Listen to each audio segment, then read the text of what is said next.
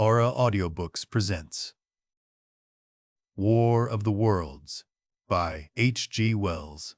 Book 1, The Coming of the Martians. Chapter 1, The Eve of the War. No one would have believed in the last years of the 19th century that this world was being watched keenly and closely by intelligences greater than man's, and yet as mortal as his own, that, as men busied themselves about their various concerns, they were scrutinized and studied, perhaps almost as narrowly as a man with a microscope might scrutinize the transient creatures that swarm and multiply in a drop of water. With infinite complacency, men went to and fro over this globe about their little affairs, serene in their assurance of their empire over matter. It is possible that the infusoria under the microscope do the same. No one gave a thought to the older worlds of space as sources of human danger, or thought of them only to dismiss the idea of life upon them as impossible or improbable. It is curious to recall some of the mental habits of those departed days. At most, terrestrial men fancied there might be other men upon Mars, perhaps inferior to themselves and ready to welcome a missionary enterprise. Yet across the gulf of space, minds that are to our minds as ours are to those of the beasts that perish, intellects vast and cool and unsympathetic, regarded this earth with envious eyes, and slowly and surely drew their plans against us. And early in the 20th century came the great disillusionment. The planet, Mars, I scarcely need remind the reader, revolves about the sun at a mean distance of 140 million miles, and the light and heat it receives from the sun is barely half of that received by this world. It must be, if the nebular hypothesis has any truth, older than our world, and long before this earth ceased to be. Molten life upon its surface must have begun its course. The fact that it is scarcely 1/7 of the volume of the Earth must have accelerated its cooling to the temperature at which life could begin. It has air and water and all that is necessary for the support of animated existence, yet so vain is man and so blinded by his vanity that no writer, up to the very end of the 19th century, expressed any idea that intelligent life might have developed there far, or indeed at all, beyond its earthly level. Nor was it generally understood that since Mars is older than our Earth, with scarcely a quarter of the superficial area, and remoter from the sun, it necessarily follows that it is not only more distant from time's beginning, but nearer its end. The secular cooling that must someday overtake our planet has already gone far indeed with our neighbor. Its physical condition is still largely a mystery, but we know now that even in its equatorial region, the midday temperature barely approaches that of our coldest winter. Its air is much more attenuated than ours. Its oceans have shrunk until they cover but 1/3 of its surface. And as its slow seasons change, huge snowcaps gather and melt about either pole and periodically inundate its temperate zones. That last stage of exhaustion, which to us is still incredibly remote, has become a present-day problem for the inhabitants of Mars. The immediate pressure of necessity has brightened their intellects, enlarged their powers, and hardened their hearts. And looking across space with instruments and intelligences such as we have scarcely dreamed of, they see, at its nearest distance only 35 million of miles sunward of them, a morning star of hope, our own warmer planet, green with vegetation and gray with water, with a cloudy atmosphere eloquent of fertility, with glimpses through its drifting cloud wisps of broad stretches of populous country and narrow, navy-crowded seas. And we men, the creatures who inhabit this earth, must be to them at least as alien and lowly as are the monkeys and lemurs to us. The intellectual side of man already admits that life is an incessant struggle for existence, and it would seem that this, too, is the belief of the minds upon Mars. Their world is far gone in its cooling, and this world is still crowded with life, but crowded only with what they regard as inferior animals. To carry warfare sunward is, indeed, their only escape from the destruction that, generation after generation, creeps upon them. And before we judge of them too harshly, we must remember what ruthless and utter destruction our own species has wrought, not only upon animals, such as the vanished bison and the dodo, but upon its inferior races. The Tasmanians, in spite of their human likeness, were entirely swept out of existence in a war of extermination waged by European immigrants in the space of 50 years. Are we such apostles of mercy as to complain if the Martians warred in the same spirit? The Martians seem to have calculated their descent with amazing subtlety. Their mathematical learning is evidently far in excess of ours, and to have carried out their preparations with a well-nigh perfect unanimity. Had our instruments permitted it, we might have seen the gathering trouble far back. In the 19th century, men like Schiaparelli watched the red planet. It is odd, by the by, that for countless centuries Mars has been the star of war, but failed to interpret the fluctuating appearances of the markings they mapped so well. All that time the Martians must have been getting ready. During the opposition of 1894, a great light was seen on the illuminated part of the disk, first at the Lick Observatory, then by Periton of Nice, and then by other observers. English readers heard of it first in the issue of Nature, dated August 2. I am inclined to think that this blaze may have been the casting of the huge gun in the vast pit sunk into their planet, from which their shots were fired at us. Peculiar markings, as yet unexplained, were seen near the site of that outbreak during the next two oppositions. The storm burst upon us 6 years ago now. As Mars approached opposition, Lavelle of Java set the wires of the astronomical exchange, palpitating with the amazing intelligence of a huge outbreak of incandescent gas upon the planet. It had occurred towards midnight of the 12th, and the spectroscope, to which he had at once resorted, indicated a mass of flaming gas, chiefly hydrogen, moving with an enormous velocity towards this Earth. This jet of fire had become invisible. About 12:15, he compared it to a colossal puff of flame suddenly and violently squirted out of the planet, as flaming gases rushed out of a gun. A singularly appropriate phrase, it proved. Yet the next day, there was nothing of this in the papers, except a little note in the Daily Telegraph, and the world went in ignorance of one of the gravest dangers that ever threatened the human race. I might not have heard of the eruption at all had I not met Ogilvy, the well-known astronomer, at Ottershaw. He was immensely excited at the news, and in the excess of his feelings, invited me up to take a turn with him that night in a scrutiny of the red planet. In spite of all that has happened since, I still remember that vigil very distinctly. The black and silent observatory, the shadowed lantern throwing a feeble glow upon the floor in the corner, the steady ticking of the clockwork of the telescope, the little slit in the roof, an oblong profundity with the stardust streaked across it. Ogilvy moved about, invisible but audible. Looking through the telescope, one saw a circle of deep blue and the little round planet swimming in the field. It seemed such a little thing, so bright and small, and still faintly marked with transverse stripes and slightly flattened from the perfect round. But so little it was, so silvery warm, a pin's head of light. It was as if it quivered, but really this was the telescope vibrating with the activity of the clockwork that kept the planet in view. As I watched, the planet seemed to grow larger and smaller and to advance and recede, but that was simply that my eye was tired.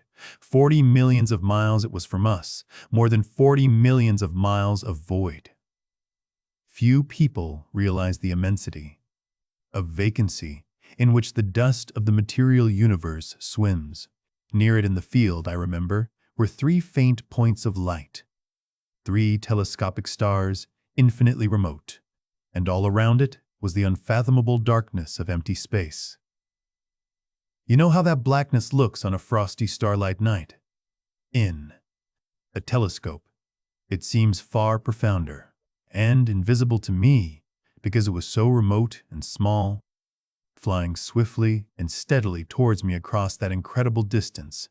Drawing nearer every minute by so many thousands of miles, came the thing they were sending us, the thing that was to bring so much struggle and calamity and death to the earth. I never dreamed of it then as I watched. No one on Earth dreamed of that unerring missile. That night, too, there was another jetting out of gas from the distant planet. I saw it. A reddish flash at the edge, the slightest projection of the outline just as the chronometer struck midnight. And at that, I told Ogilvy, and he took my place. The night was warm and I was thirsty, and I went stretching my legs clumsily and feeling my way in the darkness to the little table where the siphon stood, while Ogilvy exclaimed at the streamer of gas that came out towards us. That night, another invisible missile started on its way to the Earth from Mars just a second or so under 24 hours after the first one. I remember how I sat on the table there in the blackness, with patches of green and crimson swimming before my eyes. I wished I had a light to smoke by, little suspecting the meaning of the minute gleam I had seen, and all that it would presently bring me. Ogilvy watched till 1, and then gave it up, and we lit the lantern, and walked over to his house. Down below in the darkness were Ottershaw and Chertsey, and all their hundreds of people, sleeping in peace.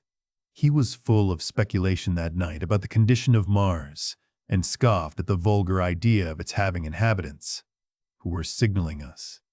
His idea was that meteorites might be falling in a heavy shower upon the planet, or that a huge volcanic explosion was in progress. He pointed out to me how unlikely it was that organic evolution had taken the same direction in the two adjacent planets. The chances against anything man-like on Mars are 1,000,000 to 1, he said. Hundreds of observers saw the flame that night, and the night after about midnight, and again the night after. And so for 10 nights, a flame each night. Why the shots ceased after the 10th, no one on Earth has attempted to explain. It may be the gases of the firing caused the Martians inconvenience. Dense clouds of smoke or dust, visible through a powerful telescope on Earth as little gray, fluctuating patches, spread through the clearness of the planet's atmosphere and obscured its more familiar features. Even the daily papers woke up to the disturbances at last, and popular notes appeared here, there, and everywhere concerning the volcanoes upon Mars. The serio-comic periodical, Punch, I remember, made a happy use of it in the political cartoon, and, all unsuspected, those missiles the Martians had fired at us drew earthward, rushing now at a pace of many miles a second, through the empty gulf of space, hour by hour and day by day, nearer and nearer. It seems to me now almost incredibly wonderful that, with that swift fate hanging over us, men could go about their petty concerns, as they did. I remember how jubilant Markham was at securing a new photograph of the planet for the illustrated paper he edited. In those days, people in these latter times scarcely realized the abundance and enterprise of our 19th century papers. For my own part, I was much occupied in learning to ride the bicycle, and busy upon a series of papers discussing the probable developments of moral ideas as civilization progressed. One night, the first missile then could scarcely have been 10 million miles away. I went for a walk with my wife. It was starlight, and I explained the signs of the zodiac to her and pointed out Mars, a bright dot of light creeping zenithward, towards which so many telescopes were pointed. It was a warm night. Coming home, a party of excursionists from Chertsey or Isleworth passed us singing and playing music. There were lights in the upper windows of the houses as the people went to bed. From the railway station in the distance came the sound of shunting trains, ringing and rumbling, softened almost into melody by the distance. My wife pointed out to me the brightness of the red, green, and yellow signal lights hanging in a framework against the sky. It seemed so safe and tranquil. Chapter 2. The Falling Star. Then came the night of the first falling star. It was seen early in the morning, rushing over Winchester eastward, a line of flame high in the atmosphere. Hundreds must have seen it and taken it for an ordinary falling star, Albin described it as leaving a greenish streak behind it that glowed for some seconds. Denning, our greatest authority on meteorites, stated that the height of its first appearance was about 90 or 100 miles. It seemed to him that it fell to Earth about 100 miles east of him. I was at home at that hour and writing in my study, and although my French windows faced towards Ottershaw, and the blind was up, for I loved in those days to look up at the night sky, I saw nothing of it. Yet this strangest of all things that ever came to Earth from outer space must have fallen, while I was sitting there, visible to me had I only looked up as it passed. Some of those who saw its flight say it traveled with a hissing sound. I myself heard nothing of that. Many people in Berkshire, Surrey, and Middlesex must have seen the fall of it, and, at most, have thought that another meteorite had descended. No one seems to have troubled to look for the fallen mass that night. But very early in the morning, poor Ogilvy, who had seen the shooting star and who was persuaded that a meteorite lay somewhere on the common between Horsell, Ottershaw, and Woking, rose early with the idea of finding it.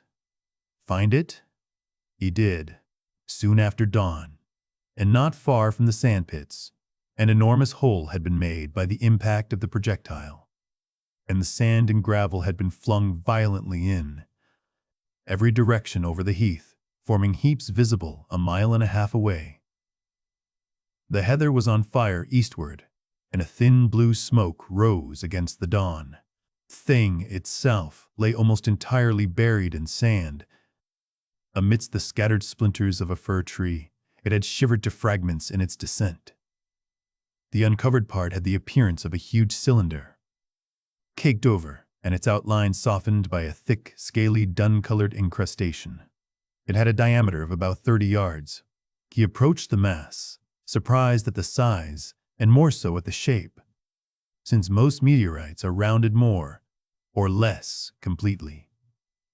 It was, however, still so hot from its flight through the air as to forbid his near approach. A stirring noise within its cylinder he ascribed to the unequal cooling of its surface, for at that time it had not occurred to him that it might be hollow. He remained standing at the edge of the pit that the thing had made for itself, staring at its strange appearance, astonished chiefly at its unusual shape and color, and dimly perceiving even then some evidence of design in its arrival. The early morning was wonderfully still, and the sun, just clearing the pine trees towards Weybridge, was already warm. He did not remember hearing any birds that morning. There was certainly no breeze stirring, and the only sounds were the faint movements from within the cindery cylinder. He was all alone on the common. Then suddenly he noticed with a start that some of the gray clinker, the ashy incrustation that covered the meteorite, was falling off the circular edge of the end. It was dropping off in flakes and raining down upon the sand. A large piece suddenly came off and fell with a sharp noise that brought his heart into his mouth.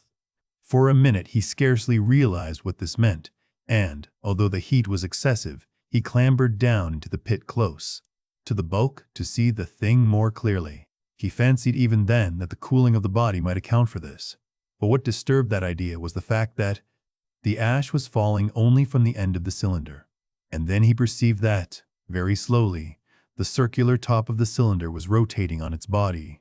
It was such a gradual movement that he discovered it only through noticing that a black mark that had been near him 5 minutes ago was now at the other side of the circumference. Even then he scarcely understood what this indicated, until he heard a muffled grating sound and saw the black mark jerk forward.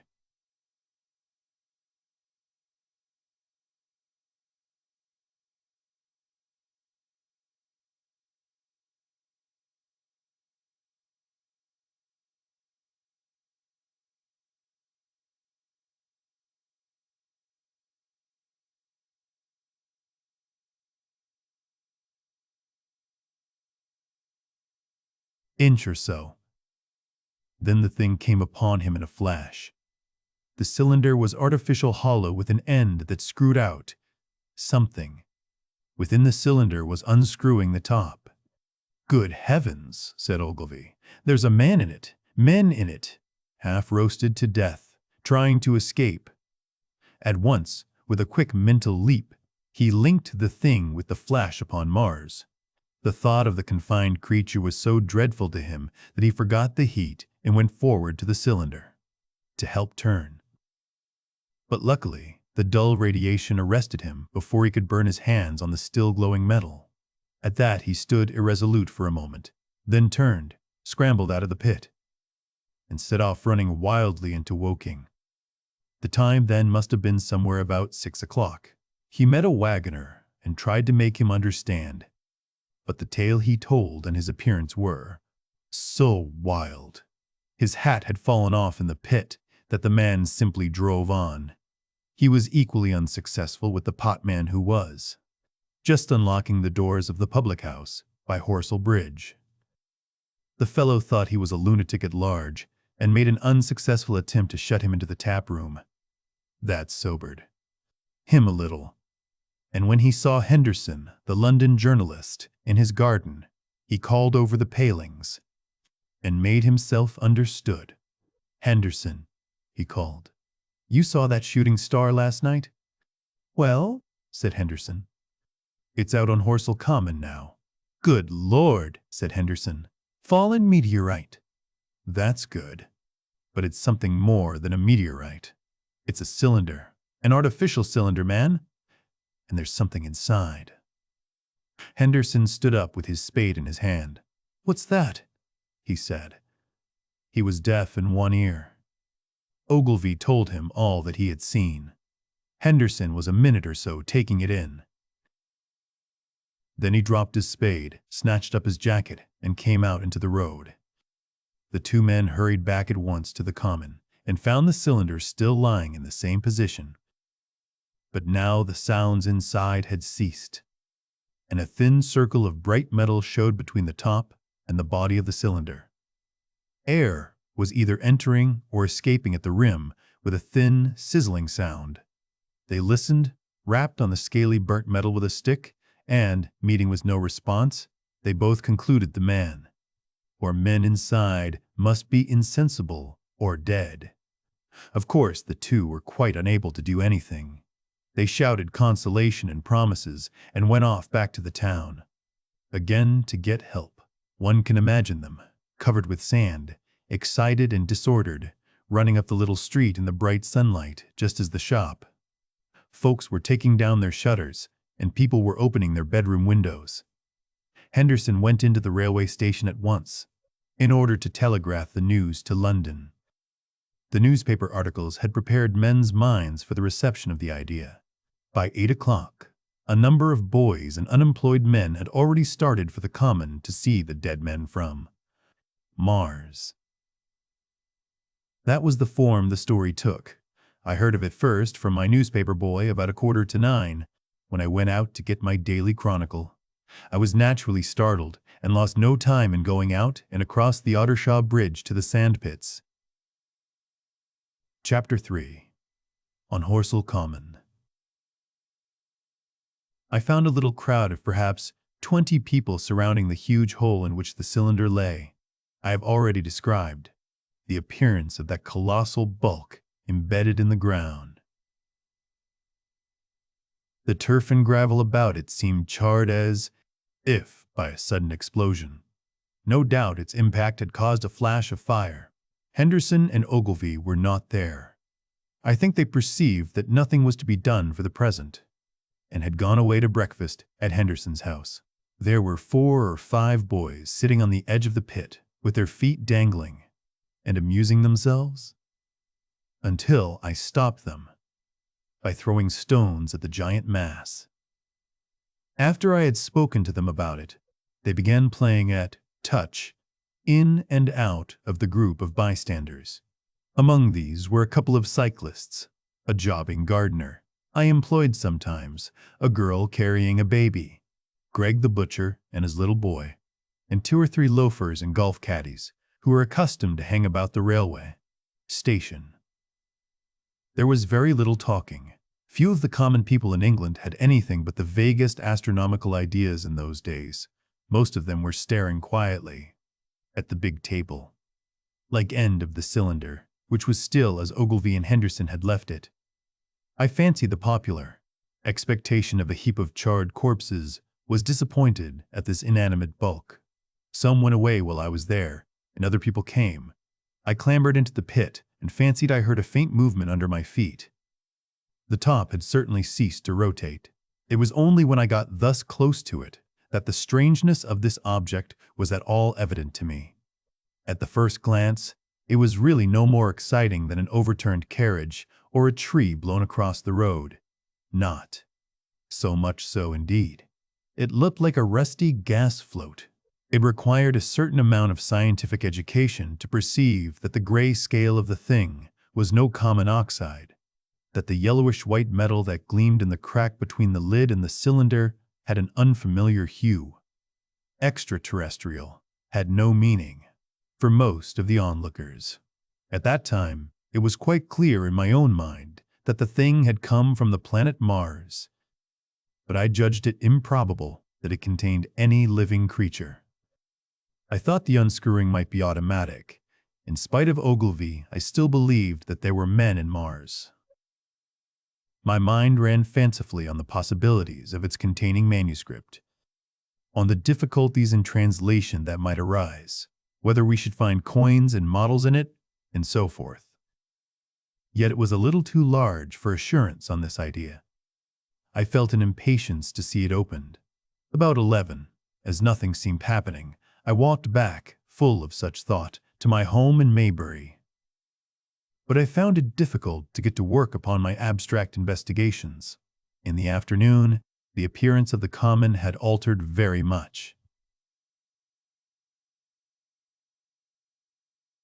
The early editions of the evening papers had startled London with enormous headlines: "A message received from Mars," "Remarkable story from Woking," and so forth. In addition, Ogilvy's wire to the Astronomical Exchange had roused every observatory in the 3 kingdoms.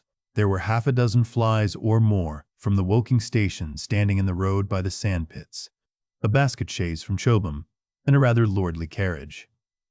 Besides that, there was quite a heap of bicycles. In addition, a large number of people must have walked, in spite of the heat of the day, from Woking and Chertsey, so that there was altogether quite a considerable crowd, 1 or 2 gaily dressed ladies among the others. It was glaringly hot, not a cloud in the sky nor a breath of wind, and the only shadow was that of the few scattered pine trees. The burning heather had been extinguished, but the level ground towards Ottershaw was blackened as far as one could see, and still giving off vertical streamers of smoke. An enterprising sweet-stuff dealer in the Chobham Road had sent up his son with a barrow-load of green apples and ginger beer. Going to the edge of the pit, I found it occupied by a group of about half a dozen men. Henderson, Ogilvy, and a tall, fair-haired man that I afterwards learned was Stent, the Astronomer Royal, with several workmen wielding spades and pickaxes. Stent was giving directions in a clear, high-pitched voice. He was standing on the cylinder, which was now evidently much cooler. His face was crimson and streaming with perspiration, and something seemed to have irritated him. A large portion of the cylinder had been uncovered, though its lower end was still embedded, as soon as Ogilvy saw me. Among the staring crowd on the edge of the pit, he called to me to come down and asked me if I would mind going over to see Lord Hilton, the lord of the manor. The growing crowd, he said, was becoming a serious impediment to their excavations, especially the boys. They wanted a light railing put up and help to keep the people back. He told me that a faint stirring was occasionally still audible within the case, but that the workmen had failed to unscrew the top, as it afforded no grip to them. The case appeared to be enormously thick, and it was possible that the faint sounds we heard represented a noisy tumult in the interior. I was very glad to do as he asked. and so become one of the privileged spectators within the contemplated enclosure. I failed to find Lord Hilton at his house, but I was told he was expected from London by the 6 o'clock train from Waterloo, and as it was then about 5:15, I went home, had some tea, and walked up to the station to waylay him. Chapter 4. The Cylinder Opens. When I returned to the common, the sun was setting. Scattered groups were hurrying from the direction of Woking, and 1 or 2 persons were returning. The crowd about the pit had increased and stood out black against the lemon yellow of the sky. A couple of 100 people, perhaps. There were raised voices, and some sort of struggle appeared to be going on about the pit. Strange imaginings passed through my mind. As I drew nearer, I heard Stent's voice. "Keep back, keep back." A boy came running towards me. "It's a movin'," he said to me as he passed. "A screwin' and a screwin' out. I don't like it. I am." I went on to the crowd. There were really, I should think, 200 or 300 people elbowing and jostling one another, the 1 or 2 ladies there being by no means the least active. "He's fallen in the pit," cried someone. "Keep back," said several. The crowd swayed a little, and I elbowed my way through. Everyone seemed greatly excited. I heard a peculiar humming sound from the pit. "I say," said Ogilvy, "help keep these idiots back. We don't know what's in the confounded thing. You know." I saw a young man, a shop assistant in Woking, I believe he was, standing on the cylinder and trying to scramble out of the hole again. The crowd had pushed him in. The end of the cylinder was being screwed out from within. Nearly 2 feet of shining screw projected. Somebody blundered against me, and I narrowly missed being pitched onto the top of the screw. I turned, and as I did so, the screw must have come out, for the lid of the cylinder fell upon the gravel with a ringing concussion. I stuck my elbow into the person behind me and turned my head towards the thing again. For a moment, that circular cavity seemed perfectly black. I had the sunset in my eyes. I think everyone expected to see a man emerge, possibly something a little unlike us, terrestrial men. But in all essentials, a man. I know I did. But, looking, I presently saw something stirring within the shadow. Grayish, billowy movements, one above another, and then 2 luminous discs like eyes. Then something resembling a little gray snake, about the thickness of a walking stick, coiled up out of the writhing middle and wriggled in the air towards me, and then another. A sudden chill came over me. There was a loud shriek from a woman behind. I half turned, keeping my eyes fixed upon the cylinder still, from which other tentacles were now projecting, and began pushing my way back from the edge of the pit.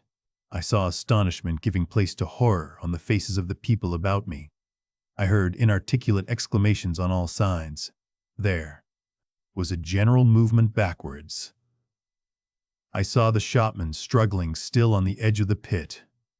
I found myself alone and saw the people on the other side of the pit running off, Stent among them. I looked again at the cylinder. An ungovernable terror gripped me. I stood petrified and staring. A big, grayish, rounded bulk, the size, perhaps, of a bear, was rising slowly and painfully out of the cylinder. As it bulged up and caught the light, it glistened like wet leather. 2 large, dark-colored eyes were regarding me steadfastly. The mass that framed them, the head of the thing, was rounded and had, one might say, a face. There was a mouth under the eyes, the lipless brim of which quivered and panted and dropped saliva. The whole creature heaved and pulsated convulsively. A lank, tentacular appendage gripped the edge of the cylinder. Another swayed in the air. Those who have never seen a living Martian can scarcely imagine the strange horror of its appearance. The peculiar V-shaped mouth with its pointed upper lip, the absence of brow ridges, the absence of a chin beneath the wedge-like lower lip, the incessant quivering of this mouth, the gorgon groups of tentacles, the tumultuous breathing of the lungs in a strange atmosphere, the evident heaviness and painfulness of movement due to the greater gravitational energy of the earth. Above all, the extraordinary intensity of the immense eyes were at once vital, intense, inhuman, crippled, and monstrous. There was something fungoid in the oily brown skin, something in the clumsy deliberation of the tedious movements unspeakably nasty. Even at this first encounter, this first glimpse, I was overcome with disgust and dread. Suddenly, the monster vanished. It had toppled over the brim of the cylinder and fallen into the pit, with a thud like the fall of a great mass of leather. I heard it give a peculiar thick cry, and forthwith another of these creatures appeared darkly in the deep shadow of the aperture. I turned and, running madly, made for the first group of trees, perhaps 100 yards away, but I ran slantingly and stumbling, for I could not avert my face from these things. There, among some young pine trees and furze bushes, I stopped, panting, and waited further developments.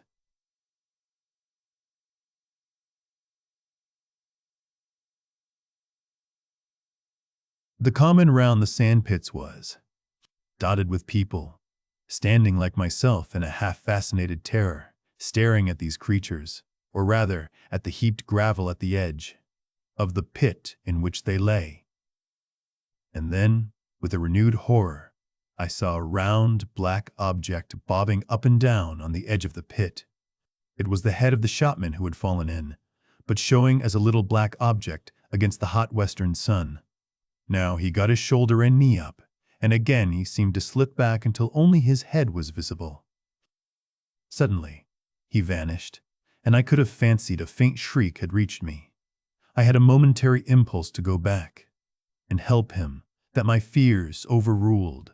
Everything was then quite invisible, hidden by the deep pit and the heap of sand that the fall of the cylinder had made. Anyone coming along the road from Chobham or Woking would have been amazed at the sight.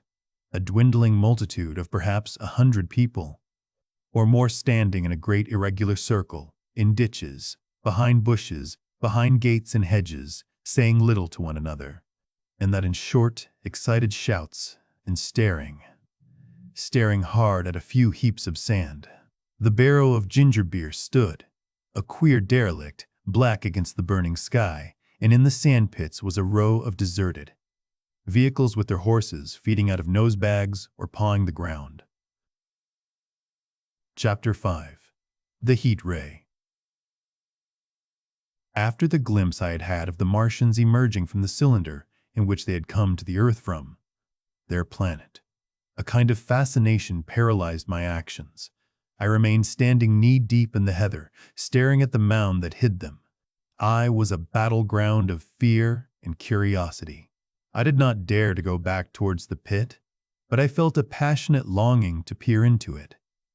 I began walking, therefore, in a big curve, seeking some point of vantage, and continually looking at the sand heaps that hid these newcomers to our Earth. Once a leash of thin black whips, like the arms of an octopus, flashed across the sunset and was immediately withdrawn, and afterwards a thin rod rose up, joint by joint, bearing at its apex a circular disc that spun with a wobbling motion. What could be going on there? Most of the spectators had gathered in one or two groups, one a little crowd towards Woking, the other a knot of people in the direction of Chobham. Evidently they shared my mental conflict. There were few near me. One man I approached. He was, I perceived, a neighbor of mine, though I did not know his name, and accosted. But it was scarcely a time for articulate conversation. "What ugly brutes," he said. "Good God! What ugly brutes!" He repeated this over and over again. "Did you see a man in the pit?" I said, but he made no answer to that. We became silent, and stood watching for a time side by side, deriving, I fancy, a certain comfort in one another's company. Then I shifted my position to a little knoll that gave me the advantage of a yard or more of elevation, and when I looked for him presently, he was walking towards Woking. The sunset faded to twilight before anything further happened. The crowd far away on the left, towards Woking, seemed to grow, and I heard now a faint murmur from it. The little knot of people towards Chobham dispersed. There was scarcely an intimation of movement from the pit. It was this, as much as anything, that gave people courage. And I suppose the new arrivals from Woking also helped to restore confidence. At any rate, as the dusk came on, a slow, intermittent movement upon the sand pits began. A movement that seemed to gather force as the stillness of the evening about the cylinder remained unbroken. Vertical black figures in twos and threes would advance, stop, watch, and advance again, spreading out as they did, so in a thin, irregular crescent that promised to enclose the pit in its attenuated horns. I, too, on my side, began to move towards the pit. Then I saw some cabmen, and others had walked boldly into the sandpits, and heard the clatter of hoofs and the gride of wheels. I saw a lad trundling off the barrow of apples. And then, within 30 yards of the pit, advancing from the direction of Horsell, I noted a little black knot of men, the foremost of whom was waving a white flag. This was the deputation. There had been a hasty consultation, and since the Martians were evidently, in spite of their repulsive forms, intelligent creatures, it had been resolved to show them, by approaching them with signals, that we too were intelligent. Flutter, flutter went the flag, first to the right, then to the left. It was too far for me to recognize anyone there, but afterwards I learned that Ogilvy, Stent, and Henderson were with others in this attempt at communication.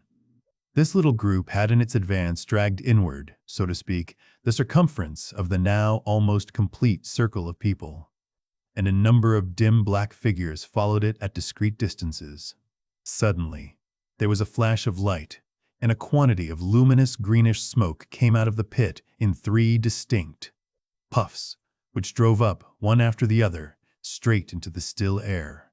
This smoke, or flame perhaps would be the better word for it, was so bright that the deep blue sky overhead, and the hazy stretches of brown, common towards Chertsey, set with black pine trees, seemed to darken abruptly as these puffs arose, and to remain the darker after their dispersal. At the same time, a faint hissing sound became audible. Beyond the pit stood the little wedge of people with the white flag at its apex, arrested by these phenomena. A little knot of small vertical black shapes upon the black ground. As the green smoke arose, their faces flashed out pallid green, and faded again as it vanished. Then slowly the hissing passed into a humming, into a long, loud, droning noise.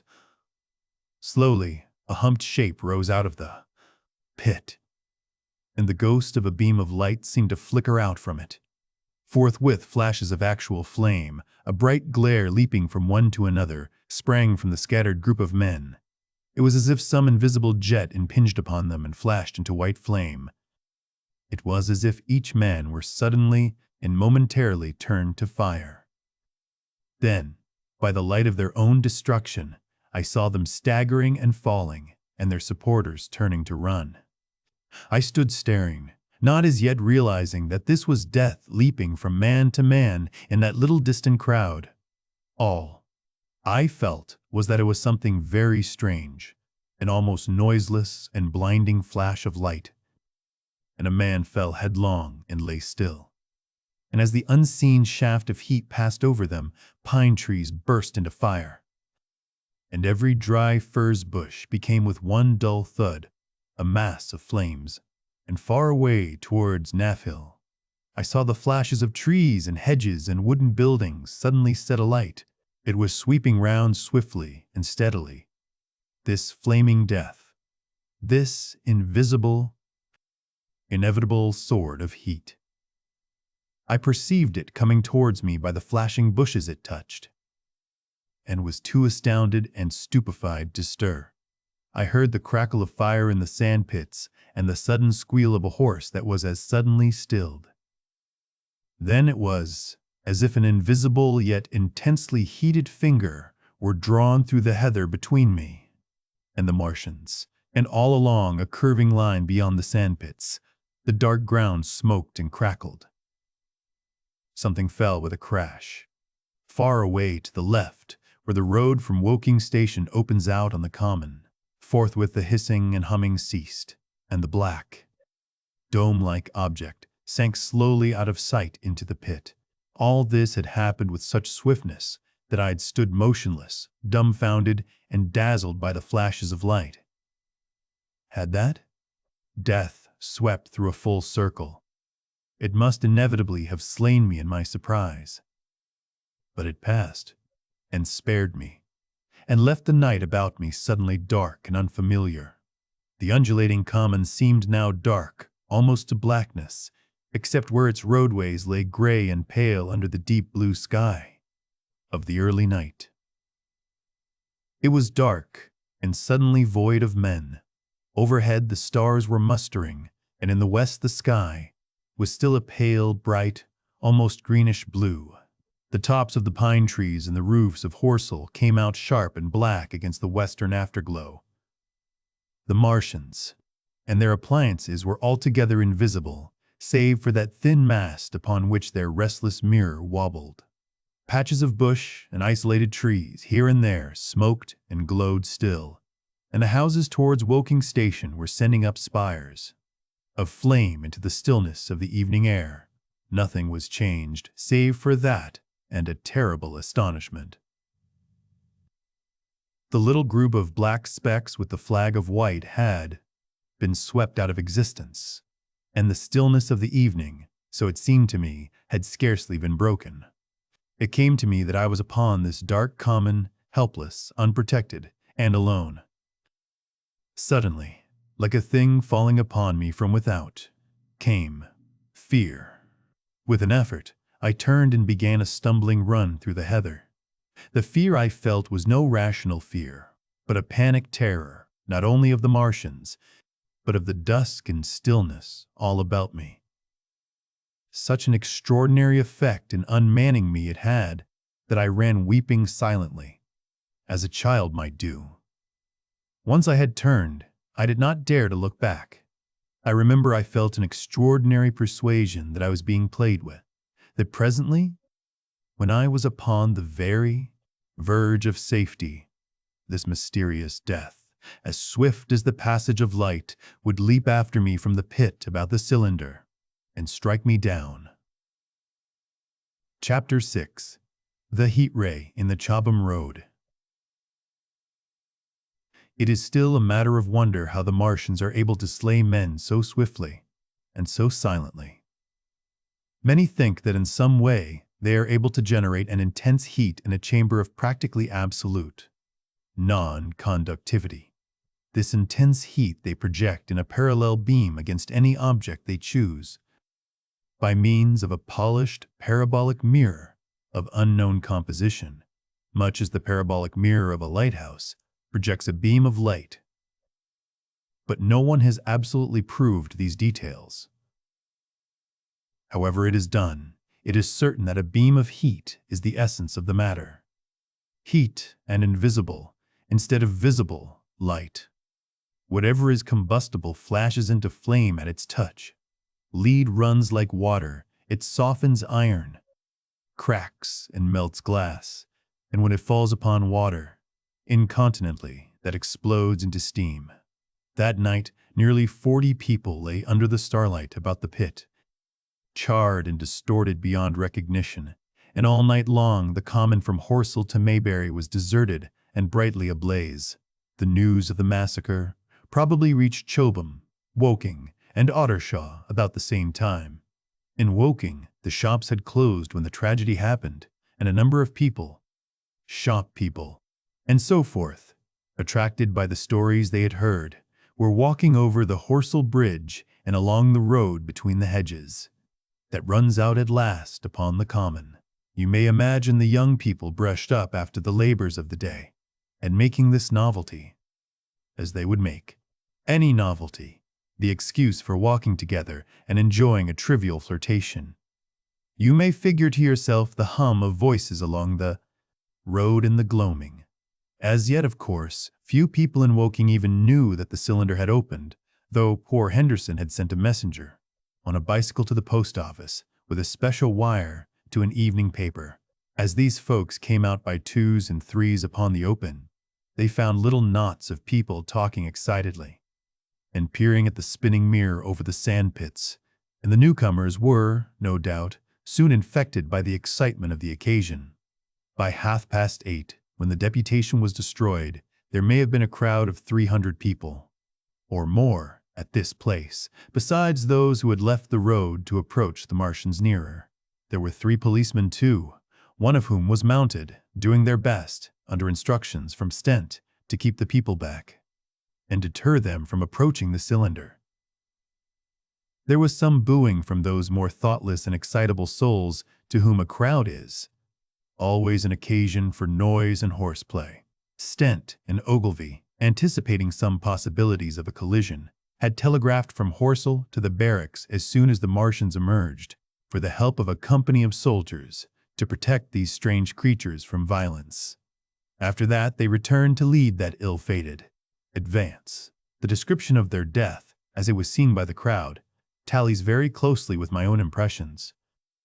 The 3 puffs of green smoke, the deep humming note, and the flashes of flame. But that crowd of people had a far narrower escape than mine. Only the fact that a hummock of heathery sand intercepted the lower part of the heat ray saved them.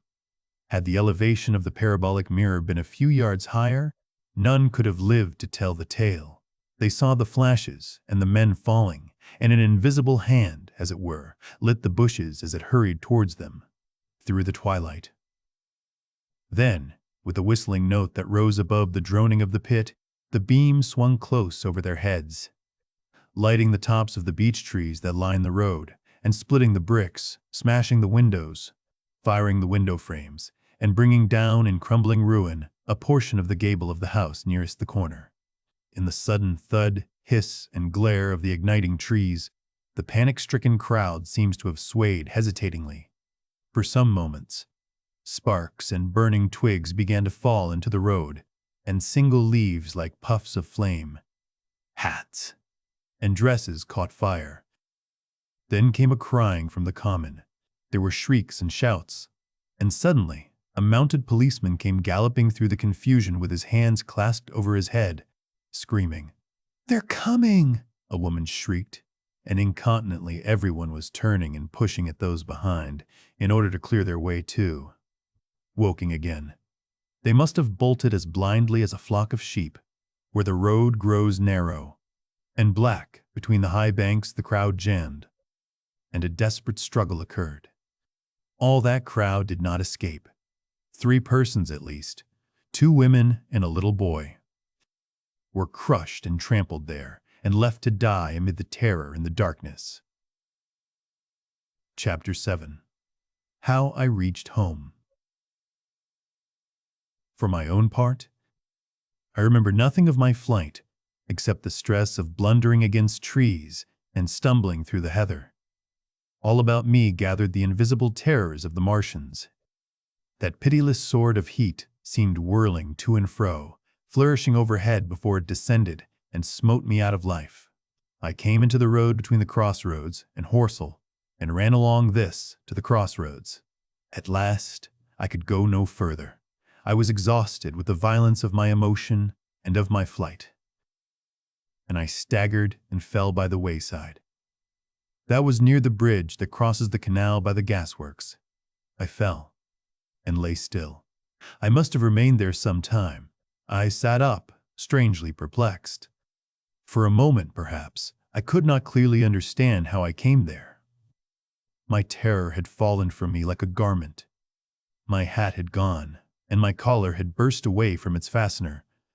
A few minutes before, there had only been 3 real things before me: the immensity of the night and space, and nature, my own feebleness and anguish, and the near approach of death. Now it was as if something turned over, and the point of view altered abruptly. There was no sensible transition from one state of mind to the other. I was immediately the self of every day again, a decent, ordinary citizen. The silent common, the impulse of my flight, the starting flames, were as if they had been in a dream. I asked myself, had these latter things indeed happened? I could not credit it. I rose and walked unsteadily up the steep incline of the bridge. My mind was blank wonder. My muscles and nerves seemed drained of their strength. I dare say I staggered drunkenly. A head rose over the arch, and the figure of a workman carrying a basket appeared. Beside him ran a little boy. He passed me, wishing me good night. I was minded to speak to him, but did not. I answered his greeting with a meaningless mumble, and went on over the bridge, over the Mayberry Arch. A train, a billowing tumult of white, firelit smoke, and a long caterpillar of lighted windows went flying south, clatter, clatter, clap, rap, and it had gone. A dim group of people talked in the gate of one of the houses in the pretty little row of gables that was called Oriental Terrace. It was all so real and so familiar. And that behind me. It was frantic, fantastic. Such things, I told myself, could not be. Perhaps I am a man of exceptional moods. I do not know how far my experience is common. At times I suffer from the strangest sense of detachment from myself and the world about me. I seem to watch it all. From the outside, from somewhere inconceivably remote, out of time, out of space, out of the stress and tragedy of it all. This feeling was very strong upon me that night. Here was another side to my dream. But the trouble was the blank incongruity of this serenity and the swift death flying yonder, not 2 miles away. There was a noise of business from the gasworks, and the electric lamps were all alight. I stopped at the group of people. "What news from the common?" said I. There were 2 men and a woman at the gate. "Eh?" said one of the men, turning. "What news from the common?" I said. "Ain't you just been there?" asked the men. "People seem fair silly about the common," said the woman over the gate. "What's it all about?" "Haven't you heard of the men from Mars?" said I. "The creatures from Mars?" "Quite enough," said the woman over the gate. "Thanks." And all 3 of them laughed. I felt foolish and angry. I tried and found I could not tell them what I had seen. They laughed again at my broken sentences. "You'll hear more yet," I said, and went on to my home. I startled my wife at the doorway, so haggard was I. I went into the dining room, sat down, drank some wine, and so soon as I could collect myself sufficiently, I told her the things I had seen. The dinner, which was a cold one, had already been served and remained neglected on the table while I told my story. "There is one thing," I said, to allay the fears I had aroused. "They are the most sluggish things I ever saw. Crawl. They may keep the pit and kill people who come near them, but they cannot get out of it. But the horror of them—" "Don't, dear," said my wife, knitting her brows and putting her hand on mine. "Poor Ogilvy," I said. "To think he may be lying dead there." My wife at least did not find my experience incredible. When I saw how deadly white her face was, I ceased abruptly. "They may come here," she said again and again. I pressed her to take wine and tried to reassure her. "They can scarcely move," I said. I began to comfort her and myself by repeating all that Ogilvy had told me of the impossibility of the Martians establishing themselves on the Earth. In particular, I laid stress on the gravitational difficulty. On the surface of the Earth, the force of gravity is 3 times what it is on the surface of Mars. A Martian, therefore, would weigh 3 times more than on Mars, albeit his muscular strength would be the same. His own body would be a cope of lead to him, therefore. That, indeed, was the general opinion. Both the Times and the Daily Telegraph, for instance, insisted on it the next morning, and both overlooked, just as I did, two obvious modifying influences. The atmosphere of the Earth, we now know, contains far more oxygen or far less argon, whichever way one likes to put it, than does Mars's. The invigorating influences of this excess of oxygen upon the Martians indisputably did much to counterbalance the increased weight of their bodies. And, in the second place, we all overlooked the fact that such mechanical intelligence as the Martian possessed was quite able to dispense with muscular exertion at a pinch. But I did not consider these points at the time, and so my reasoning was dead against the chances of the invaders. With wine and food, the confidence of my own table, and the necessity of reassuring my wife, I grew by insensible degrees courageous and secure. "They have done a foolish thing," said I, fingering my wineglass. "They are dangerous because, no doubt, they are mad with terror. Perhaps they expected to find no living things, certainly no intelligent living things." "A shell in the pit," said I. "If the worst comes to the worst, we'll kill them all." The intense excitement of the events had no doubt left my perceptive powers in a state of erethism. I remember that dinner table with extraordinary vividness even now. My dear wife's sweet, anxious face peering at me from under the pink lampshade, the white cloth with its silver and glass table furniture. For in those days, even philosophical writers had many little luxuries. The crimson-purple wine in my glass are photographically distinct. At the end of it, I sat, tempering nuts with a cigarette, regretting Ogilvy's rashness, and denouncing the short-sighted timidity of the Martians. So, some respectable dodo in the Mauritius might have lorded it in his nest and discussed the arrival of that shipful of pitiless sailors in want of animal food. "We will peck them to death tomorrow, my dear." I did not know it, but that was the last civilized dinner I was to eat for very many strange and terrible days. Chapter 8. Friday night. The most extraordinary thing to my mind, of all the strange and wonderful things that happened upon that Friday, was the dovetailing of the commonplace habits of our social order with the first beginnings of the series of events that was to topple that social order headlong.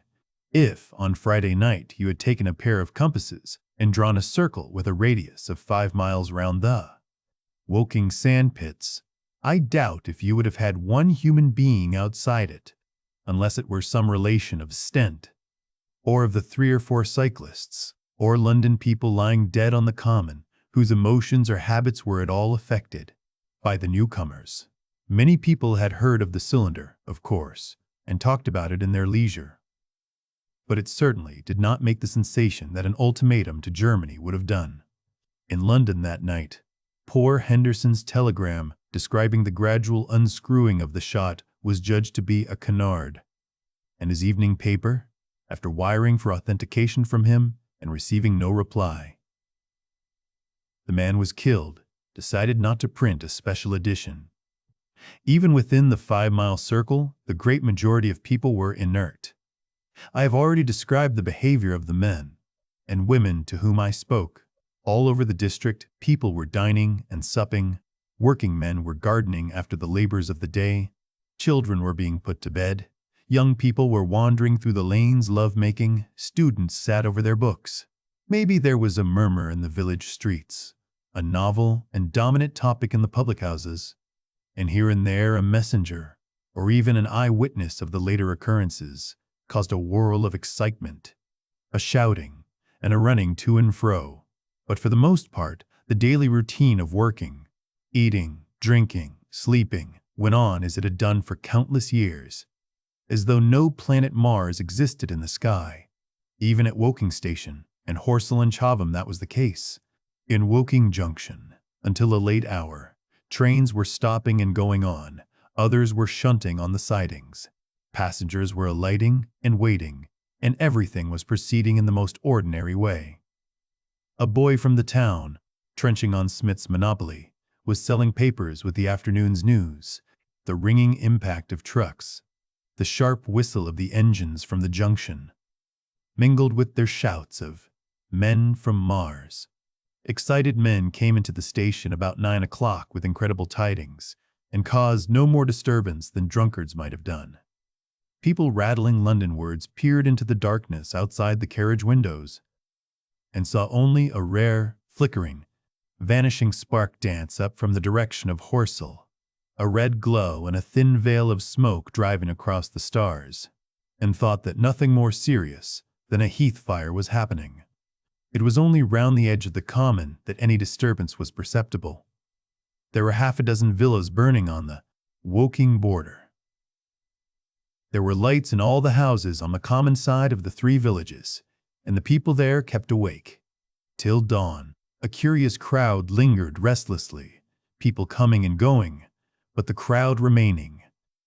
Both on the Chobham and Horsell bridges, one or two adventurous souls, it was afterwards found, went into the darkness and crawled quite near the Martians, but they never returned, for now and again a light ray, like the beam of a warship's searchlight, swept the common, and the heat ray was ready to follow. Save for such, that big area of common was silent and desolate, and the charred bodies lay about on it all night under the stars, and all the next day. A noise of hammering from the pit was heard by many people, so you have the state of things on Friday night. In the center, sticking into the skin of our old planet Earth, like a poisoned dart, was this cylinder. But the poison was scarcely working yet. Around it was a patch of silent common, smoldering in places, and with a few dark, dimly seen objects lying in contorted attitudes. Here and there was a burning bush or tree. Beyond was a fringe of excitement, and farther than that fringe, the inflammation had not crept as yet. In the rest of the world, the stream of life still flowed as it had flowed for immemorial years, the fever of war that would presently clog vein and artery, deaden nerve and destroy brain, had still to develop. All night long the Martians were hammering and stirring, sleepless, indefatigable, at work upon the machines they were making ready. And ever and again a puff of greenish-white smoke whirled up to the starlit sky. About 11, a company of soldiers came through Horsell and deployed along the edge of the common to form a cordon. Later, a second company marched through Chobham to deploy on the north side of the common. Several officers from the Inkerman barracks had been on the common earlier in the day, and one, Major Eden, was reported to be missing. The colonel of the regiment came to the Chobham bridge and was busy questioning the crowd at midnight. The military authorities were certainly alive to the seriousness of the business. About 11, the next morning's papers were able to say, a squadron of hussars, 2 Maxims, and about 400 men of the Cardigan regiment started from Aldershot. A few seconds after midnight, the crowd in the Chertsey Road, Woking, saw a star fall from heaven into the pine woods to the northwest. It had a greenish color and caused a silent brightness like summer lightning. This was the second cylinder. Chapter 9. The fighting begins. Saturday lives in my memory as a day of suspense. It was a day of lassitude, too, hot and close, with, I am told, a rapidly fluctuating barometer. I had slept but little, though my wife had succeeded in sleeping, and I rose early. I went into my garden before breakfast and stood listening, but towards the common there was nothing stirring, but a lark. The milkman came as usual. I heard the rattle of his chariot, and I went round to the side gate to ask the latest news. He told me that during the night the Martians had been surrounded by troops and that guns were expected. Then, familiar, reassuring note. I heard a train running towards Woking. They aren't to be killed, said the milkman, if that can possibly be avoided. I saw my neighbor gardening, chatted with him for a time, and then strolled in to breakfast. It was a most unexceptional morning. My neighbor was of opinion that the troops would be able to capture or to destroy the Martians during the day. It's a pity they make themselves so unapproachable, he said. It would be curious to know how they live on another planet. We might learn a thing or two. He came up to the fence and extended a handful of strawberries, for his gardening was as generous as it was enthusiastic. At the same time, he told me of the burning of the pine woods about the Byfleet golf links. They say, said he, that there's another of those blessed things fallen there. Number 2. But one's enough. Surely. This lot'll cost the insurance people a pretty penny before everything's settled. He laughed with an air of the greatest good humor as he said this.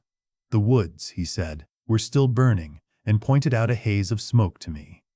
They will be hot underfoot. For days, on account of the thick soil of pine needles and turf, he said, and then grew serious over poor Ogilvy. After breakfast, instead of working, I decided to walk down towards the common. Under the railway bridge I found a group of soldiers, sappers, I think.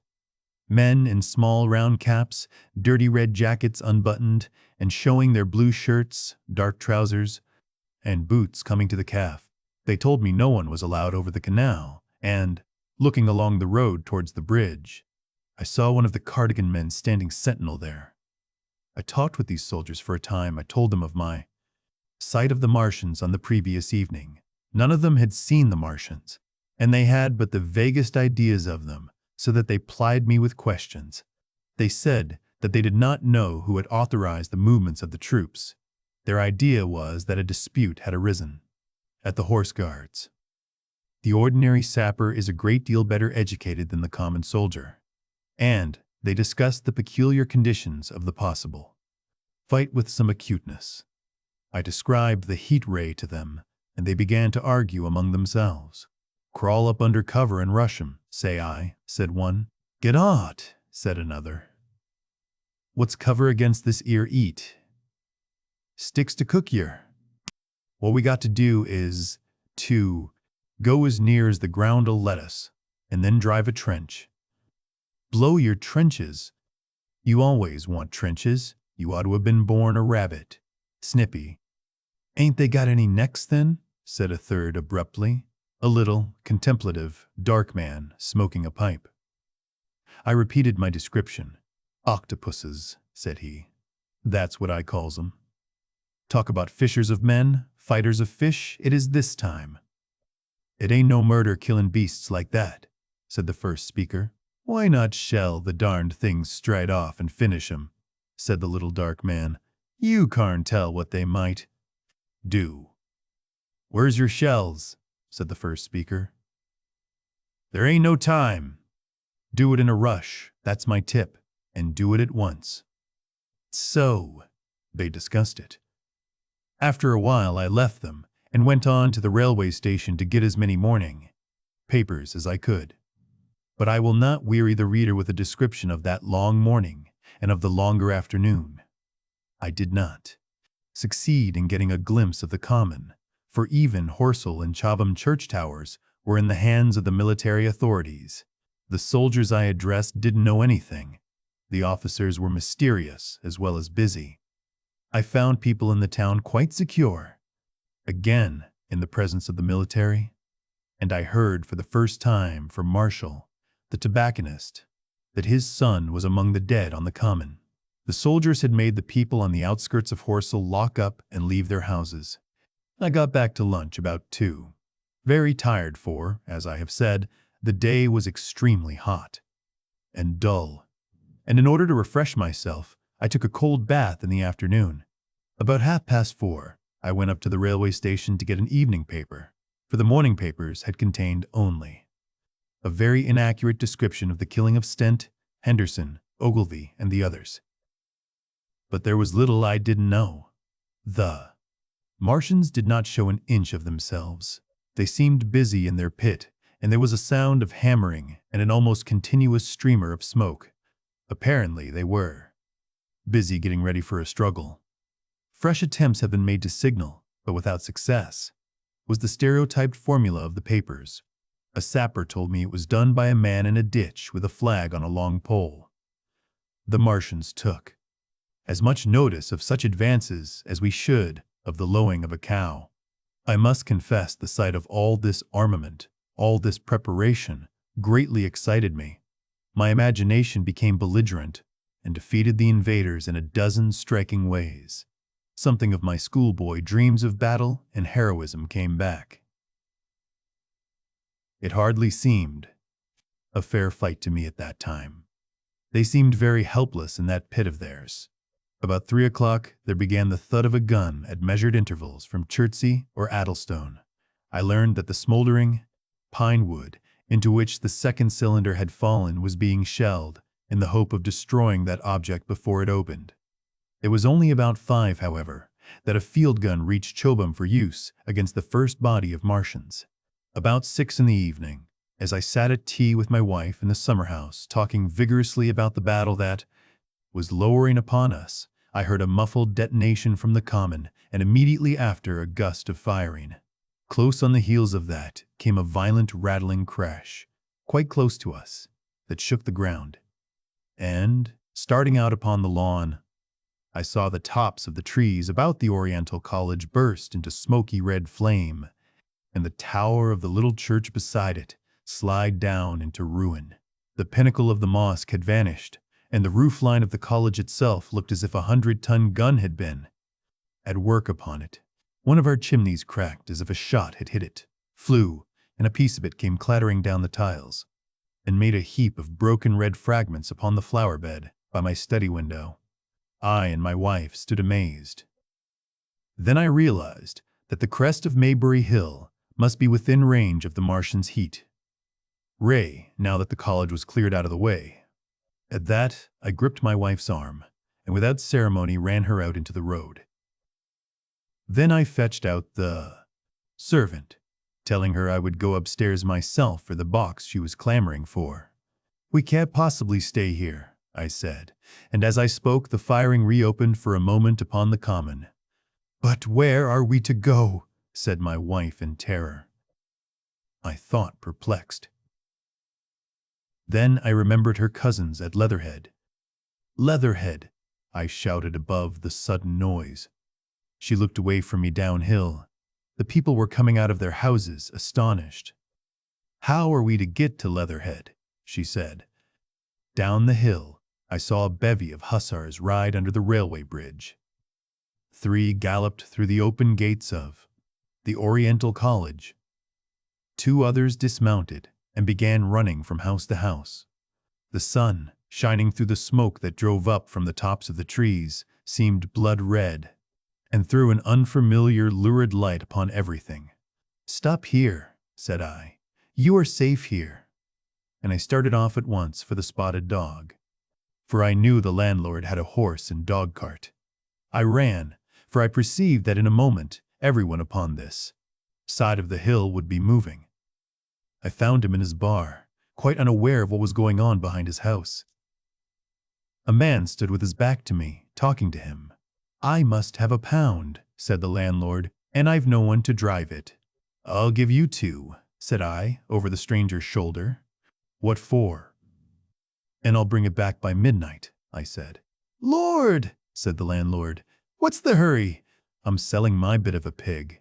£2, and you bring it back? What's going on now?" I explained hastily that I had to leave my home, and so secured the dog cart. At the time, it did not seem to me nearly so urgent that the landlord should leave his. I took care to have the cart there and then, drove it off down the road, and, leaving it in charge of my wife and servant, rushed into my house and packed a few valuables, such plate as we had, and so forth. The beech trees below the house were burning while I did this, and the palings up the road glowed red. While I was occupied in this way, one of the dismounted hussars came running up. He was going from house to house, warning people to leave. He was going on as I came out of my front door, lugging my treasures, done up in a tablecloth. I shouted after him, "What news?" He turned, stared, bawled something about crawling out in a thing like a dish cover, and ran on to the gate of the house at the crest. A sudden whirl of black smoke driving across the road hid him for a moment. I ran to my neighbor's door and rapped to satisfy myself of what I already knew, that his wife had gone to London with him and had locked up their house.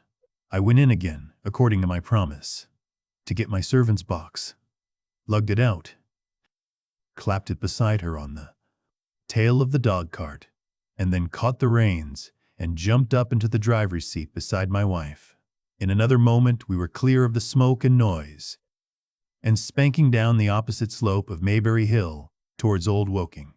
In front was a quiet, sunny landscape, a wheat field ahead on either side of the road, and the Maybury Inn with its swinging sign. I saw the doctor's cart ahead of me. At the bottom of the hill I turned my head to look at the hillside I was leaving. Thick streamers of black smoke shot with threads of red fire were driving up into the still air and throwing dark shadows upon the green treetops eastward. The smoke already extended far away to the east and west to the Byfleet pine woods eastward and to Woking on the west.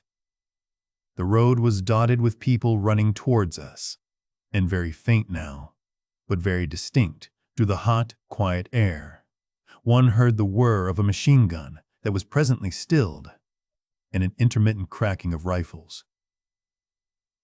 Apparently the Martians were setting fire to everything within range of their heat ray. I am not an expert driver, and I had immediately to turn my attention to the horse. When I looked back again, the second hill had hidden the black smoke. I slashed the horse with the whip and gave him a loose rein until Woking and Send lay between us and that quivering tumult. I overtook and passed the doctor between Woking and Send. Chapter 10. In the Storm. Leatherhead is about 12 miles from Maybury Hill. The scent of hay was in the air through the lush meadows beyond Pierford, and the hedges on either side were sweet and gay with multitudes of dog roses. The heavy firing that had broken out while we were driving down Maybury Hill ceased as abruptly as it began, leaving the evening very peaceful and still. We got to Leatherhead without misadventure about 9 o'clock, and the horse had an hour's rest, while I took supper with my cousins and commended my wife to their care. My wife was curiously silent throughout the drive, and seemed oppressed with forebodings of evil. I talked to her reassuringly, pointing out that the Martians were tied to the pit by sheer heaviness, and at the utmost could but crawl a little out of it, but she answered only in monosyllables. Had it not been for my promise to the innkeeper, she would, I think, have urged me to stay in Leatherhead that night. Would that I had. Her face, I remember, was very white as we parted. For my own part, I had been feverishly excited all day, something very like the war fever that occasionally runs through a civilized community had got into my blood, and in my heart I was not so very sorry that I had to return to Maybury that night. I was even afraid that that last fusillade I had heard might mean the extermination of our invaders from Mars. I can best express my state of mind by saying that I wanted to be in at the death. It was nearly 11 when I started to return. The night was unexpectedly dark to me, walking out of the lighted passage of my cousin's house. It seemed indeed black, and it was as hot and close as the day. Overhead, the clouds were driving fast, albeit not a breath stirred the shrubs about us. My cousin's man lit both lamps. Happily, I knew the road intimately. My wife stood in the light of the doorway and watched me until I jumped up into the dog cart. Then abruptly, she turned and went in, leaving my cousins side by side, wishing me good hap. I was a little depressed at first with the contagion of my wife's fears, but very soon my thoughts reverted to the Martians. At that time I was absolutely in the dark as to the course of the evening's fighting. I did not know, even, the circumstances that had precipitated the conflict. As I came through Occam, for that was the way I returned, and not through Send and Old Woking, I saw along the western horizon a blood-red glow, which as I drew nearer, crept slowly up the sky. The driving clouds of the gathering thunderstorm mingled there with masses of black and red smoke. Ripley Street was deserted, and except for a lighted window or so, the village showed not a sign of life. But I narrowly escaped an accident at the corner of the road to Pierford, where a knot of people stood with their backs to me. They said nothing to me as I passed. I do not know what they knew of the things happening beyond the hill. Nor do I know if the silent houses I passed on my way were sleeping securely, or deserted and empty, or harassed, and watching against the terror of the night. From Ripley until I came through Pierford, I was in the valley of the Way, and the red glare was hidden from me. As I ascended the little hill beyond Pierford Church, the glare came into view again, and the trees about me shivered with the first intimation of the storm that was upon me. Then I heard midnight pealing out from Pierford Church behind me. And then came the silhouette of Maybury Hill, with its treetops and roofs black and sharp against the red. Even as I beheld this, a lurid green glare lit the road about me and showed the distant woods towards Addlestone. I felt a tug at the reins. I saw that the driving clouds had been pierced, as it were, by a thread of green fire, suddenly lighting their confusion and falling into the field to my left. It was the third falling star, close on its apparition, and blindingly violet by contrast, danced out the first lightning of the gathering storm, and the thunder burst like a rocket overhead. The horse took the bit between his teeth and bolted. A moderate incline runs towards the foot of Maybury Hill, and down this we clattered. Once the lightning had begun, it went on in as rapid a succession of flashes as I have ever seen. The thunderclaps, treading one on the heels of another, and with a strange crackling accompaniment, sounded more like the working of a gigantic electric machine than the usual detonating reverberations. The flickering light was blinding and confusing, and a thin hail smote gustily at my face as I drove down the slope. At first I regarded little but the road before me, and then abruptly my attention was arrested by something that was moving rapidly down the opposite slope of Maybury Hill. At first I took it for the wet roof of a house, but one flash following another showed it to be in swift rolling movement. It was an elusive vision, a moment of bewildering darkness, and then, in a flash like daylight, the red masses of the orphanage near the crest of the hill, the green tops of the pine trees, and this problematical object came out clear and sharp and bright. And this thing I saw, how can I describe it? A monstrous tripod, higher than many houses, striding over the young pine trees and smashing them aside in its career. A walking engine of glittering metal, striding now across the heather, articulate ropes of steel dangling from it, and the clattering tumult of its passage mingling with the riot of the thunder. A flash, and it came out vividly, heeling over one way with 2 feet in the air, to vanish, and reappear almost instantly, as it seemed, with the next flash 100 yards nearer.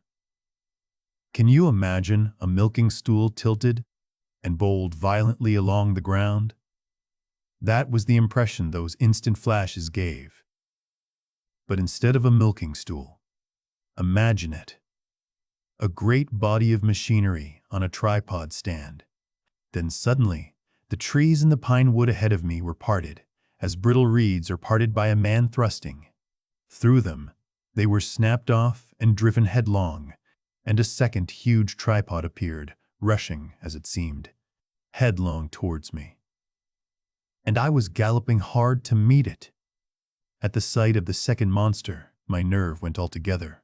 Not stopping to look again, I wrenched the horse's head hard round, to the right, and in another moment the dog-cart had heeled over upon the horse. The shafts smashed noisily, and I was flung sideways, and fell heavily into a shallow pool of water. I crawled out almost immediately, and crouched, my feet still in the water, under a clump of firs. The horse lay motionless. His neck was broken, poor brute, and by the lightning flashes I saw the black bulk of the overturned dog cart and the silhouette of the wheel still spinning slowly. In another moment, the colossal mechanism went striding by me and passed uphill towards Pierford. Seen nearer, the thing was incredibly strange, for it was no mere insensate machine driving on its way. Machine it was, with a ringing metallic pace and long, flexible, glittering tentacles, one of which gripped a young pine tree. Swinging and rattling about its strange body, it picked its road as it went striding along, and the brazen hood that surmounted it moved to and fro with the inevitable suggestion of a head looking about. Behind the main body was a huge mass of white metal, like a gigantic fisherman's basket, and puffs of green smoke squirted out from the joints of the limbs as the monster swept by me. And in an instant it was gone. So much I saw then, all vaguely for the flickering of the lightning in blinding highlights and dense black shadows. As it passed, it set up an exultant, deafening howl that drowned the thunder. Alloo! Alloo! And in another minute it was with its companion, half a mile away, stooping over something in the field. I have no doubt this thing in the field was the third of the 10 cylinders they had fired at us from Mars. For some minutes I lay there in the rain and darkness watching, by the intermittent light, these monstrous beings of metal moving about in the distance over the hedge tops.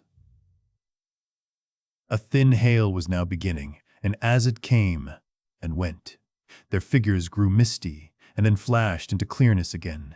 Now and then came a gap in the lightning, and the night swallowed them up. I was soaked with hail above and puddle water below. It was some time before my blank astonishment would let me struggle up the bank to a drier position, or think at all of my imminent peril. Not far from me was a little one-room squatter's hut of wood, surrounded by a patch of potato garden. I struggled to my feet at last, and, crouching and making use of every chance of cover, I made a run for this. I hammered at the door, but I could not make the people hear if there were any people inside, and after a time I desisted, and, availing myself of a ditch for the greater part of the way, succeeded in crawling, unobserved by these monstrous machines, into the pine woods towards Maybury. Under cover of this I pushed on, wet and shivering now, towards my own house. I walked among the trees trying to find the footpath. It was very dark indeed in the wood, for the lightning was now becoming infrequent, and the hail, which was pouring down in a torrent, fell in columns through the gaps in the heavy foliage. If I had fully realized the meaning of all the things I had seen, I should have immediately worked my way round through Byfleet to Street Cobham, and so gone back to rejoin my wife at Leatherhead. But that night the strangeness of things about me and my physical wretchedness prevented me, for I was bruised, weary, wet to the skin, deafened and blinded by the storm. I had a vague idea of going on to my own house, and that was as much motive as I had. I staggered through the trees, fell into a ditch and bruised my knees against a plank, and finally splashed out into the lane that ran down from the College Arms. I say splashed, for the storm water was sweeping the sand down the hill in a muddy torrent. There in the darkness, a man blundered into me and sent me reeling back. He gave a cry of terror, sprang sideways, and rushed on before I could gather my wits sufficiently to speak to him. So heavy was the stress of the storm just at this place that I had the hardest task to win my way up the hill. I went close up to the fence on the left and worked my way along its palings. Near the top I stumbled upon something soft and, by a flash of lightning, saw between my feet a heap of black broadcloth and a pair of boots. Before I could distinguish clearly how the man lay, the flicker of light had passed. I stood over him, waiting for the next flash. When it came, I saw that he was a sturdy man, cheaply but not shabbily dressed. His head was bent under his body, and he lay crumpled up close to the fence, as though he had been flung violently against it, overcoming the repugnance natural to one who had never before touched a dead body. I stooped and turned him over to feel for his heart. He was quite dead. Apparently his neck had been broken. The lightning flashed for a third time, and his face leaped upon me. I sprang to my feet. It was the landlord of the Spotted Dog, whose conveyance I had taken. I stepped over him gingerly and pushed on up the hill. I made my way by the police station and the College Arms towards my own house. Nothing was burning on the hillside, though from the common there still came a red glare and a rolling tumult of ruddy smoke beating up against the drenching hail. So far as I could see by the flashes, the houses about me were mostly uninjured. By the College Arms, a dark heap lay in the road. Down the road towards Maybury Bridge, there were voices and the sound of feet, but I had not the courage to shout or to go to them. I let myself in with my latchkey, closed, locked, and bolted the door, staggered to the foot of the staircase, and sat down. My imagination was full of those striding metallic monsters and of the dead body smashed against the fence. I crouched at the foot of the staircase with my back to the wall, shivering violently. Chapter 11. At the Window. I have already said that my storms of emotion have a trick of exhausting themselves. After a time, I discovered that I was cold and wet, and with little pools of water about me on the stair carpet. I got up almost mechanically, went into the dining room and drank some whiskey, and then I was moved to change my clothes. After I had done that, I went upstairs to my study, but why I did so I do not know. The window of my study looks over the trees and the railway towards Horsell Common. In the hurry of our departure, this window had been left open. The passage was dark, and, by contrast with the picture the window frame enclosed, the side of the room seemed impenetrably dark. I stopped short in the doorway. The thunderstorm had passed. The towers of the Oriental College and the pine trees about it had gone, and very far away, lit by a vivid red glare, the common about the sandpits was visible. Across the light, huge black shapes, grotesque and strange, moved busily to and fro. It seemed indeed as if the whole country in that direction was on fire, a broad hillside set with minute tongues of flame, swaying and writhing with the gusts of the dying storm, and throwing a red reflection upon the cloud scud above. Every now and then a haze of smoke from some nearer conflagration drove across the window and hid the Martian shapes. I could not see what they were doing, nor the clear form of them, nor recognize the black objects they were busied upon. Neither could I see the nearer fire, though the reflections of it danced on the wall and ceiling of the study. A sharp, resinous tang of burning was in the air.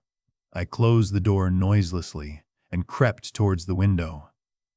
As I did so, the view opened out until, on the one hand, it reached to the houses about Woking Station, and on the other to the charred and blackened pine woods of Byfleet. There was a light down below the hill, on the railway, near the arch, and several of the houses along the Maybury Road, and the streets near the station were glowing ruins. The light upon the railway puzzled me at first. There were a black heap and a vivid glare, and to the right of that, a row of yellow oblongs. Then I perceived this was a wrecked train, the forepart smashed and on fire, the hinder carriages still upon the rails. Between these three main centers of light, the houses, the train, and the burning county towards Chobham, stretched irregular patches of dark country, broken here and there by intervals of dimly glowing and smoking ground. It was the strangest spectacle, that black expanse set with fire. It reminded me, more than anything else, of the potteries at night. At first, I could distinguish no people at all, though I peered intently for them. Later, I saw against the light of Woking Station a number of black figures hurrying one after the other across the line.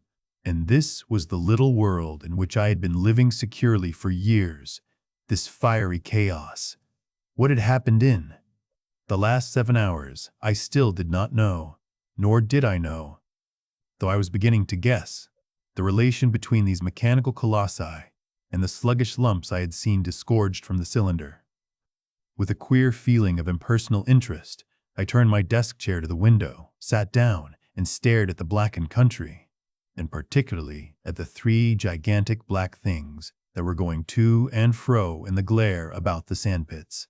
They seemed amazingly busy. I began to ask myself what they could be. Were they intelligent mechanisms? Such a thing, I felt, was impossible. Or did a Martian sit within each, ruling, directing, using, much as a man's brain sits and rules in his body? I began to compare the things to human machines, to ask myself for the first time in my life how an ironclad or a steam engine would seem to an intelligent lower animal. The storm had left the sky clear, and over the smoke of the burning land, the little fading pinpoint of Mars was dropping into the west. When a soldier came into my garden, I heard a slight scraping at the fence, and rousing myself from the lethargy that had fallen upon me, I looked down and saw him dimly, clambering over the palings. At the sight of another human being, my torpor passed, and I leaned out of the window eagerly. "Hist," said I in a whisper. He stopped astride of the fence in doubt. Then he came over and across the lawn to the corner of the house. He bent down and stepped softly. "Who's there?" he said, also whispering, standing under the window and peering up. "Where are you going?" I asked. "God knows." "Are you trying to hide?" "That's it. Come into the house," I said. I went down, unfastened the door, and let him in and locked the door again. I could not see his face. He was hatless, and his coat was unbuttoned. "My God," he said as I drew him in. "What has happened?" I asked. "What hasn't?" In the obscurity, I could see he made a gesture of despair. "They wiped us out. Simply wiped us out," he repeated again and again. He followed me, almost mechanically, into the dining room. "Take some whiskey," I said, pouring out a stiff dose. He drank it.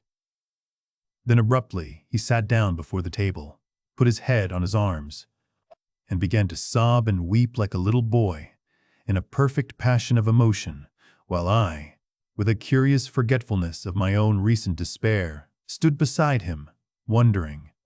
It was a long time before he could steady his nerves to answer my questions. And then he answered perplexingly and brokenly. He was a driver in the artillery and had only come into action about 7. At that time, firing was going on across the common, and it was said the first party of Martians were crawling slowly towards their second cylinder, under cover of a metal shield. Later, this shield staggered up on tripod legs and became the first of the fighting machines I had seen. The gun he drove had been unlimbered near Horsell in order to command the sandpits, and its arrival it was that had precipitated the action. As the limber gunners went to the rear, his horse trod in a rabbit hole and came down, throwing him into a depression of the ground. At the same moment, the gun exploded behind him. The ammunition blew up. There was fire all about him, and he found himself lying under a heap of charred dead men and dead horses. I lay still, he said, scared out of my wits, with the forequarter of a horse atop of me. We'd been wiped out, and the smell, good God, like burnt meat. I was hurt across the back by the fall of the horse, and there I had to lie until I felt better. Just like parade. It had been a minute before. Then stumble, bang, swish. Wiped out, he said. He had hid under the dead horse for a long time, peeping out furtively across the common. The Cardigan men had tried a rush in skirmishing order at the pit simply to be swept out of existence. Then the monster had risen to its feet and had begun to walk leisurely to and fro across the common among the few fugitives, with its head-like hood turning about exactly like the head of a cowled human being. A kind of arm carried a complicated metallic case, about which green flashes scintillated, and out of the funnel of this there smoked the heat ray. In a few minutes there was, so far as the soldier could see, not a living thing left upon the common, and every bush and tree upon it that was not already a blackened skeleton was burning. The hussars had been on the road, beyond the curvature of the ground, and he saw nothing of them. He heard the Maxims rattle for a time and then become still. The giant saved Woking station and its cluster of houses until the last. Then in a moment, the heat ray was brought to bear, and the town became a heap of fiery ruins. Then the thing shut off the heat ray, and turning its back upon the artillerymen, began to waddle away towards the smoldering pine woods that sheltered the second cylinder. As it did so, a second glittering titan built itself up out of the pit. The second monster followed the first, and at that, the artilleryman began to crawl very cautiously across the hot heather ash towards Horsell. He managed to get alive into the ditch by the side of the road, and so escaped to Woking. There his story became ejaculatory. The place was impassable. It seems there were a few people alive there, frantic for the most part, and many burned and scalded. He was turned aside by the fire and hid among some almost scorching heaps of broken wall as one of the Martian giants returned. He saw this one pursue a man, catch him up in one of its steely tentacles, and knock his head against the trunk of a pine tree. At last, after nightfall, the artillerymen made a rush for it and got over the railway embankment. Since then, he had been skulking along towards Maybury in the hope of getting out of danger. Londonward, people were hiding in trenches and cellars, and many of the survivors had made off towards Woking village and Send. He had been consumed with thirst until he found one of the water mains near the railway arch smashed, and the water bubbling out like a spring upon the road. That was the story I got from him, bit by bit. He grew calmer, telling me and trying to make me see the things he had seen. He had eaten no food since midday, he told me early in his narrative, and I found some mutton and bread in the pantry and brought it into the room. We lit no lamp for fear of attracting the Martians, and ever and again our hands would touch upon bread or meat. As he talked, things about us came darkly out of the darkness, and the trampled bushes and broken rose trees outside the window grew distinct. It would seem that a number of men or animals had rushed across the lawn. I began to see his face, blackened and haggard, as no doubt mine was also. When we had finished eating, we went softly upstairs to my study, and I looked again out of the open window.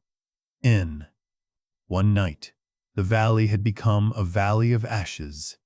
The fires had dwindled now. Where flames had been, there were now streamers of smoke, but the countless ruins of shattered and gutted houses and blasted and blackened trees that the night had hidden stood out now, gaunt and terrible, in the pitiless light of dawn. Yet here and there some object had had the luck to escape. A white railway signal here, the end of a greenhouse there, white and fresh amid the wreckage. Never before in the history of warfare had destruction been so indiscriminate and so universal, and shining with the growing light of the east. 3 of the metallic giants stood about the pit, their cowls rotating as though they were surveying the desolation they had made. It seemed to me that the pit had been enlarged, and ever and again puffs of vivid green vapor streamed up, and out of it towards the brightening dawn, streamed up, whirled, broke, and vanished. Beyond were the pillars of fire about Chobham. They became pillars of bloodshot smoke at the first touch of day. Chapter 12. What I Saw of the Destruction of Weybridge and Shepperton. As the dawn grew brighter, we withdrew from the window from which we had watched the Martians, and went very quietly downstairs. The artilleryman agreed with me that the house was no place to stay in. He proposed, he said, to make his way Londonward, and thence rejoin his battery. No, 12, of the horse artillery. My plan was to return at once to Leatherhead. And so greatly had the strength of the Martians impressed me that I had determined to take my wife to New Haven and go with her out of the country forthwith. For I already perceived clearly that the country about London must inevitably be the scene of a disastrous struggle before such creatures as these could be destroyed. Between us and Leatherhead, however, lay the third cylinder with its guarding giants. Had I been alone, I think I should have taken my chance and struck across country. But the artilleryman dissuaded me. "It's no kindness to the right sort of wife," he said, "to make her a widow." And in the end, I agreed to go with him, under cover of the woods, northward as far as Street Cobham before I parted with him. Thence I would make a big detour by Epsom to reach Leatherhead. I should have started at once, but my companion had been in active service and he knew better than that. He made me ransack the house for a flask, which he filled with whiskey, and we lined every available pocket with packets of biscuits and slices of meat. Then we crept out of the house and ran as quickly as we could down the ill-made road by which I had come overnight. The houses seemed deserted. In the road lay a group of 3 charred bodies close together, struck dead by the heat ray. And here and there were things that people had dropped: a clock, a slipper, a silver spoon, and the like poor valuables. At the corner, turning up towards the post office, a little cart filled with boxes and furniture, and horseless, heeled over on a broken wheel. A cash box had been hastily smashed open and thrown under the debris. Except the lodge at the orphanage, which was still on fire, none of the houses had suffered very greatly here.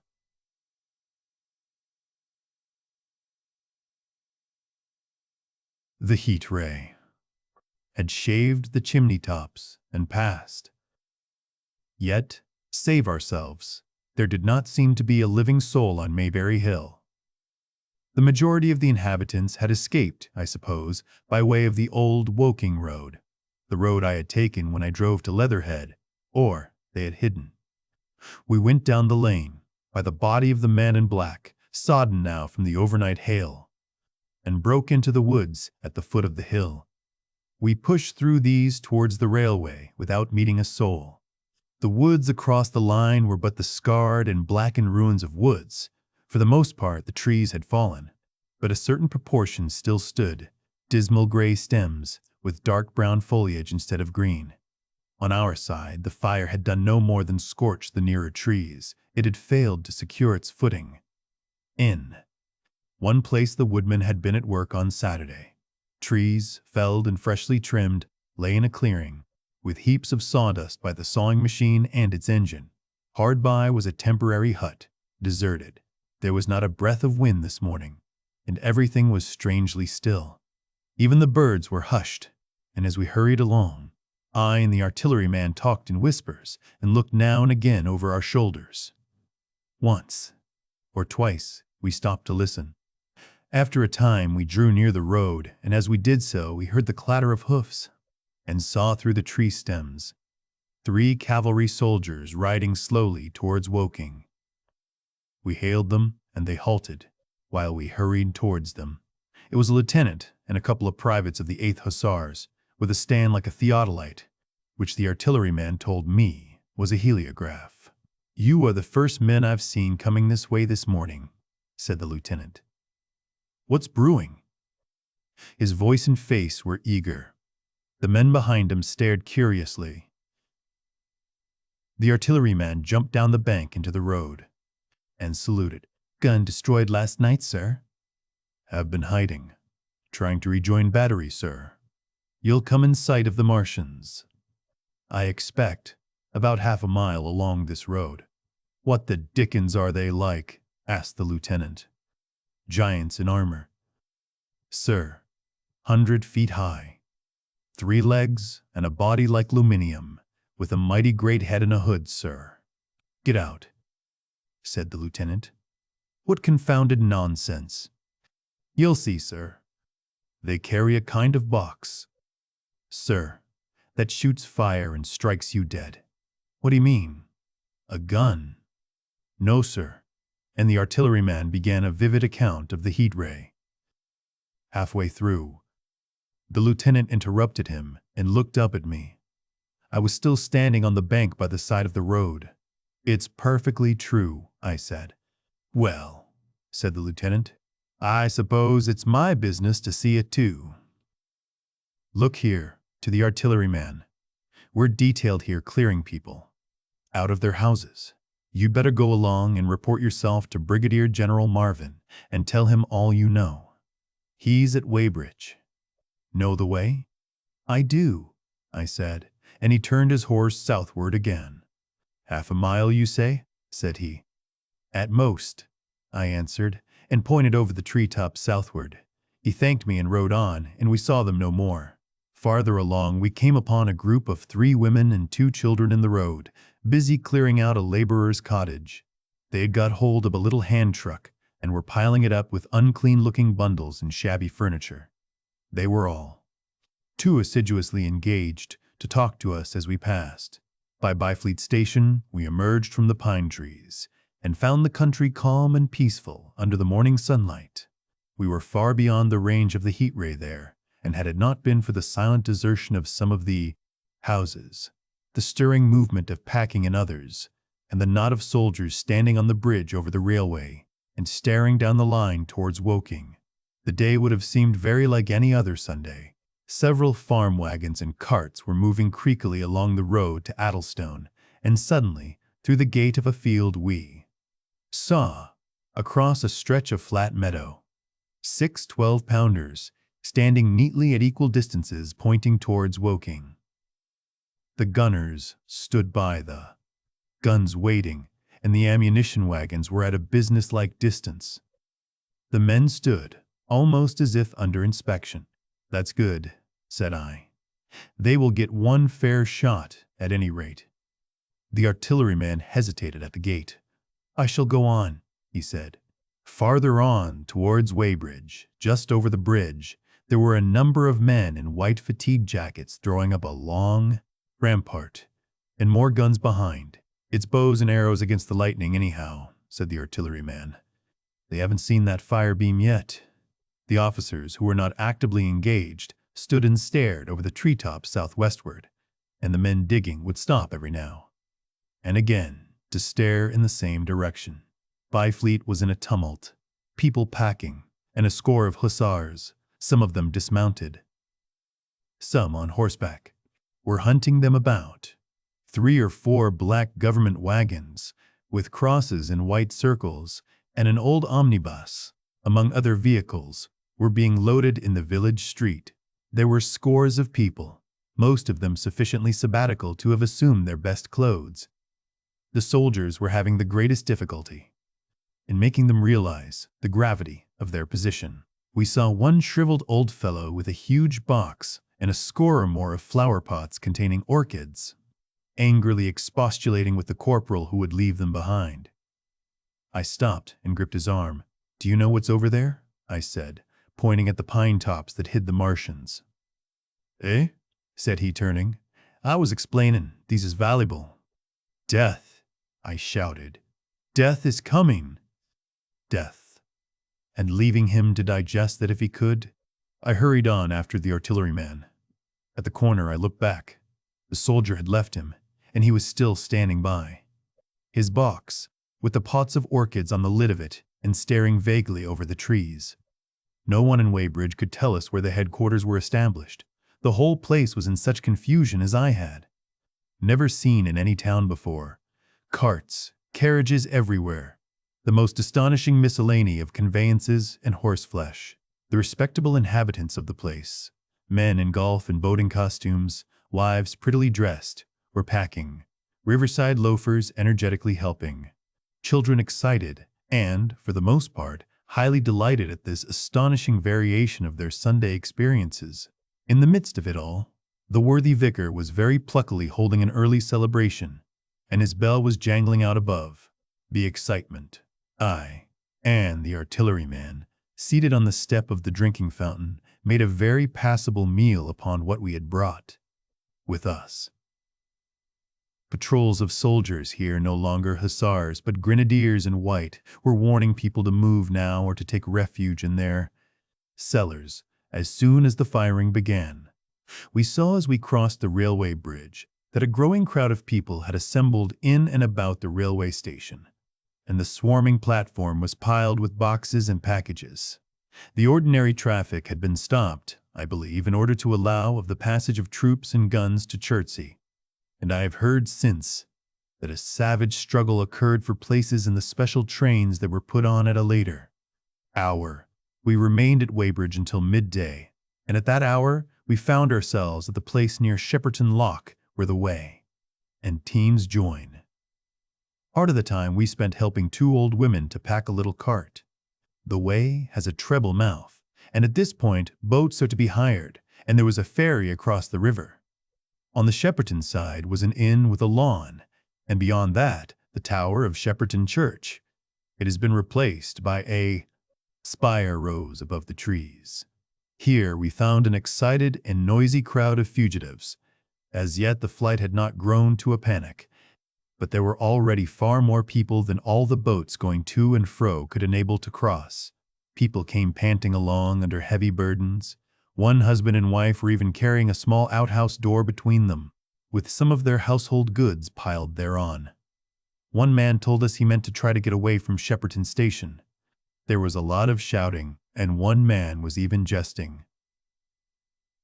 The idea people seemed to have here was that the Martians were simply formidable human beings who might attack and sack the town, to be certainly destroyed in the end.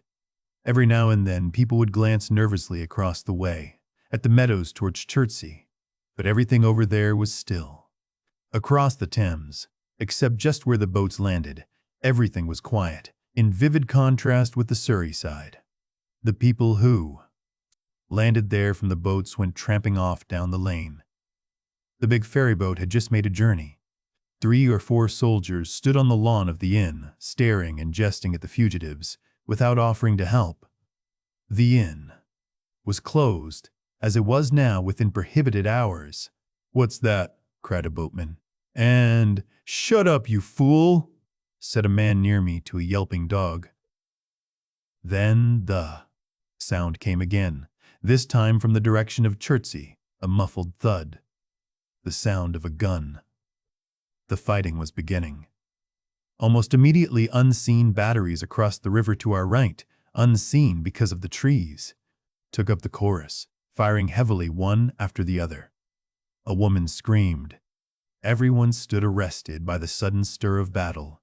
Near us, and yet invisible to us, nothing was to be seen save flat meadows, cows feeding unconcernedly for the most part, and silvery pollard willows motionless in the warm sunlight. "The soldiers'll stop 'em," said a woman beside me, doubtfully. A haziness rose over the treetops. Then suddenly we saw a rush of smoke far away up the river.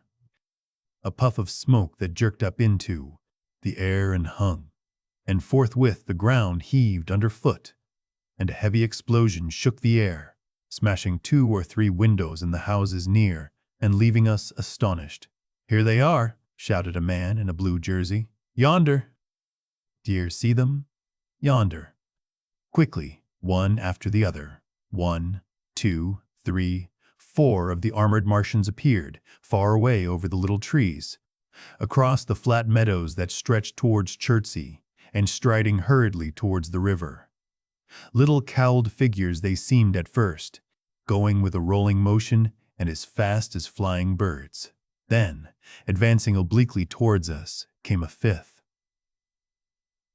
Their armored bodies glittered in the sun as they swept swiftly forward upon the guns, growing rapidly larger as they drew nearer. One on the extreme left, the remotest, that is, flourished a huge case high in the air. And the ghostly, terrible heat ray I had already seen on Friday night smote towards Chertsey and struck the town.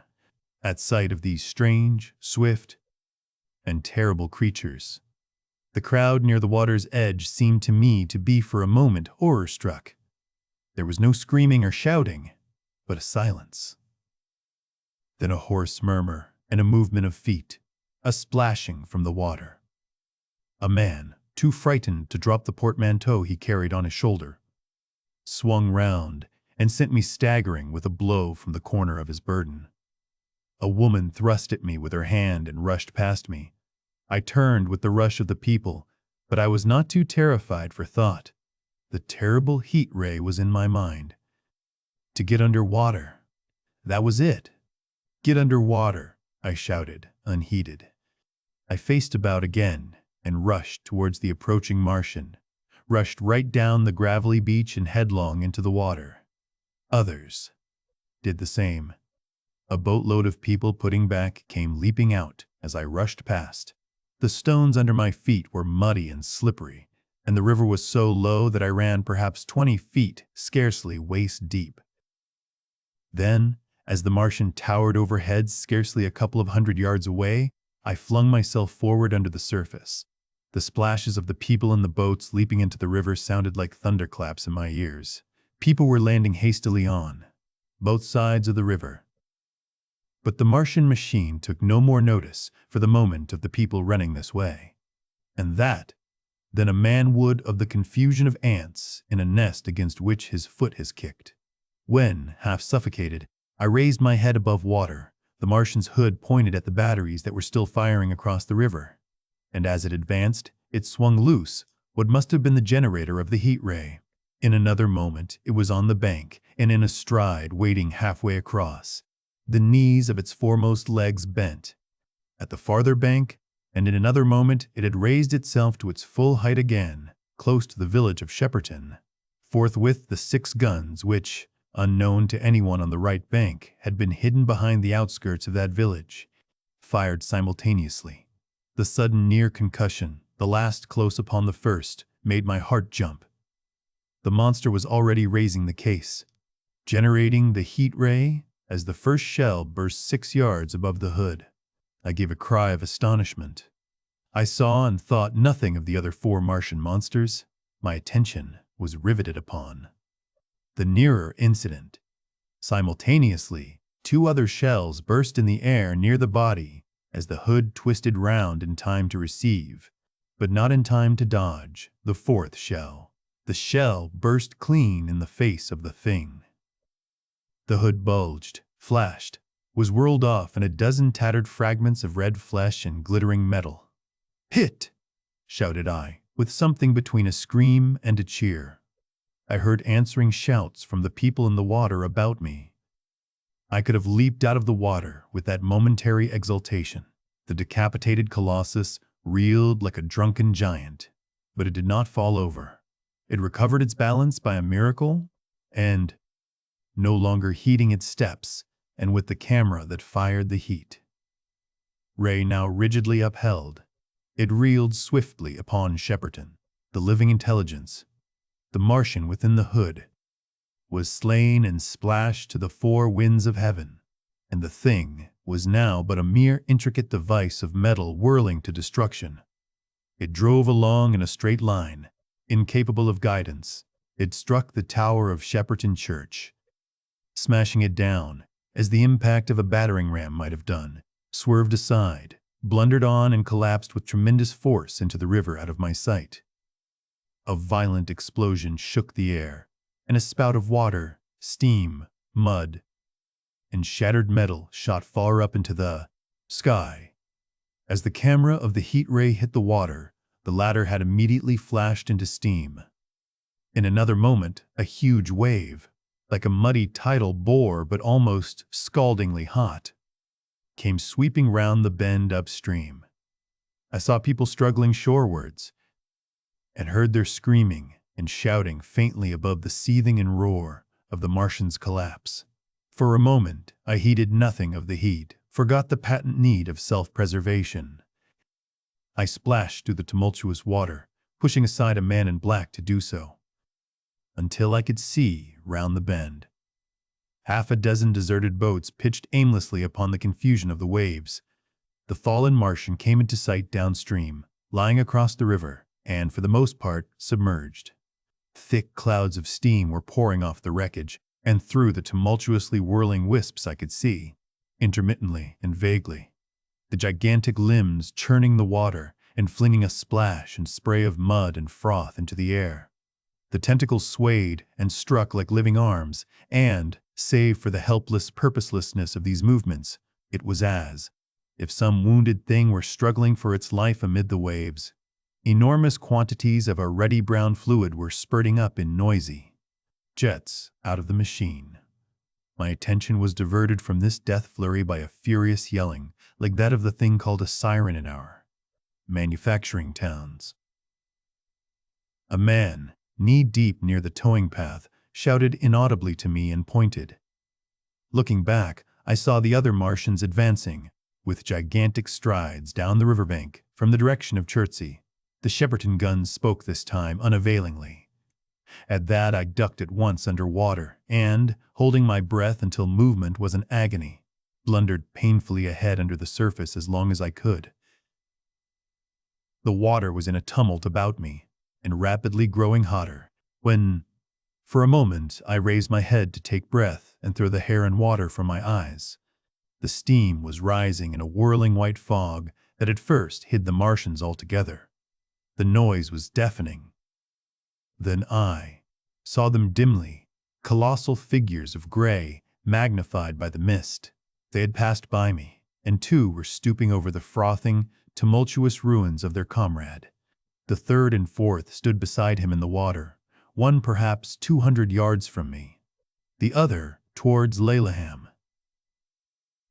The generators of the heat rays waved high, and the hissing beams smote down this way and that.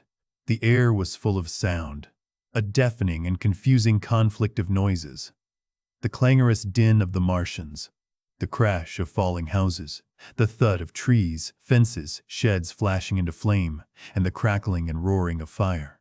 Dense black smoke was leaping up to mingle with the steam from the river, and as the heat ray went to and fro over Weybridge, its impact was marked by flashes of incandescent white that gave place at once to a smoky dance of lurid flames. The nearer houses still stood intact, awaiting their fate, shadowy, faint, and pallid in the steam, with the fire behind them going to and fro. For a moment, perhaps I stood there, breast high in the almost boiling water, dumbfounded at my position, hopeless of escape. Through the reek, I could see the people who had been with me in the river scrambling out of the water through the reeds, like little frogs hurrying through grass from the advance of a man, or running to and fro in utter dismay on the towing path. Then suddenly, the white flashes of the heat ray came leaping towards me. The houses caved in as they dissolved at its touch, and darted out flames. The trees changed to fire with a roar. The ray flickered up and down the towing path, licking off the people who ran this way and that, and came down to the water's edge, not 50 yards from where I stood. It swept across the river to Shepperton, and the water in its track rose in a boiling wheel crested with steam. I turned shoreward. In another moment, the huge wave, well nigh at the boiling point, had rushed upon me. I screamed aloud, and scalded, half-blinded, agonized, I staggered through the leaping, hissing water towards the shore. Had my foot stumbled, it would have been the end. I fell helplessly, in full sight of the Martians, upon the broad, bare gravelly spit that runs down to mark the angle of the Wey and Thames. I expected nothing but death. I have a dim memory of the foot of a Martian coming down within a score of yards of my head, driving straight into the loose gravel, whirling it this way and that and lifting again, of a long suspense, and then of the four, carrying the debris of their comrade between them, now clear and then presently faint through a veil of smoke, receding interminably, as it seemed to me, across a vast space of river and meadow. And then, very slowly, I realized that by a miracle I had escaped. Chapter 13. How I Fell In with the Curate. After getting this sudden lesson in the power of terrestrial weapons, the Martians retreated to their original position upon Horsell Common, and in their haste, and encumbered with the debris of their smashed companion, they no doubt overlooked many such a stray and negligible victim as myself. Had they left their comrade and pushed on forthwith, there was nothing at that time between them and London but batteries of 12-pounder guns, and they would certainly have reached the capital in advance of the tidings of their approach, as sudden, dreadful, and destructive. Their advent would have been as the earthquake that destroyed Lisbon a century ago, but they were in no hurry. Cylinder followed cylinder on its interplanetary flight. Every 24 hours brought them reinforcement. And meanwhile, the military and naval authorities, now fully alive to the tremendous power of their antagonists, worked with furious energy.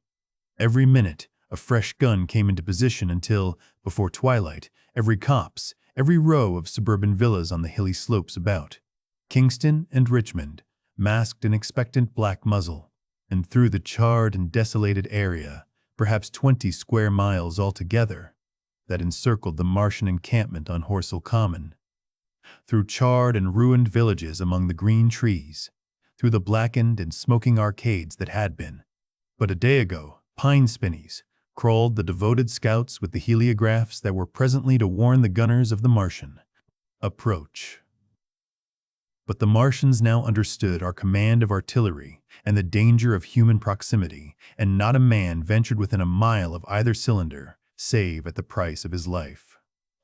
It would seem that these giants spent the earlier part of the afternoon in going to and fro, transferring everything from the second and third cylinders, the second in Addlestone golf links, and the third at Pierford, to their original pit on Horsell Common. Over that, above the blackened heather and ruined buildings that stretched far and wide, stood one as sentinel, while the rest abandoned their vast fighting machines and descended into the pit. They were hard at work there far into the night, and the towering pillar of dense green smoke that rose therefrom could be seen from the hills about Merrow, and even, it is said, from Banstead and Epsom Downs. And while the Martians behind me were thus preparing for their next sally, and in front of me, humanity gathered for the battle, I made my way with infinite pains and labor from the fire and smoke of burning Weybridge towards London. I saw an abandoned boat, very small and remote, drifting downstream and throwing off the most of my sodden clothes. I went after it, gained it, and so escaped out of that destruction. There were no oars in the boat, but I contrived to paddle, as well as my parboiled hands would allow, down the river towards Halliford and Walton, going very tediously and continually looking behind me, as you may well understand. I followed the river, because I considered that the water gave me my best chance of escape should these giants return. The hot water from the Martian's overthrow drifted downstream with me, so that for the best part of a mile I could see little of either bank. Once, however, I made out a string of black figures hurrying across the meadows from the direction of Weybridge. Halliford, it seemed, was deserted, and several of the houses facing the river were on fire. It was strange to see the place quite tranquil, quite desolate under the hot blue sky, with the smoke and little threads of flame going straight up into the heat of the afternoon. Never before had I seen houses burning without the accompaniment of an obstructive crowd. A little farther on the dry reeds up the bank were smoking and glowing, and a line of fire inland was marching steadily across a late field of hay. For a long time I drifted, so painful and weary was I after the violence I had been through, and so intense the heat upon the water. Then my fears got the better of me again, and I resumed my paddling. The sun scorched my bare back. At last, as the bridge at Walton was coming into sight round the bend, my fever and faintness overcame my fears, and I landed on the Middlesex bank and lay down, deadly sick, amid the long grass. I suppose the time was then about 4 or 5 o'clock. I got up presently, walked perhaps half a mile without meeting a soul, and then lay down again in the shadow of a hedge. I seem to remember talking, wanderingly, to myself during that last spurt. I was also very thirsty and bitterly regretful. I had drunk no more water. It is a curious thing that I felt angry with my wife. I cannot account for it, but my impotent desire to reach Leatherhead worried me excessively. I do not clearly remember the arrival of the curate, so that probably I dozed. I became aware of him as a seated figure in soot-smudged shirt sleeves, and with his upturned, clean-shaven face, staring at a faint flickering that danced over the sky. The sky was what is called a mackerel sky, rows and rows of faint down plumes of cloud, just tinted with the midsummer sunset. I sat up, and at the rustle of my motion he looked at me quickly. "Have you any water?" I asked abruptly. He shook his head. "You have been asking for water for the last hour," he said. For a moment we were silent, taking stock of each other. I dare say he found me a strange enough figure. Naked, save for my water-soaked trousers and socks, scalded, and my face and shoulders blackened by the smoke. His face was a fair weakness, his chin retreated, and his hair lay in crisp, almost flaxen curls on his low forehead. His eyes were rather large, pale blue, and blankly staring. He spoke abruptly, looking vacantly away from me. "What does it mean?" he said. "What do these things mean?" I stared at him and made no answer. He extended a thin white hand and spoke in almost a complaining tone. "Why are these things permitted? What sins have we done?" The morning service was over. I was walking through the roads to clear my brain for the afternoon, and then fire, earthquake, death. As if it were Sodom and Gomorrah, all our work undone. All the work. What are these Martians? "What are we?" I answered, clearing my throat. He gripped his knees and turned to look at me again. For half a minute, perhaps, he stared silently. "I was walking through the roads to clear my brain," he said, and suddenly, fire, earthquake, death. He relapsed into silence, with his chin now sunken almost to his knees. Presently he began waving his hand. "All the work, all the Sunday schools. What have we done? What has Weybridge done? Everything gone, everything destroyed. The church. We rebuilt it only 3 years ago. Gone. Swept out of existence. Why?" Another pause, and he broke out again like one demented. "The smoke of her burning goeth up for ever and ever," he shouted. His eyes flamed, and he pointed a lean finger in the direction of Weybridge. By this time I was beginning to take his measure, the tremendous tragedy in which he had been involved. It was evident he was a fugitive from Weybridge, had driven him to the very verge of his reason. "Are we far from Sunbury?" I said in a matter-of-fact tone. "What are we to do?" he asked. "Are these creatures everywhere? Has the earth been given over to them? Are we far from Sunbury? Only this morning I officiated at early celebration." "Things have changed," I said quietly. "You must keep your head. There is still hope."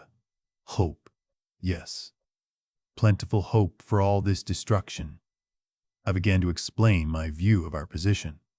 He listened at first, but as I went on the interest dawning in, his eyes gave place to their former stare, and his regard wandered from me. "This must be the beginning of the end," he said, interrupting me. "The end, the great and terrible day of the Lord, when men shall call upon the mountains and the rocks to fall upon them and hide them from the face of him that sitteth upon the throne." I began to understand the position. I ceased my labored reasoning, struggled to my feet, and, standing over him, laid my hand on his shoulder. "Be a man," said I. "You are scared out of your wits. What good is religion if it collapses under calamity?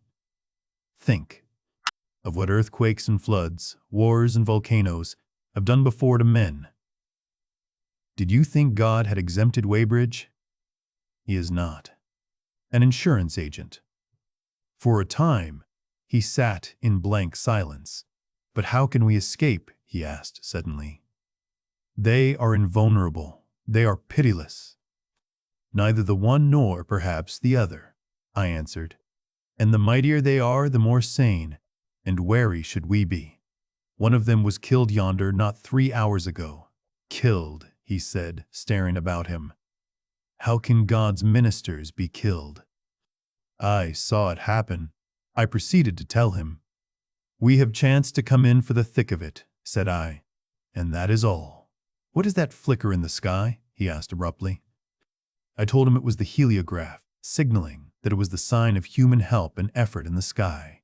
We are in the midst of it, I said. Quiet as it is. That flicker in the sky tells of the gathering storm. Yonder, I take it, are the Martians, and Londonward, where those hills rise about Richmond and Kingston, and the trees give cover. Earthworks are being thrown up, and guns are being placed. Presently, the Martians will be coming this way again. And even as I spoke, he sprang to his feet and stopped me by a gesture. Listen, he said. From beyond the low hills across the water came the dull resonance of distant guns and a remote, weird crying. Then, everything was still. A cockchafer came droning over the hedge and past us. High in the west, the crescent moon hung faint and pale above the smoke of Weybridge and Shepperton, and the hot, still splendor of the sunset. We had better follow this path, I said, northward. Chapter 14. In London. My younger brother was in London when the Martians fell at Woking. He was a medical student working for an imminent examination, and he heard nothing of the arrival until Saturday morning. The morning papers on Saturday contained, in addition to lengthy special articles on the planet, Mars, on life in the planets, and so forth, a brief and vaguely worded telegram, all the more striking for its brevity. The Martians, alarmed by the approach of a crowd, had killed a number of people with a quick-firing gun. So the story ran. The telegram concluded with the words, "Formidable as they seem to be, the Martians have not moved from the pit into which they have fallen and, indeed, seem incapable of doing so. Probably this is due to the relative strength of the Earth's gravitational energy." On that last text, their leader-writer expanded very comfortingly. Of course. All the students in the Crammers biology class, to which my brother went that day, were intensely interested, but there were no signs of any unusual excitement in the streets. The afternoon papers puffed scraps of news under big headlines. They had nothing to tell beyond the movements of troops about the Common and the burning of the pine woods between Woking and Weybridge until 8. Then the St. Cumbrace. James's Gazette, in an extra special edition, announced the bare fact of the interruption of telegraphic communication. This was thought to be due to the falling of burning pine trees across the line. Nothing more of the fighting was known. That night, the night of my drive to Leatherhead and back, my brother felt no anxiety about us, as he knew from the description in the papers that the cylinder was a good 2 miles from my house. He made up his mind to run down that night to me, in order, as he says, to see the things before they were killed. He dispatched a telegram, which never reached me, about 4 o'clock, and spent the evening at a music hall. In London, also, on Saturday night, there was a thunderstorm, and my brother reached Waterloo in a cab, on the platform from which the midnight train usually starts. He learned, after some waiting, that an accident prevented trains from reaching Woking that night. The nature of the accident he could not ascertain. Indeed, the railway authorities did not clearly know at that time. There was very little excitement in the station, as the officials, failing to realize that anything further than a breakdown between Byfleet and Woking Junction had occurred, were running the theatre trains, which usually passed through Woking round by Virginia Water or Guildford. They were busy making the necessary arrangements to alter the route of the Southampton and Portsmouth Sunday League excursions. A nocturnal newspaper reporter, mistaking my brother for the traffic manager, to whom he bears a slight resemblance, waylaid and tried to interview him. Few people, excepting the railway officials, connected the breakdown with the Martians. I have read, in another account of these events, that on Sunday morning all London was electrified by the news from Woking. As a matter of fact, there was nothing to justify that very extravagant phrase. Plenty of Londoners did not hear of the Martians until the panic of Monday morning, Those who did took some time to realize all that the hastily worded telegrams in the Sunday papers conveyed. The majority of people in London do not read Sunday papers. The habit of personal security, moreover, is so deeply fixed in the Londoner's mind and startling intelligence. So much a matter of course in the papers that they could read without any personal tremors. About 7 o'clock last night, the Martians came out of the cylinder and, moving about under an armor of metallic shields, have completely wrecked Woking Station, with the adjacent houses, and massacred an entire battalion of the Cardigan Regiment. No details are known. Maxims have been absolutely useless against their armor. The field guns have been disabled by them. Flying hussars have been galloping into Chertsey. The Martians appear to be moving slowly towards Chertsey or Windsor. Great anxiety prevails in West Surrey, and earthworks are being thrown up to check the advance Londonward. That was how the Sunday Sun put it, and a clever and remarkably prompt handbook article in the Referee compared the affair to a menagerie suddenly let loose in a village. No one in London knew positively of the nature of the armored Martians, and there was still a fixed idea that these monsters must be sluggish, crawling, creeping painfully. Such expressions occurred in almost all the earlier reports. None of the telegrams could have been written by an eyewitness of their advance. The Sunday papers printed separate editions as further news came to hand, some even in default of it. But there was practically nothing more to tell people until late in the afternoon, when the authorities gave the press agencies the news in their possession. It was stated that the people of Walton and Weybridge and all the district were pouring along the roads Londonward, and that was all. My brother went to church at the Foundling Hospital in the morning, still in ignorance of what had happened on the previous night. There he heard allusions made to the invasion and a special prayer for peace. Coming out, he bought a Referee. He became alarmed at the news in this, and went again to Waterloo Station to find out if communication were restored. The omnibuses, carriages, cyclists, and innumerable people walking in their best clothes seemed scarcely affected by the strange intelligence that the news vendors were disseminating. People were interested, or, if alarmed only on account of the local residents. At the station he heard for the first time that the Windsor and Chertsey lines were now interrupted. The porters told him that several remarkable telegrams had been received in the morning from Byfleet and Chertsey stations, but that these had abruptly ceased. My brother could get very little precise detail out of them. "There's fighting going on about Weybridge," was the extent of their information. The train service was now very much disorganized. Quite a number of people who had been expecting friends from places on the Southwestern network were standing about the station. One gray-headed old gentleman came and abused the Southwestern Company bitterly to my brother. "It wants showing up," he said. 1 or 2 trains came in from Richmond, Putney, and Kingston, containing people who had gone out for a day's boating and found the locks closed, and a feeling of panic in the air.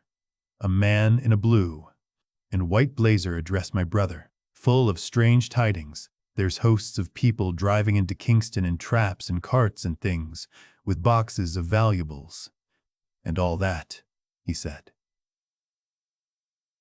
"They come from Molesey and Weybridge and Walton, and they say there's been guns heard at Chertsey, heavy firing, and that mounted soldiers have told them to get off at once because the Martians are coming. We heard guns firing at Hampton Court Station, but we thought it was thunder." What the dickens does it all mean? The Martians can't get out of their pit, can they? My brother could not tell him. Afterwards, he found that the vague feeling of alarm had spread to the clients of the Underground Railway, and that the Sunday excursionists began to return from all over the southwestern lung. Barnes, Wimbledon, Richmond Park, Kew, and so forth. At unnaturally early hours, but not a soul had anything more than vague hearsay to tell of. Everyone connected with the terminus seemed ill-tempered. About 5 o'clock, the gathering crowd in the station was immensely excited by the opening of the line of communication, which is almost invariably closed, between the southeastern and the southwestern stations, and the passage of carriage trucks bearing huge guns, and carriages crammed with soldiers. These were the guns that were brought up from Woolwich and Chatham to cover Kingston. There was an exchange of pleasantries. "You'll get eaten. We're the beast tamers," and so forth.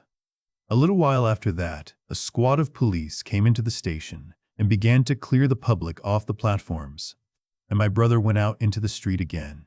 The church bells were ringing for evensong, and a squad of Salvation Army lassies came singing down Waterloo Road. On the bridge, a number of loafers were watching a curious brown scum that came drifting down the stream in patches.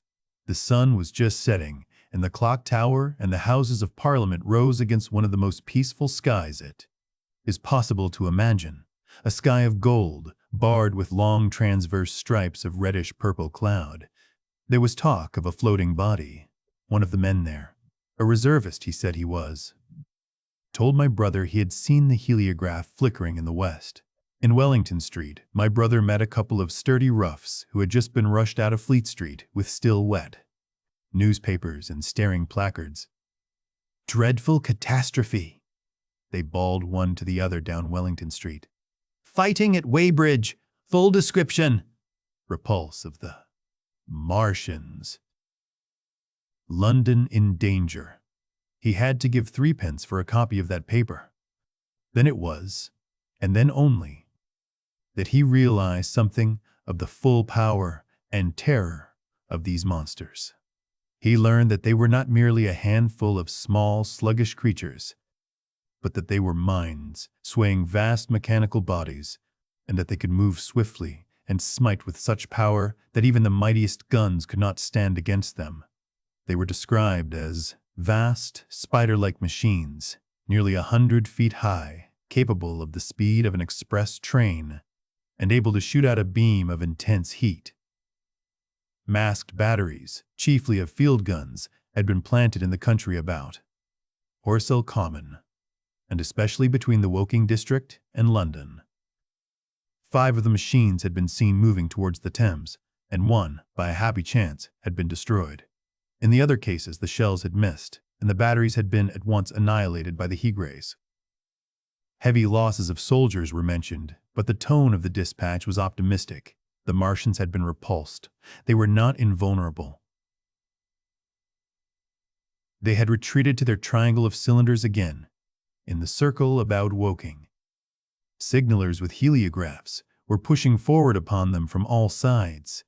Guns were in rapid transit from Windsor, Portsmouth, Aldershot, Woolwich, even from the north, among others, long wire guns of 95 tons from Woolwich.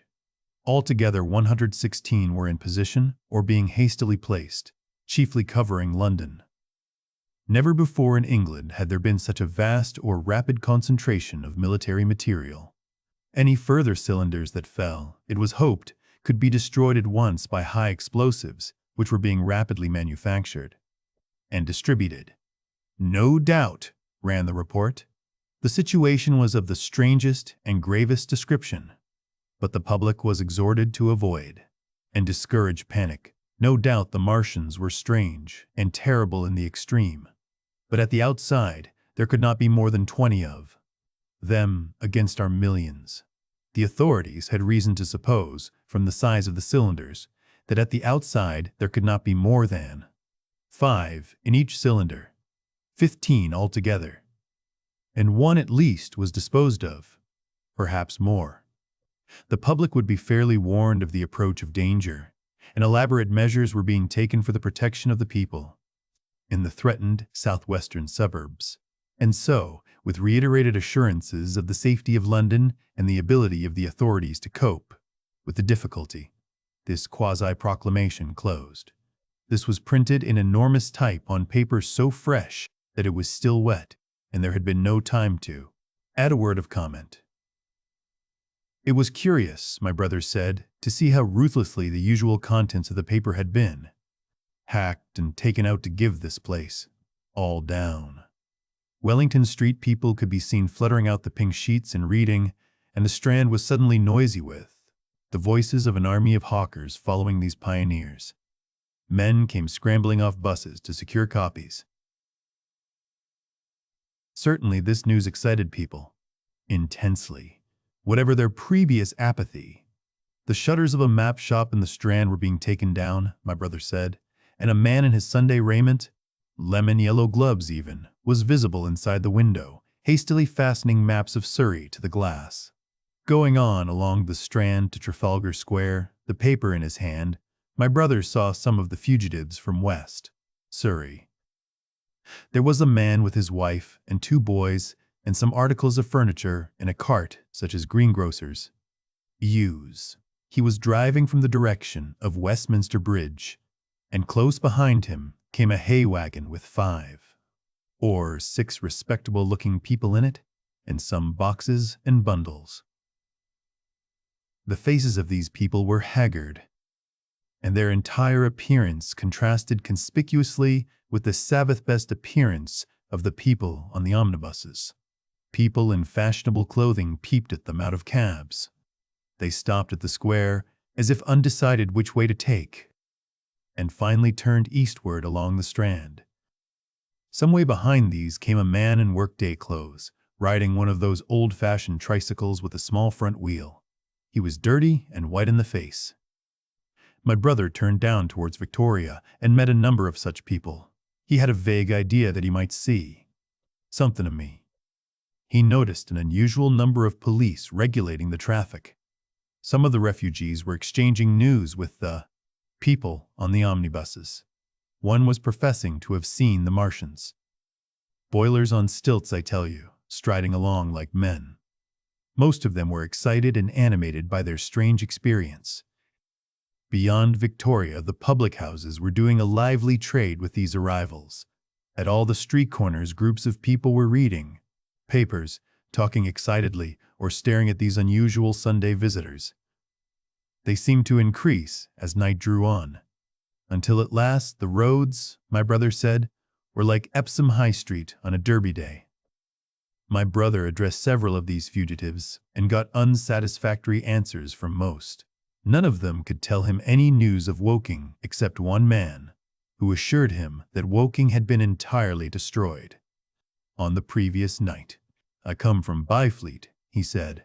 "A man on a bicycle came through the place in the early morning and ran from door to door warning us to come away. Then came soldiers. We went out to look, and there were clouds of smoke to the south. Nothing but smoke, and not a soul coming that way. Then we heard the guns at Chertsey, and folks coming from Weybridge, so I've locked up my house and come on."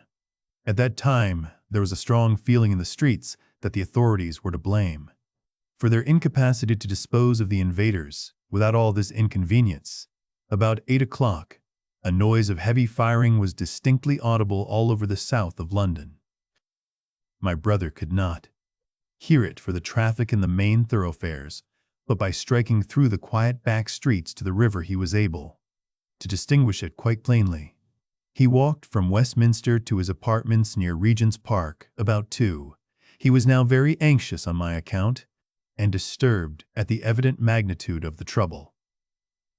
His mind was inclined to run, even as mine had run on Saturday, on military details. He thought of all those silent, expectant guns, of the suddenly nomadic countryside. He tried to imagine boilers on stilts, 100 feet high. There were 1 or 2 cartloads of refugees passing along Oxford Street, and several in the Marylebone Road. But so slowly was the news spreading that Regent Street and Portland Place were full of their usual Sunday night promenaders, albeit they talked in groups, and along the edge of Regent's Park there were as many silent couples walking out together under the scattered gas lamps as ever there had been. The night was warm and still, and a little oppressive. The sound of guns continued intermittently, and after midnight there seemed to be sheet lightning in the south. He read and reread the paper, fearing the worst had happened to me. He was restless, and after supper prowled out again, aimlessly. He returned and tried in vain to divert his attention to his examination notes. He went to bed a little after midnight, and was awakened from lurid dreams in the small hours of Monday by the sound of door knockers, feet running in the street, distant drumming, and a clamor of bells. Red reflections danced on the ceiling. For a moment he lay astonished, wondering whether day had come or the world gone mad. Then he jumped out of bed and ran to the window. His room was an attic, and as he thrust his head out, up and down the street there were a dozen echoes to the noise of his window sash, and heads in every kind of night disarray appeared. Enquiries were being shouted. "They are coming!" bawled a policeman, hammering at the door. "The Martians are coming!" and hurried to the next door. The sound of drumming and trumpeting came from the Albany Street barracks, and every church within earshot was hard at work, killing sleep with a vehement, disorderly tocsin. There was a noise of doors opening, and window after window in the houses opposite flashed from darkness into yellow illumination.